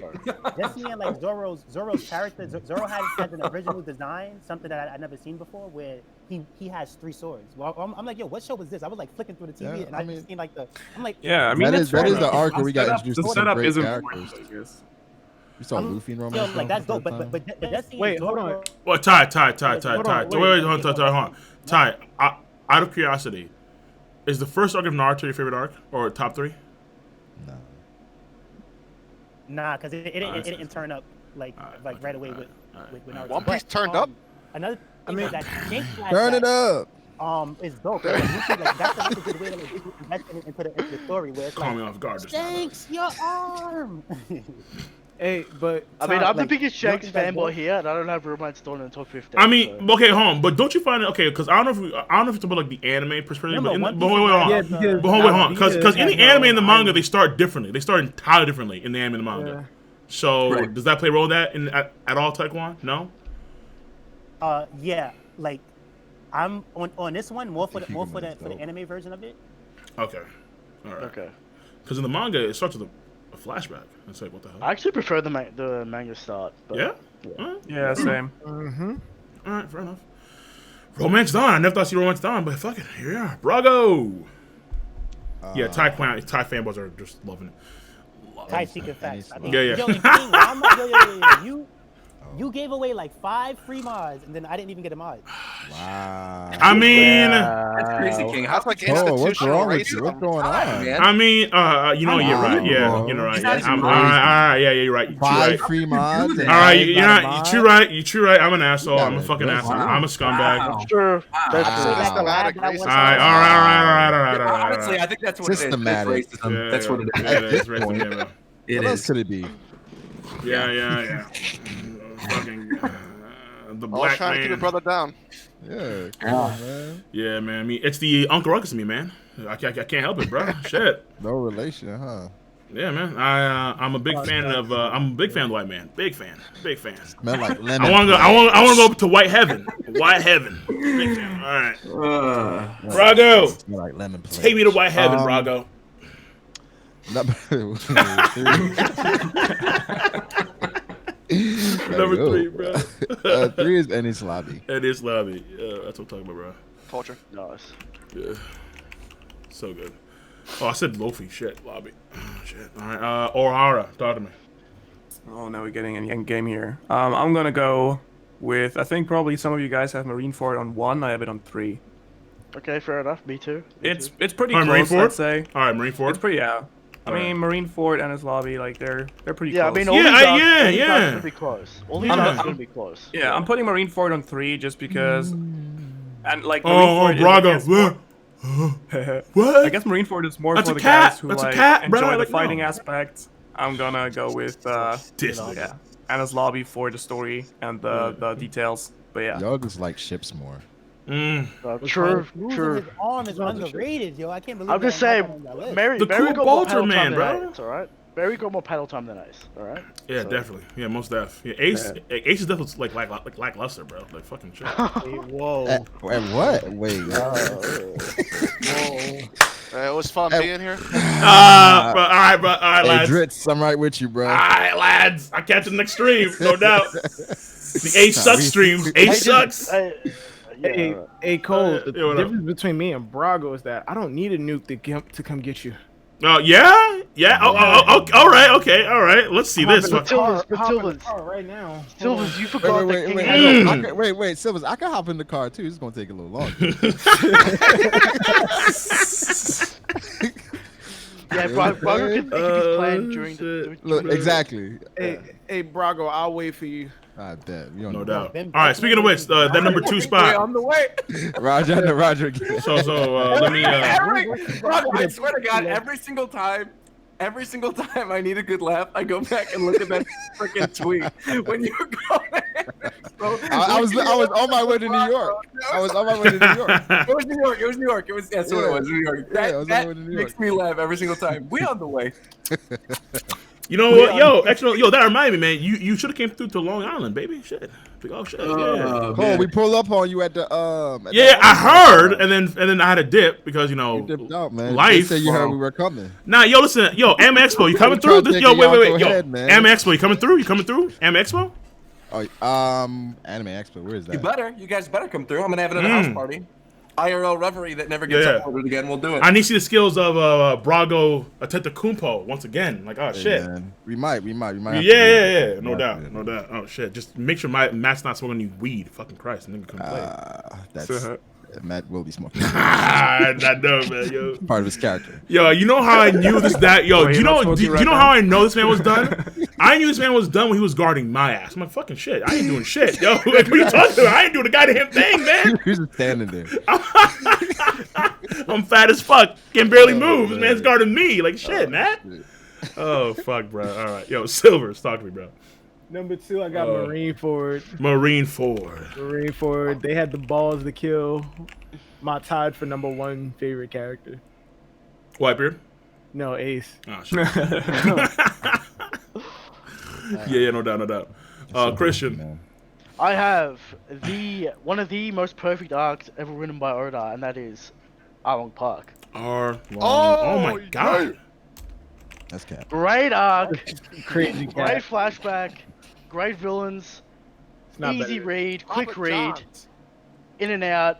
Arlong Park. One of the great One Piece arcs. You know, now I think about it, I think I prefer actually Nami as a villain more so, like because the Spunk. Yeah, like if Nami was a villain, I think I actually like a lot more, like a lot more. What? Yeah. Oh, my bad. Continue. My bad. I got lost on was a villain. One of the great arcs. That's all I have to say. One of the great arcs. Yeah. Arlong Park #2. There you go. All right, Driss, talk about it. Choose Water 7. Water 7. Thank you. Ooh. Yeah, the literal drip. And honestly, I'm gonna co-sign that. Water 7, my #2 as well. Might as well put number 3 because Water fucking 7, man. Yeah, Water 7 is clean. Water 7's my and number also, 2. Yeah, it's also my let me you can also put it for me. Okay. So Ohara, Water 7. Yep. See, this is cheating. Y'all like. Nah, we good. Hold on though. But real quick though, let me say this. For me, Wano Country was gonna be where like right before Sky, like after Skypiea. It's like top 5. Already? Not Wano, shit. Reverie, fucking Christ. Reverie. Okay. My bad, yeah, Reverie. But nah, Water 7 just amazing, man. Like it's like Usopp, Luffy, it's like shit, man. And then him trying to, like Frankie when he was a fucking villain doing the coup de burst, like what the fuck? Or like coup de vent, that was cool as shit. When Lucci, when the like those guys were doing their thing initially as the shipwrights was really, really dope. The environment of Water 7 was so like it was so well designed. Absolutely. And it was The so city well itself is drawn. beautiful, yeah. It's fucking beautiful, man. Like shit. Yeah. And then It's you have on steroids. Right, and then you have the whole thing with like Robin and what's going on, like CP9 this, like what's going on CP9? Robin's freaking out, leaving Chopper alone, which you think that after Skypiea, where she solidified her place in the crew, she's like, wait, I'm out, like fuck, what happened to Robin? And then after that, it's like this whole thing with like the whole thing was amazing, fucking shit, goddamn. The mystery is like one of the best things Oda's done in the series. Oh yeah, right. I mean, the twist of the characters from Galila being CP9 is amazing. You can't forget obviously the Tom flashback's incredible too. I feel like we haven't talked about that enough, but man, I really, really do love that Tom flashback. The Mary stuff beforehand, where like you have like Luffy versus Usopp. I would say one of the best fights before and after. That was great. The Frankie family where Usopp gets his ass destroyed, and then like yo, Chopper joined the walk. I was like, what? Chopper joined the walk? Yeah, like damn. Yeah. Like that was okay. So like many great moments. Yeah, so many great moments. So fucking good. So emotional. So impactful. All right, what was Morge's number 2, Dritz? It was Marine Ford. Marine Ford. Right. Closing in. Yeah, we are closing in nicely, bro. Frankie seems stronger as a villain. Like, it seemed like when he joined the crew, he got a little bit weaker. I wonder, Roger, what's your number 1 going to be? Taekwon. I have no idea. What could my number 1 possibly be, Aura? What could it be? I don't know. So one thing though, I don't appreciate how some of y'all all shared y'all list and made sure Water 7 was your number 2. Y'all left me out, but my number 2 is Marine Ford. Marine. Not for Marine nothing. Ford is dope.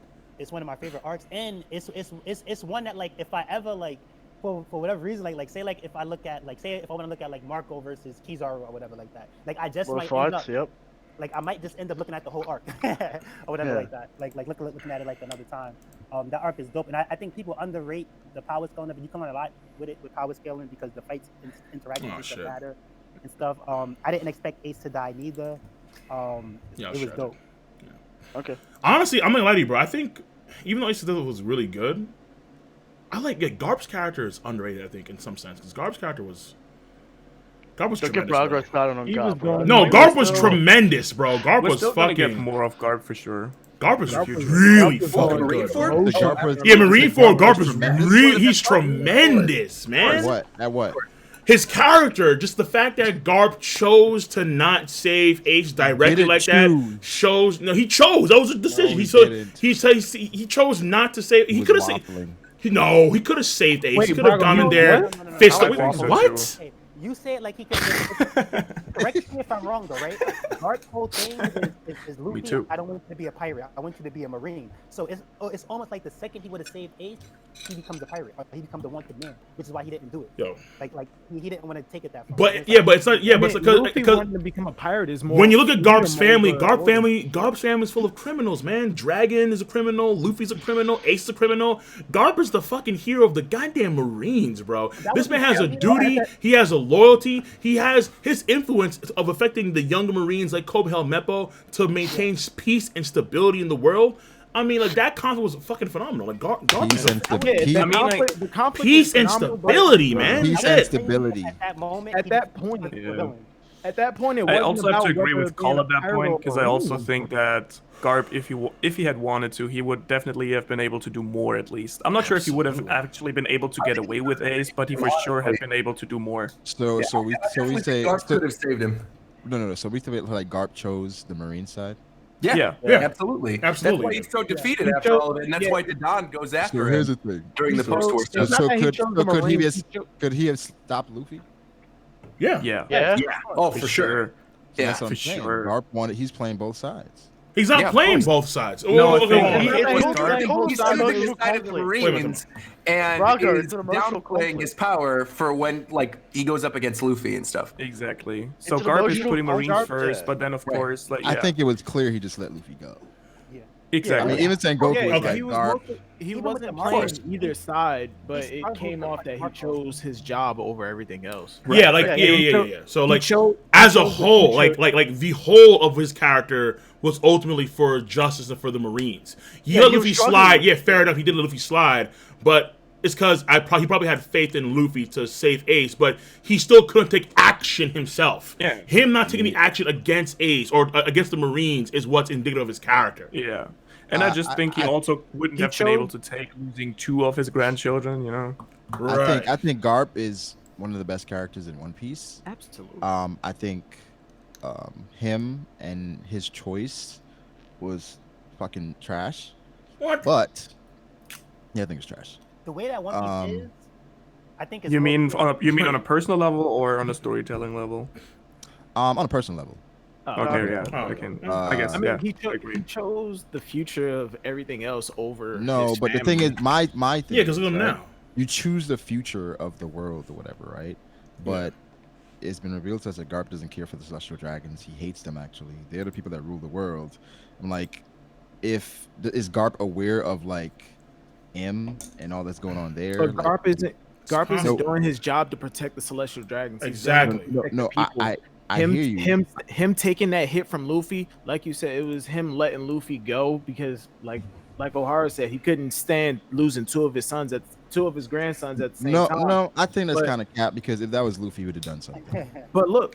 I'm not too sure, honestly. I'm really not. You think he wouldn't have done nothing if Luffy was captured? Okay, it's okay. If Garp didn't stand in the way. I think it's more complicated because I feel like he would have done a lot more to let things like I think he would have done a lot more to like let things slide.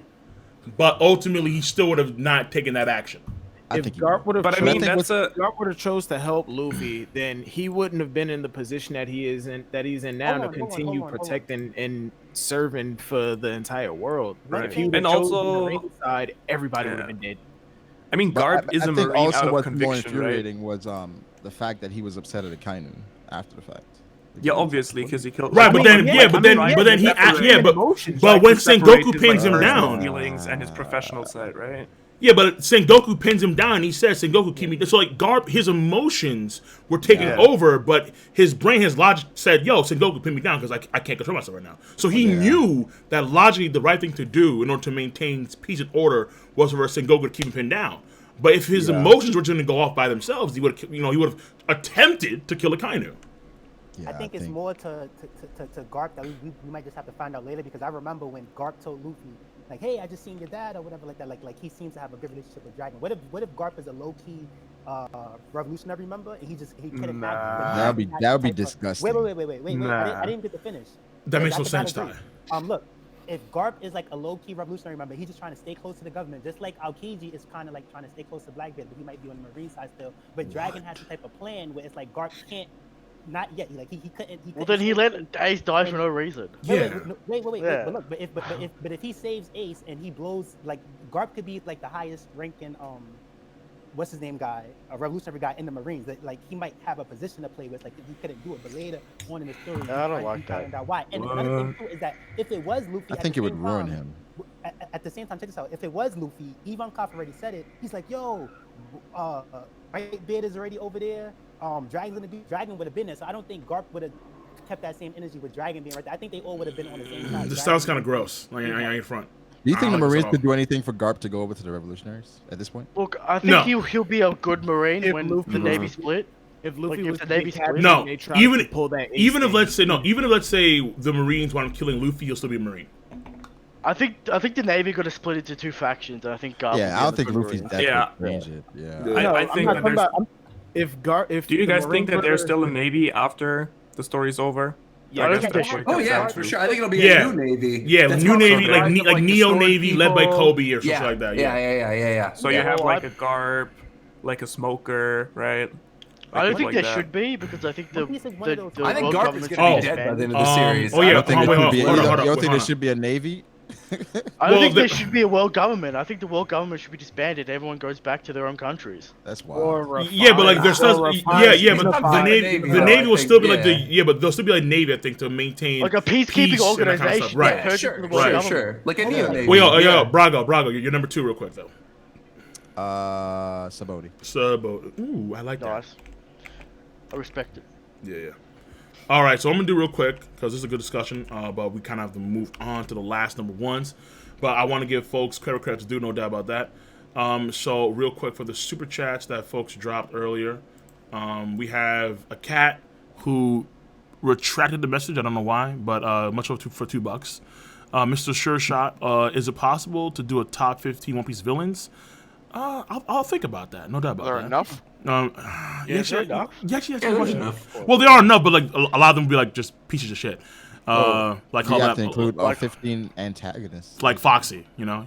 Yeah, antagonists too. Yeah. Hey, Foxy's number Waffle, right? Doflamingo, Katakuri, Jack. So I guess like top 10. Yeah, so like a top 10. Like I'll do something probably. So like we can do that. Let's say with like the girls as well because they need their own stream, obviously. Yeah, of course, it goes to their own stream for the low, bro. The top 15 baddest. We can do a top 10 boys too. Yo, if you want to do a top 10 boys, Brago, if that's up your alley, shit, we can do that. Fuck. Top 10 boys? Yeah, that's a reality, Brago. Oh no. Cool. All right. Haji, real quick. We gotta do better.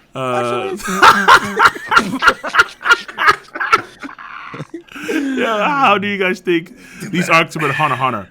Stop! Don't start Hunter x Hunter, man. Don't start. Wait, what about Hunter x Hunter? Wait, hold on. What did he say? I want to hear that, Cole. Let's hear this. Let's hear this. All right, Haji asked, "How do you guys think these arcs compare to Hunter x Hunter?" Well, no, we're good. Elijah King, you need King. Your next video, Nami should be a villain. I'll do that. I'll do that most definitely. Drop it. That's a terrible idea. That's a terrible idea. Drop that heat. Because Nami Spunk as being a villain would be fucking woo. Spunk. The Spunk. Oda can barely write girls as villains now. I think he's gonna write her. I think she's gonna be like Nami be just like. I'm gonna base off of pre-time skip where you had better villains. I think actually that's not a lot. That's not true. That's not true. Yeah, it's not true. It's not. I mean, Dofi was nice, but he. I think Caesar's a good villain. Caesar's a good villain. Alvida was okay. I'll think of something. All right. By the balls of Odin, resub tier 1, 14 months. Trink. Safe Fox resub tier 1, 5 months in a row. Zoro for by the balls of Odin. Zoro for president. Zoro fanboy, of course. No doubt. I love Zoro too, but not for president. Big Boss, $5.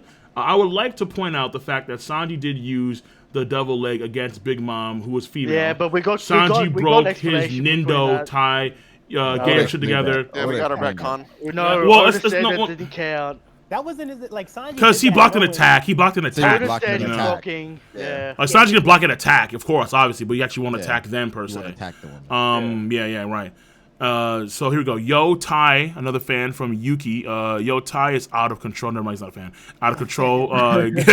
Get me on this. Yuki, if you want to be a tier 3 sub, you're on Twitch. You can get out. You can do whatever you want to do. Just throw down. No tears. Got it. Stop. Hey. Stop. No, don't even start. Don't even start me. Ozzy's ruining all the fun. And then Zai. Yeah, like, nah, he blocked the attack. I'm just trying to get the extreme quality, you know? So, Zai said get a Roncone studio account for your chat room. I don't know what that is. Yeah, get one of those. Yeah, I will, though. All right, I'll get on that ASAP. All right, so, number one, man, we're here. Shit. And actually, this has been a nice stream. We're not even, like, going crazy, power scaling. We're just chilling. This is good, yeah. Sometimes which I like that. I like this. I like this. Goddamn. More often. But nah, cool. I saw you said that Garp was going to attempt to kill Akainu at Marineford, so yeah, was going to kill her. But that was his emotions talking to him, like no. So you don't think Garp is stronger than Akainu at Marineford? No. He was. I mean, all right.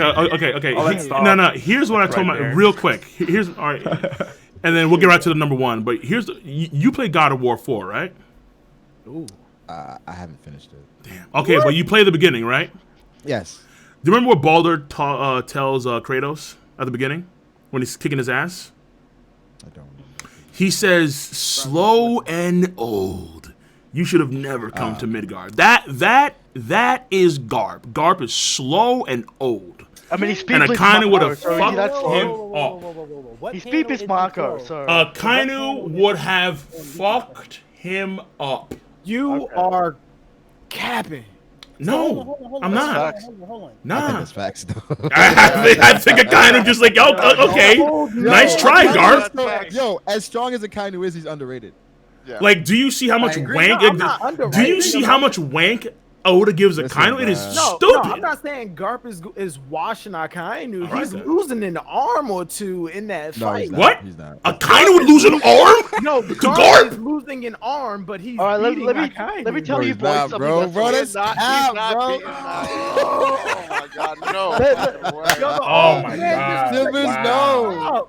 No, wow. he's not, bro. He punches Marco one time, and that's nah, man. He's gonna rip off Akainu's right arm or some shit. Like, come, if what Garp the fuck? Going head to head with the Pirate King, how much does old age bring Slow you down? and old, bro. And Kratos still washed him. No. Baldur was clean. Baldur was clean, bruh. Stop. And besides, here's the thing too. The fact of the matter remains that Garp said himself that I'm less than half of what I used to be, according to his media. Like, King, half. This is all you have to know about Silvers. He had Garp 4th on his top 30 list in 2018. Alright, we good. That was the meme. Silver, give me your number one. Silver, give me number one. My number one is Sky Pia. Sky. Oh! What? Yeah, Chris. Oh my God. Wow. Oh, shit. I am shocked. God complex. Nice. Absolutely amazing. Nice. I loved Enel. I loved his That can't be done. What is wrong with Silvers today? I love his Nah, Silver's on point. We talking about, bro? Thank you. Think on point. Yo, people do not understand. Wake up! I'm done. People do not understand the gravity of the word smite. Smite! That is something Smite! that God does. And Raise those hands. I'm Matt 22. Shit. Raise those hands. Smite niggas from miles away. He smites people. Come on now. Conus was really compelling. Conus was Lelo, though. That's fine. Islands. Conus was tongue action, bro. The entire arc. And I know Enel is not. And I know Enel is not the entire arc. And over Crocodile, Conus over Nami. Sounds good to me. Let's go. It's the whole arc in itself. It's what I want from. It's what I exactly right. I actually think I lost a couple subs in that book. Yo, bro, I'm gaining subs as we speak. No, fuck shit. Godfall was fantastic. Godfall was great. Godfall was great. Are you being a troll or are you being serious? Because I like Godfall. Great. No, he was fantastic. Yeah, okay. I was He going to was say. great. Roger, I'd like to apologize to you formally. Your list is not that bad, alright? So There you go. Oh my Yo, God. Apology accepted. It's what I In fact, we just got a sub. The moment he said that, I got a sub. So, Snubber, my man, Twitch sub. Welcome to the family, son. Welcome to Wealth. Silvers, keep on. Silvers, keep on doing you, baby. What I Shit. wanted from. Cole, you don't even buy this hype. You do not even buy this hype. What are you talking about? It's on my top 5. I think he believes it. What are you talking about? I'm all for it. Christian, in all stop. honesty, let me explain. It's what I wanted from a pirate story like One Piece. They went to a mystical land that was practically legend, and they're pirates. They went there, and the natives were against them. They went into a war against this man, against a conqueror who had a god complex, and it was essentially just a treasure hunt. They didn't go there to defeat the ultimate evil. Right. They went in to search for gold. Right. And it just so happened that this dude was standing in their way. And what did he have? He had what they wanted, the gold. If they were able to just if they didn't come into contact with any of the Shandorans or fucking, what was his name, Cricket, the gold was just sitting there, they would have taken it and left. That was not their problem. Skypiea is the embodiment of the adventure story, story type of One Piece. It is the And embodiment. That's like, I feel like that's like.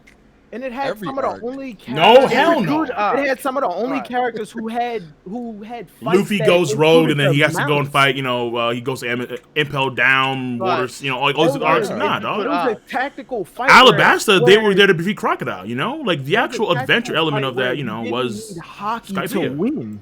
Like they actually got creative. It's a good arc, but we cannot ignore the flaws. I'm not saying Aitikeno Yume wo Kagiyazume Sagashimono Sagashimi Yuku no Sa. That is Skypiea, bitch. I like it. Alright. Woo! I will remind you, he had Garp fourth on his list, so you know. We good. I will remind you that you're an Aussie, and you're there we go, Aussies. Your country is literally on fire right now. Oh shit! Yo, as a white person, I'm down for that comment. Think about the koalas. I don't appreciate the racism. Well, I feel bad for the kangaroos, but that's it. You're white. The koalas are too slow. They need to adapt. Black privilege. Like, listen, man. Like, if the koalas are too slow to adapt, then they fucking die. It is what it is, bro. Like, I'm gonna tell you, shit. I'm not racist. Okay. Think about the koalas. Okay. The kangaroos are clean, but the koalas they're slow as fuck, so they're gonna die. It is what it is, dog. Like, step your game up. Let them die. Yeah, let them die. Exactly, bro. This happens all the time. Shit. I gotta protect animals. 99.9% of all animals on the planet are extinct. Well, guess what, man? There's gonna be 99.99999 come, 100 years from now, and it's gonna continue. But hey, we're human beings, and it's okay. To hell with the emus. Them things scary. Yo, Christian, Aussie, oi, oi, oi. Number one. Number one is the truest sense of a perfect arc, and that is Water 7. There we go. Alright? Perfect arc. There is not one chapter that is subpar. It is perfection. Alright? There you go. There's a chapter somewhere that's pretty. There's one chapter somewhere. I guarantee there's one chapter. There's one chapter, bro. Find it. I mean, the chapter of Nami. Yeah, everybody sent Christian the chapter in Water 7 that was meh. Yo, the chapter of Luffy. Honestly, bro, like I ain't gonna front. Like, yo, like for some reason, I think that Nami's best outfit was that jean shit she was wearing when she was going over to Namisabi. I'm like, yo, that shit's fucking sexy shit. Nami's best outfit? Maybe, I don't know, like one of the best outfits for Nami. Like at least like you like just top gave 3. Jits his next stream. Top 3. Oh shit. No. Wait, Nami's best outfits? Oh shit, bro. She had a lot. Yeah, damn. I liked Whole Cake. Whole Cake was sexy as fuck. Whole Cake. Yeah. Though the best ones are like in the movies, I think too. Yeah, the movie's been like. Yeah, the movies are crazy. Yeah. All right, my bad. Dritz, go ahead. These ambition art. Dritz! Dritz is already writing this down. Can you hear me? Yeah, number one, bro. Yeah, sorry, I was just, doing some stuff. But yeah. All right, for you. All right, yeah. Whereas Water 7 is the most compelling story Oda has written in the series, I think Marineford is the most impactful and it is the best tragedy. Marineford. Yeah, and I don't know. Like I said before, when I was talking about my right. So as I said before, yeah, out of pocket. Yikes. Sorry. As I said before, like my adventure with One Piece, it kind of became like Annie's Lobby. I was like becoming a super fan, and then Marineford made me an obsessed fanboy, where I had to catch up with the series, and like I needed to be a part of the community. There are a lot of things that are kind of skeptical about Marineford. Most people go to the power scaling because a lot of it is definitely sus. But that is also the case in Water 7 and Annie's Lobby with power scaling. And this is my personal opinion. I think Luffy vs. Katakuri is the best fight in the series, but I was personally not a big fan of Zoro Sanji's fights. I thought they were pretty underwhelming. Really? And I know it's really unpopular. People like Ashram, people like Diablo John. They were okay. They were just like, I don't even think they're their best fights. for those characters. Well, yeah, but are they still good fight? Okay, I can't even finish, bro. You didn't say that when you didn't say that when anybody else. Hold, Keep that same energy with everybody. Ty. We let you down for a while. We let you down for a while, Ty. Like, come on now, Dritz, finish up. You good? All right. So, like I said, there are a lot of things I think work really well with Marineford outside the power scaling. Whitebeard and Ace are some of the best characters in the series, for sure, for me. And I think the thing that kind of makes Marineford great, outside the fact that Ace's death was very well written, and not like well written in the sense where like you felt the emotion. Like there are like circumstances for it where people will question, like turning back and like the convenience of it.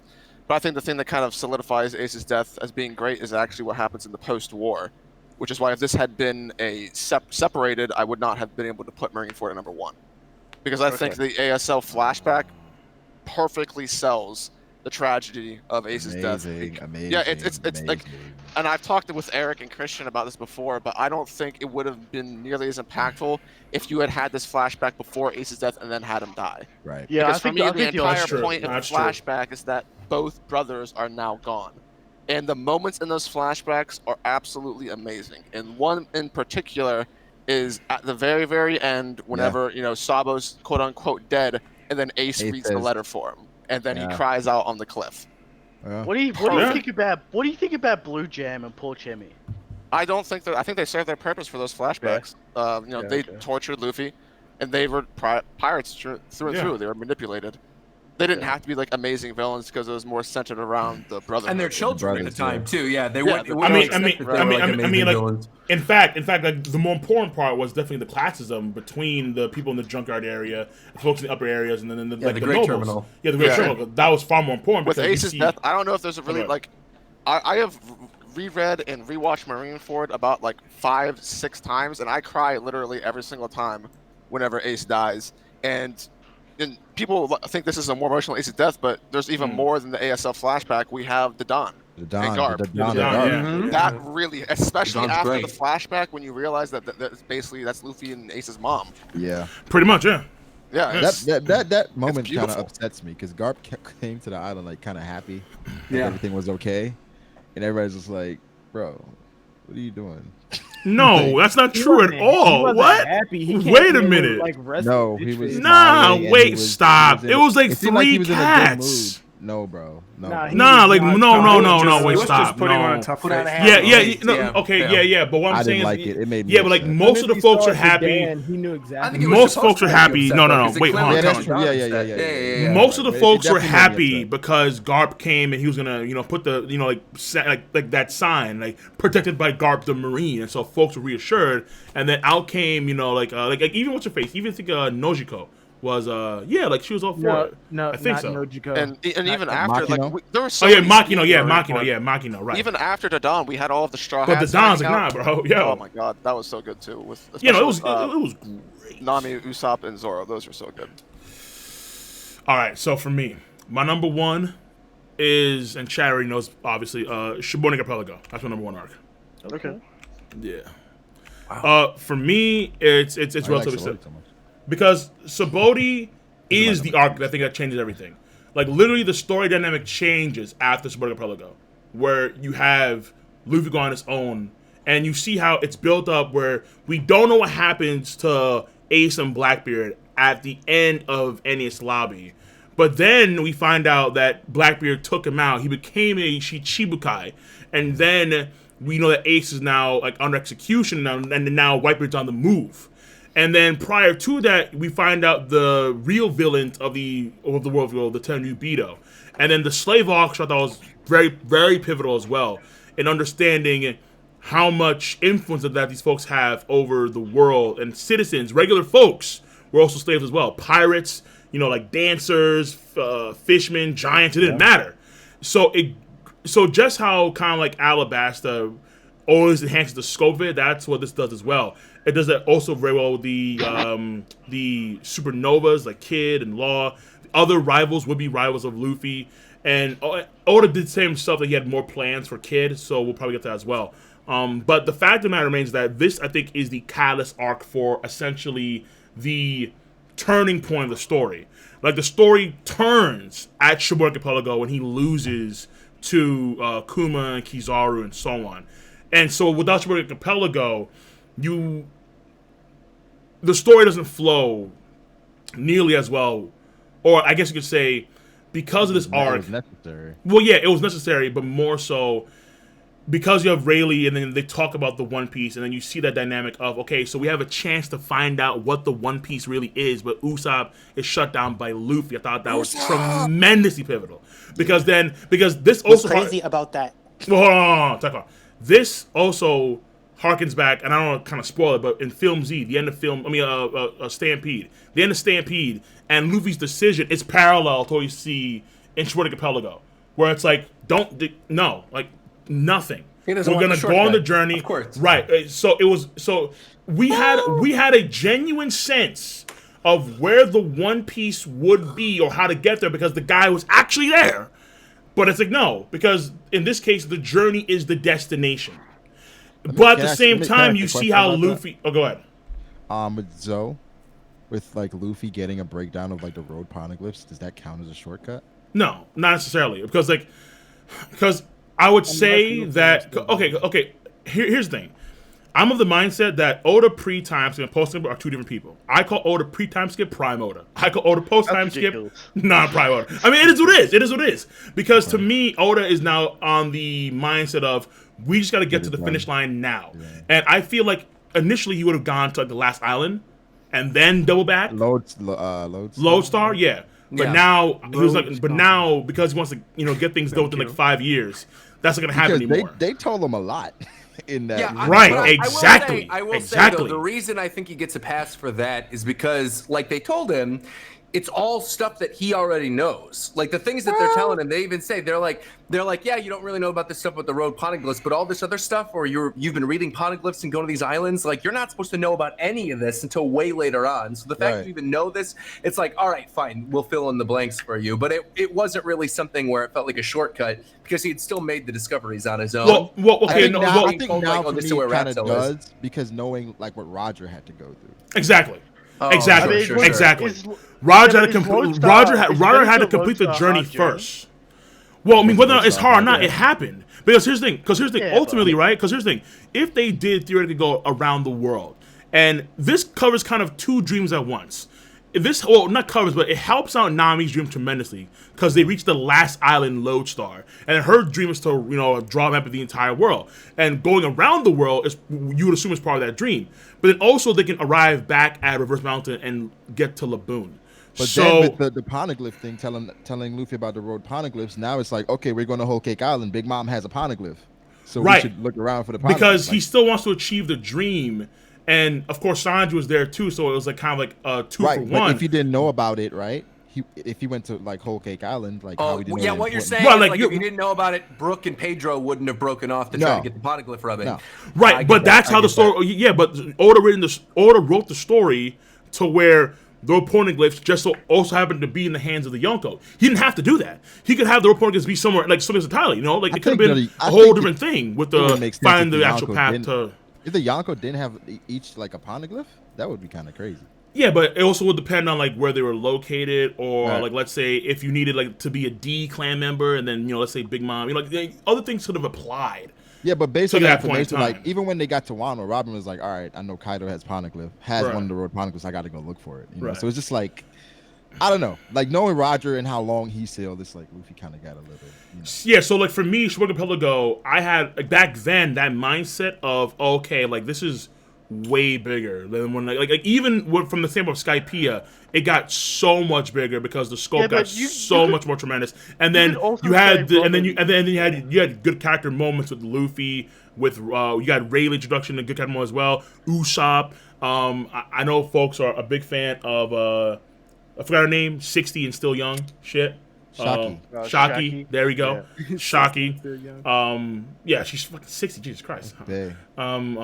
But she shouldn't be. She's 60, bro. Either way. Where's Franklin when we need him? But yeah.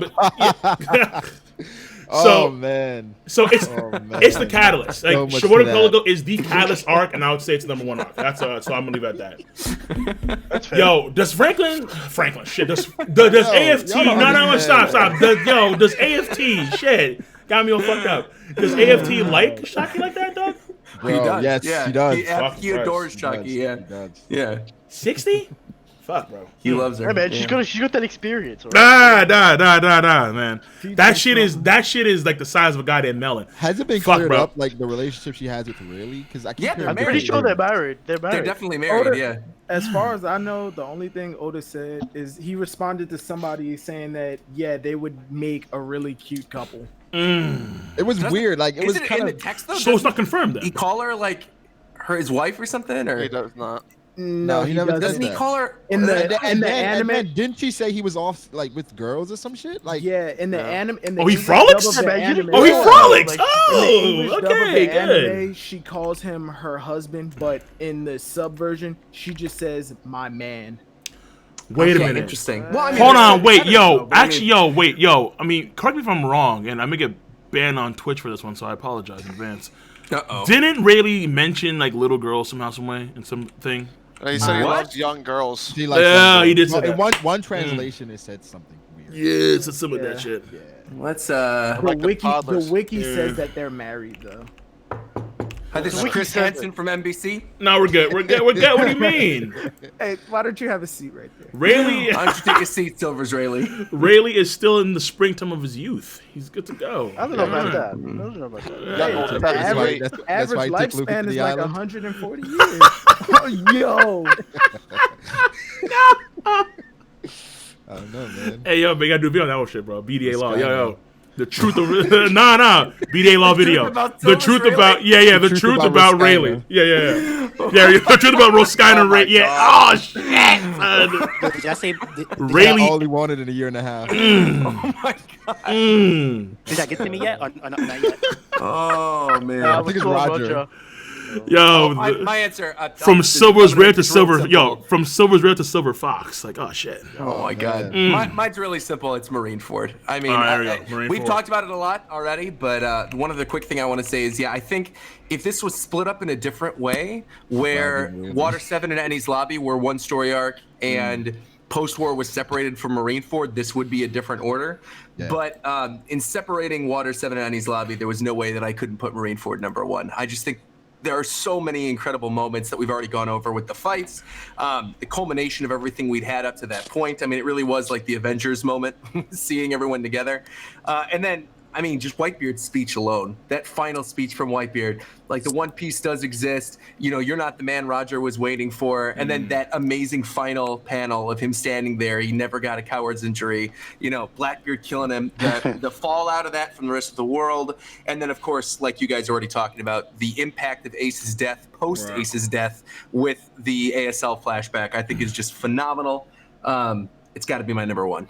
Yeah, keeping it simple. No doubt. All right, I just want to correct something. Blackbeard ain't kill Whitebeard. Whitebeard killed himself. Sure. Say Whitebeard killed himself. Whitebeard killed himself. Blackbeard tried. He said no. He gave his last words, then said, "Okay, now I'm." And then he's ready to die. Yeah, Sure. I'm leaving. Now I'm gonna leave. Okay, that's one way to look at it as well. See, wait. He was about to die, bro. No. That's I figured. Shit, that's I figured. These man, they stabbed him. I get what you meant, Silvers. I get what you mean. Stab / pump lead.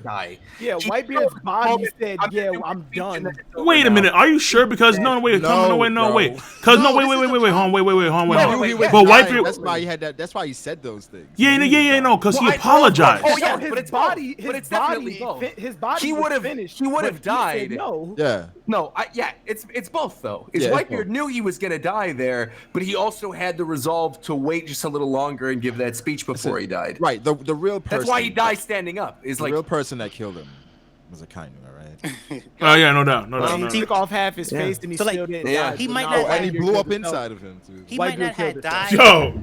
I mean, it was a group effort, right? I mean, at the end of the day, chill, bro. His man is a Kainu, son. Oda's favorite character for a reason, right? Shit. Goddamn. He's the one who started it all.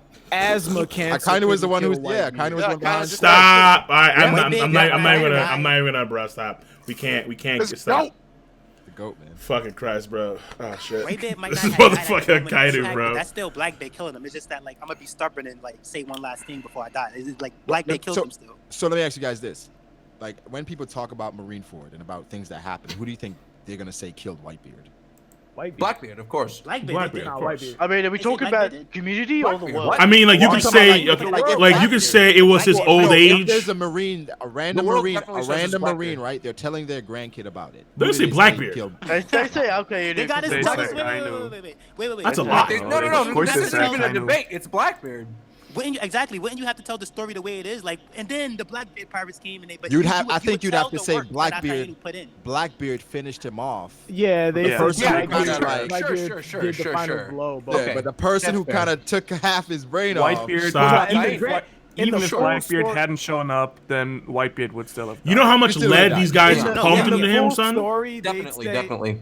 In the full story, they'd say, yeah, Whitebeard went to Marineford and he died at Marineford, but if you want to get into specifics, they say something like. But he apologized when he was saying his final words in his own mind. In his own mind. Wait. No. Wait, hold on. But in his own mind. I mean, they all shot him together. It's not really like, you know.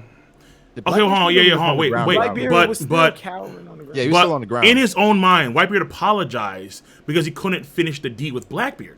So it's implied that it's Blackbeard. Strong. But Blackbeard told his crew to attack him. Right? So hey man, why do we have to discuss Blackbeard pirates? W, right? They all get W. Blackbeard pirates killed him. Yeah, fine. There you go. Blackbeard pirates killed him. Fair enough. All right, Dritz, what is Morge's number 1? It's Eddie's lobby. Ooh, that's interesting. Well, it makes sense to me. Let me double check. So that's facts by the manga. You can't go wrong with Eddie's lobby. Dude. Yeah, it's Eddie's lobby. You can. Okay, yeah, you can. Taekwon, you're number 1. Okay, so my number 1, like I wasn't sure because I don't rank arcs, by the way. Like that's not my thing. But I just enjoy the arcs. That's the wrong stream then. No.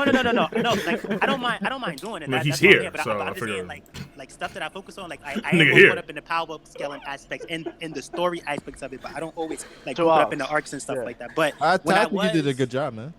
Yeah, I think you did. I agree. When I was picking out my top 24 arcs, right, and I narrowed it down, whatever. When I went over this one, like my heart felt special and stuff like that, like it felt good or whatever like that. And thinking about it, because I didn't have it in a happy place. Okay, word.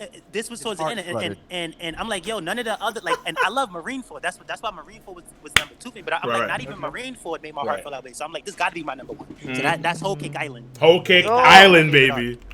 I forgot that shit. Okay. Why do you like Whole Cake so much? Silvers, I apologize, Silvers.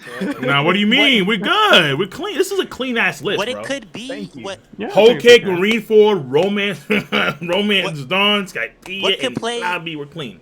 What could play a part in this and like me liking it so strongly is that at first, I'm not gonna lie, like not for so long that it makes the art bad or it makes the art controversial, but it's like at first I was underwhelmed with Big Mom's because at first we see Peckham and Tamago, I guess at Fishman Island, and because of their bounty, it seemed high to me at the time. I'm like, yo, they must be nice, but then it's like, nah, these ain't them people, like these ain't the big shots in Big Mom's crew. So then when Whole Cake first started, I'm like, yo, Big Mom crew was type trash, like where's her people at though? Like someone, her best was Tamago and Peckham, like that's it. But then once we see Cracker showed up, the whole tone just changed. You know what I mean? And it's like Cracker's a monster. This is crazy. Like, he's a beast, son. And then we didn't see anybody stronger than Cracker, in my opinion. Even though some characters is like controversial until we seen Katakuri, then it's like it got even better. So it's like I like the turn up how like Big Mom crew seems underwhelming at first, but then you start meeting after you start seeing what this guy can do, Cracker. Then you start seeing like Oven and this other stuff. Then it's like, yo, Big Mom got the squad. It's like the Rage Army's like, oh, it's not about she rolls deep, bro. Amen. And then the thing with the Vince Smokes, the whole Vince Smoke story, stuff like that, was dope. The Sanji, the judge thing, how Big Mom betrayed him, and it's like, and here's one thing that I want to note though. People say that Big Mom might betray Kaido, but I think it's a difference with that. Like Big Mom and Kaido, they had that fight and they kind of trust each other as equal. But Big Mom and Judge, they didn't have that same type of respect for each other. Like Judge might have had that type of respect for Big Mom, but Big Mom was looking like, yo, I could take advantage of you because I'm stronger. That's why we call him Lord Tai. Amen to that. Amen to all that. All right, and then I'll end it off at that. End off with that, no doubt. Perfect. This is clean as shit. Brago, can you beat Lord Tai? Brago, BDA. Yo, he tapped out. That's a hockey. He tapped out. Yeah, I think so. Yeah, shit. You got Congress hockey right there. Shit. Hold up. if Brago's not gonna say nothing, I want to add one more thing about category. Wait, it's so horror. Wait, whoa. Categories. Oh shit. I like his character a lot. I think he has one of the strongest characters because it's not many characters, especially in One Piece, who would do what he did. He's seen that the fight wasn't fair, and he's like, nah, I'm gonna stab myself and make this fair because I don't need no handouts to beat you. You know what I mean? And that was dope of him to do. True that. All right, amen. All right, O'Hara, since Brago's hockeyed out. Okay, so this might be a little bit controversial, but my number one is Punk Hazard. Punk what? What? Whoa, what? Oh, Punk Hazard? I'm just shitting, man. The Shiki Yo, how about fucking Eddie's lobby, bro? Yo, I'm not fucking. Yo, nigga caught me off. Yo, this man, bro. Holy shit. O'Hara, you almost had my love. I was Punk Hazard kind of high. I was about to say, yo, somebody's get kicked out of the goddamn. Yo, gotta give him the boot. That's too much. No, but I mean, yeah, I'm going a little bit with what Roger said earlier. I mean, Marineford and his lobby, Water 7, they're pretty close together. Yeah, and I mean, some can argue that Water 7 and his lobby kind of don't work without each other. Like, they're kind of like this one big thing. But like, since we're looking at them separately, for me, those two arcs were just, I guess for me, a little bit better to read, but Marineford was also so amazing. So those three, you can move them around any day. Yeah. All right, word up. All right, so we're looking clean right now for the list. All we need is Brago, BDA. I mean, it's obvious, right? It's obvious. My bussy. Yeah, I mean, pretty obvious, bro. But my bussy's waiting. Oh, my bussy. Brago. Cole, you gotta stop using that. Nah, I'm gonna use it for a long time, bro. Nah, you gotta stop. Bro, Cole. Brocker's dead, alright? Brocker got knocked out by that whole kick. I think he did. I think he whole kick out and just like, whoa, oh shit. That was a white Big Mom hockey wave just took him out. Shit. That's All right, powerful. so if Brago's not gonna, I gotta say, No. To be honest, I'm shocked that I actually survived that hockey blast. Bro, I mean, yo, Roger, stop lying, bro. Yo, Roger is a secret supporter. He loves Hulk out. He just. I mean, not really, but yeah. I was as honest with it as I could be. Just imagine this. How fake? Del Advocate Roger. How fake would it be if I told y'all that was the only one that, like, when I went over it, that my heart felt special, like you already the bit. You already know. Like when I read the name, so I can't read the name. Yeah, your heart went Doki Doki. And then I have Whole Cake Island at like number 2 anyway. Like somehow I shaded off the. It's like, nah, it deserved. Hold on. While we're on the topic, can we talk about what a miraculous character Pudding is? Charlotte Pudding, truly top 5 in the entire verse. Top 5 base in the verse. I'm blown away by the complexity of that character. It's just unbelievable. Off the charts. I think about it, Ty, how could I not say Whole Cake's number 1? She's clean as fuck, boy. Wow. It was clean. dope how relax. She might have taken a shower. She's clean as fuck. It was dope how Oda did this thing, right? And then oh, that smoothie fight too. Dude, that smoothie fight. The smoothie fight. No, I just so hold on. It's a reason why Smoothie is with Big Mom I keep right thinking now. about it. And Crack is wow. You can't play Smoothie. I've seen the Crack light. took the L. I've seen the light. I mean, listen, man. What is wow? It's Smoothie is on fucking legs. Like, oh shit. Dude, that fight. Not the fight. The legs. Fuck the fight. The legs, man. That big Hulk ass slash, though, Roger? That's better. It was amazing. Oh yeah, but with Pudding, it was dope with Pudding how like people thought she was good, she was bad, she was good, she was bad. Oda like really had people thinking both like definitely all different types of ways until like the end of it. Me too. Definitely that moment too near the ending where I kept thinking, is Big Mom actually going to kill the Straw Hats? I mean, it really like the tension was really ramped up to 11. I had no idea what was possibly going to happen. Whenever I saw Watatsume save them, I cried. Oh, a beautiful moment. When we see that moment where Praline is underwater singing to the little snails and sacrificing herself, just like, oh my god. It's too much for me. It's too much for me. That's all it's about, man. Yo, Soul Poker. Soul Poker. But Salty Roger's the best. So clean. Silvis, you see what you tried to say about Whitebeard, right? You said that Whitebeard killed himself, right? Like that, he took those bullets and was like, nah, I'm gonna say one more thing and then I'm gonna die, right? Yeah. So I really I really compared a moment with Katakuri. Like, I think it was a similar thing. Just he wasn't about to die. I think, like, instead of fainting, it's like, I want to really ask you this question, Luffy. Are you going to come back here and beat Big Mom? Luffy said yes, and then he's like, okay, you've seen into the future. And then he falls. Like it was one of those, like, a similar thing with Whitebeard. I don't know. Like, That's a fair comparison, Ty. No, that's aside, though. Because that happens in mangas where people want to, or look, like, y'all been it does happen in mangas. Where, like, that's true. Two characters fight, and one dies. I think Romy Kenshin did this. They'd be like, yo, what is your name, though? I want to know the name of the guy who killed me, Romy Kenshin. You know, the guy's like, John. How did we get to Kenshin? In Katakuri's case, it was more he didn't really fall. He kind of just laid down. He laid down on his back on purpose. The man was still okay even afterwards. Again, Katakuri Luffy won the best fights ever. And yes, we all get it. Oh, Pudding was man. Big Mom, maybe, you know, I mean, come on, be real, Roger, come on. Oh, I wonder when Big Mom's gonna kill the Strats. Get the oh my god. Like it's Attack on Titan or something? You misunderstand me. You misunderstand me. I was convinced by Lord Tai, man. Of course. I see the error in my ways. How could you say that? In Lord Tai's bosom. Genuine.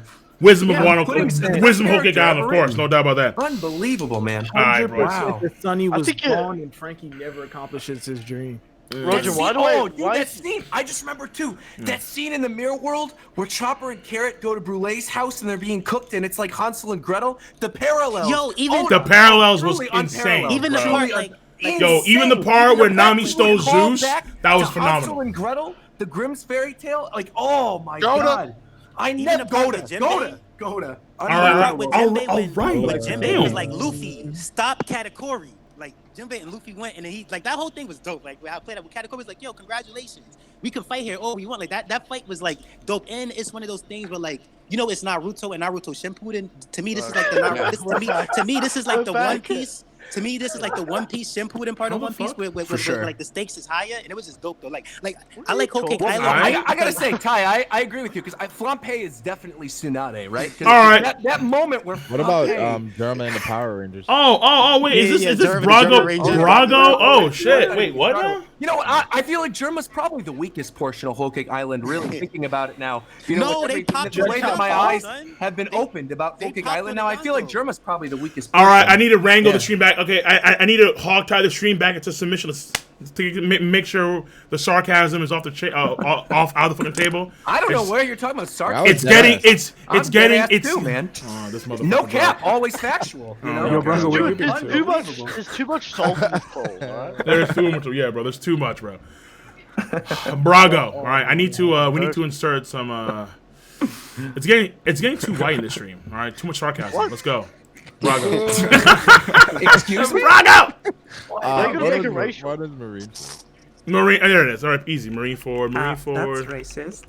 That's racist? Oh my god. It's not racist. White people. Listen, yeah, bro. Come on, bro. I'm oppressed, obviously. Over 300 fucking pounds. Over 350 pounds oppressed, son. Shit, it is what it is. I don't know what to tell you, bro.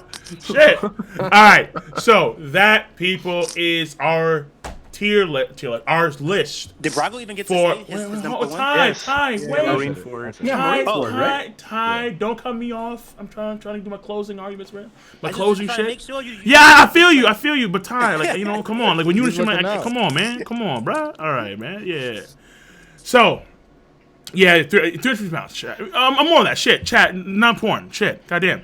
So, just to be clear, this is our list. Once again, to go over the number 1 spot, Sky P for Silvers, which is amazing. Christian has Water 7. Dritz is Marine Ford War. Me, Shimoga Pelago.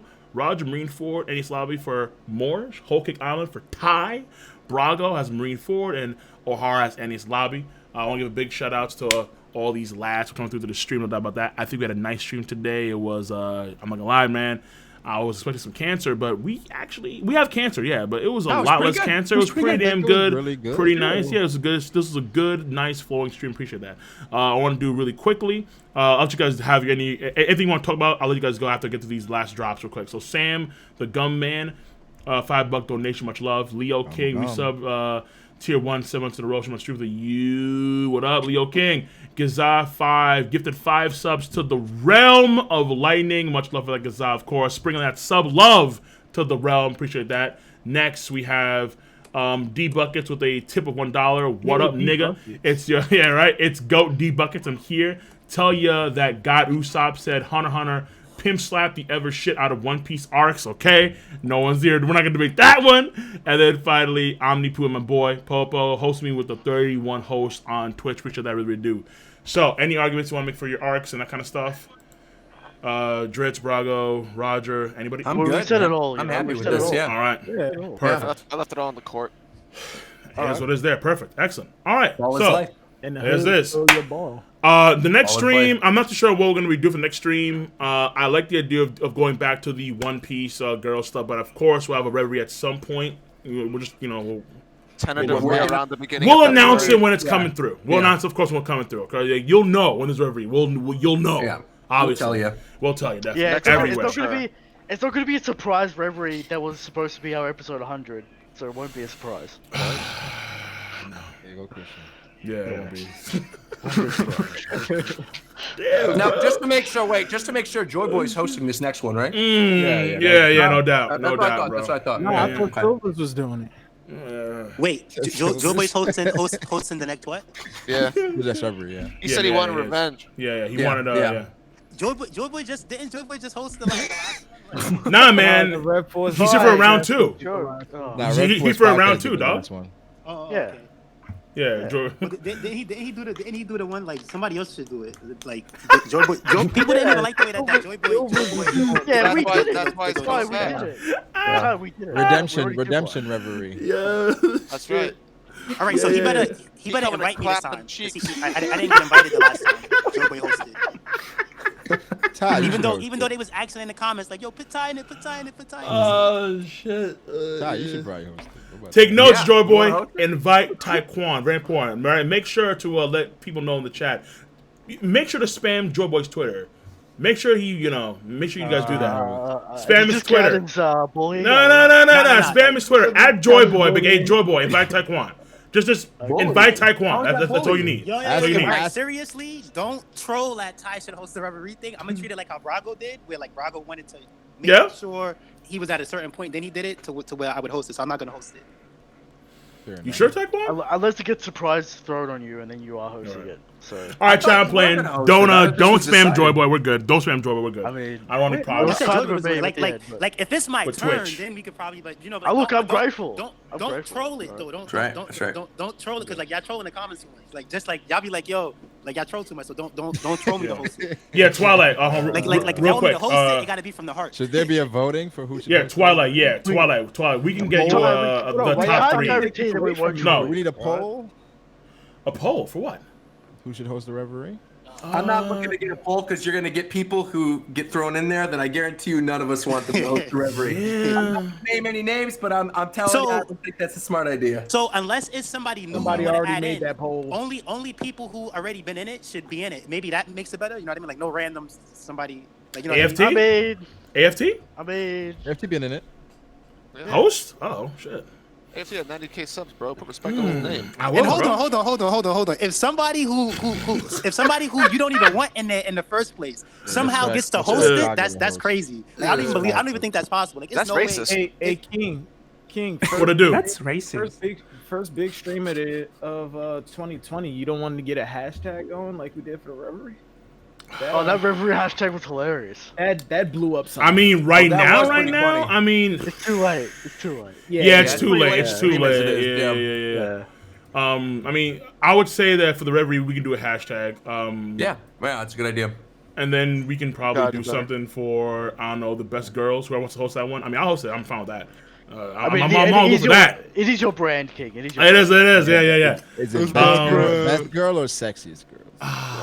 What do you think? What do you think? Sexiest for sure. Yeah, but say, bro. Yeah. Wait, who here also agrees that Viola's top 3? She's top 3. I would without question. I think that's she's top 2. Brago for sure. Okay, that's consensus. All right. Yeah, good. it is. I'm happy. Bro. Yeah. Viola, like that dance she was doing. She's the best. I don't know, man. Like I feel like if Koala's in a bikini, like it's a rap. Like Nami stand down. Why you keep bringing up Koala? No, we good though. I'm right there with King, dude. I like Koala. I like Koala over Nami, to be honest. Koala looks. Thank you. I'm not alone. I'm just gonna say that. I'm not alone. I love it. I love it. Well, yeah, we're not talking flashback Koala. We're talking. No, what the fuck? Yo, even modern day. What the fuck? Yeah, wait a minute. Yo, I'm on Twitch. Relax, easy. Easy, man. All right. I'm clarifying. Good. People don't think you're weird. All right, we're not pulling we're not pulling the silver Israeli right now. Chill, bro. Are they joking? Right. Like, yo, can we stop with like no shade? Pussy. All right, Adiolo, resub. The bikini versions of the Treasure Cruise characters. Yeah, I need that Violet is the best one, man. That's the best one. Yeah, we need that. We need that art for the ranking stream. King, get on. So real quick, hold on. Adiolo, tier 1, 5 months in a row. So this Skypea #1 Keck W, of course, and then Jubs, $3.30 is coming from someone who tells people that to skip Skypea. You guys convinced me it has some merit. I don't know who's telling you to skip Skypea. That's unfortunate. I'm gonna tell you who tells people to skip arcs. Yeah, not me. Not fucking I would never ever tell anybody. Don't ever use the wiki to catch up. Make sure to read every single chapter. Don't ever do that. What are you doing? Of course, Roger. Come on now. You're a saint. You're a saint. You're a holy child. All right. These elitists. All right, yeah. So I think we're good, lads, for this for the stream. No doubt about it. We're good for that. Somebody said in the comment they said that they want Nux to host. Yeah, he said he's allowed to. He's allowed to, I think. But he's white. Yeah. Let's swear Kage. Is he? Are you sure? Are you sure? I mean, his avatar's a ghost. Yeah. Hello, Dritz. Hello. I mean, the man could be the man could be hard Latino. You don't know, shit. No, you got to get that. Hey, Dritz, do you send you to host it? Do you happen to you live in Florida, right? He could be Asian. Attend some meetings, don't you? Some meetings? Of course he does. Of course he does, bro. The meetings in Florida. I don't know. You know, like the ones, like the ones where they carry the cross around and they have those little hoodies, kind of like wizards and shit. Yeah, I don't know what you're talking. Yeah. Oh, what you mean the KKK? Oh, whoa!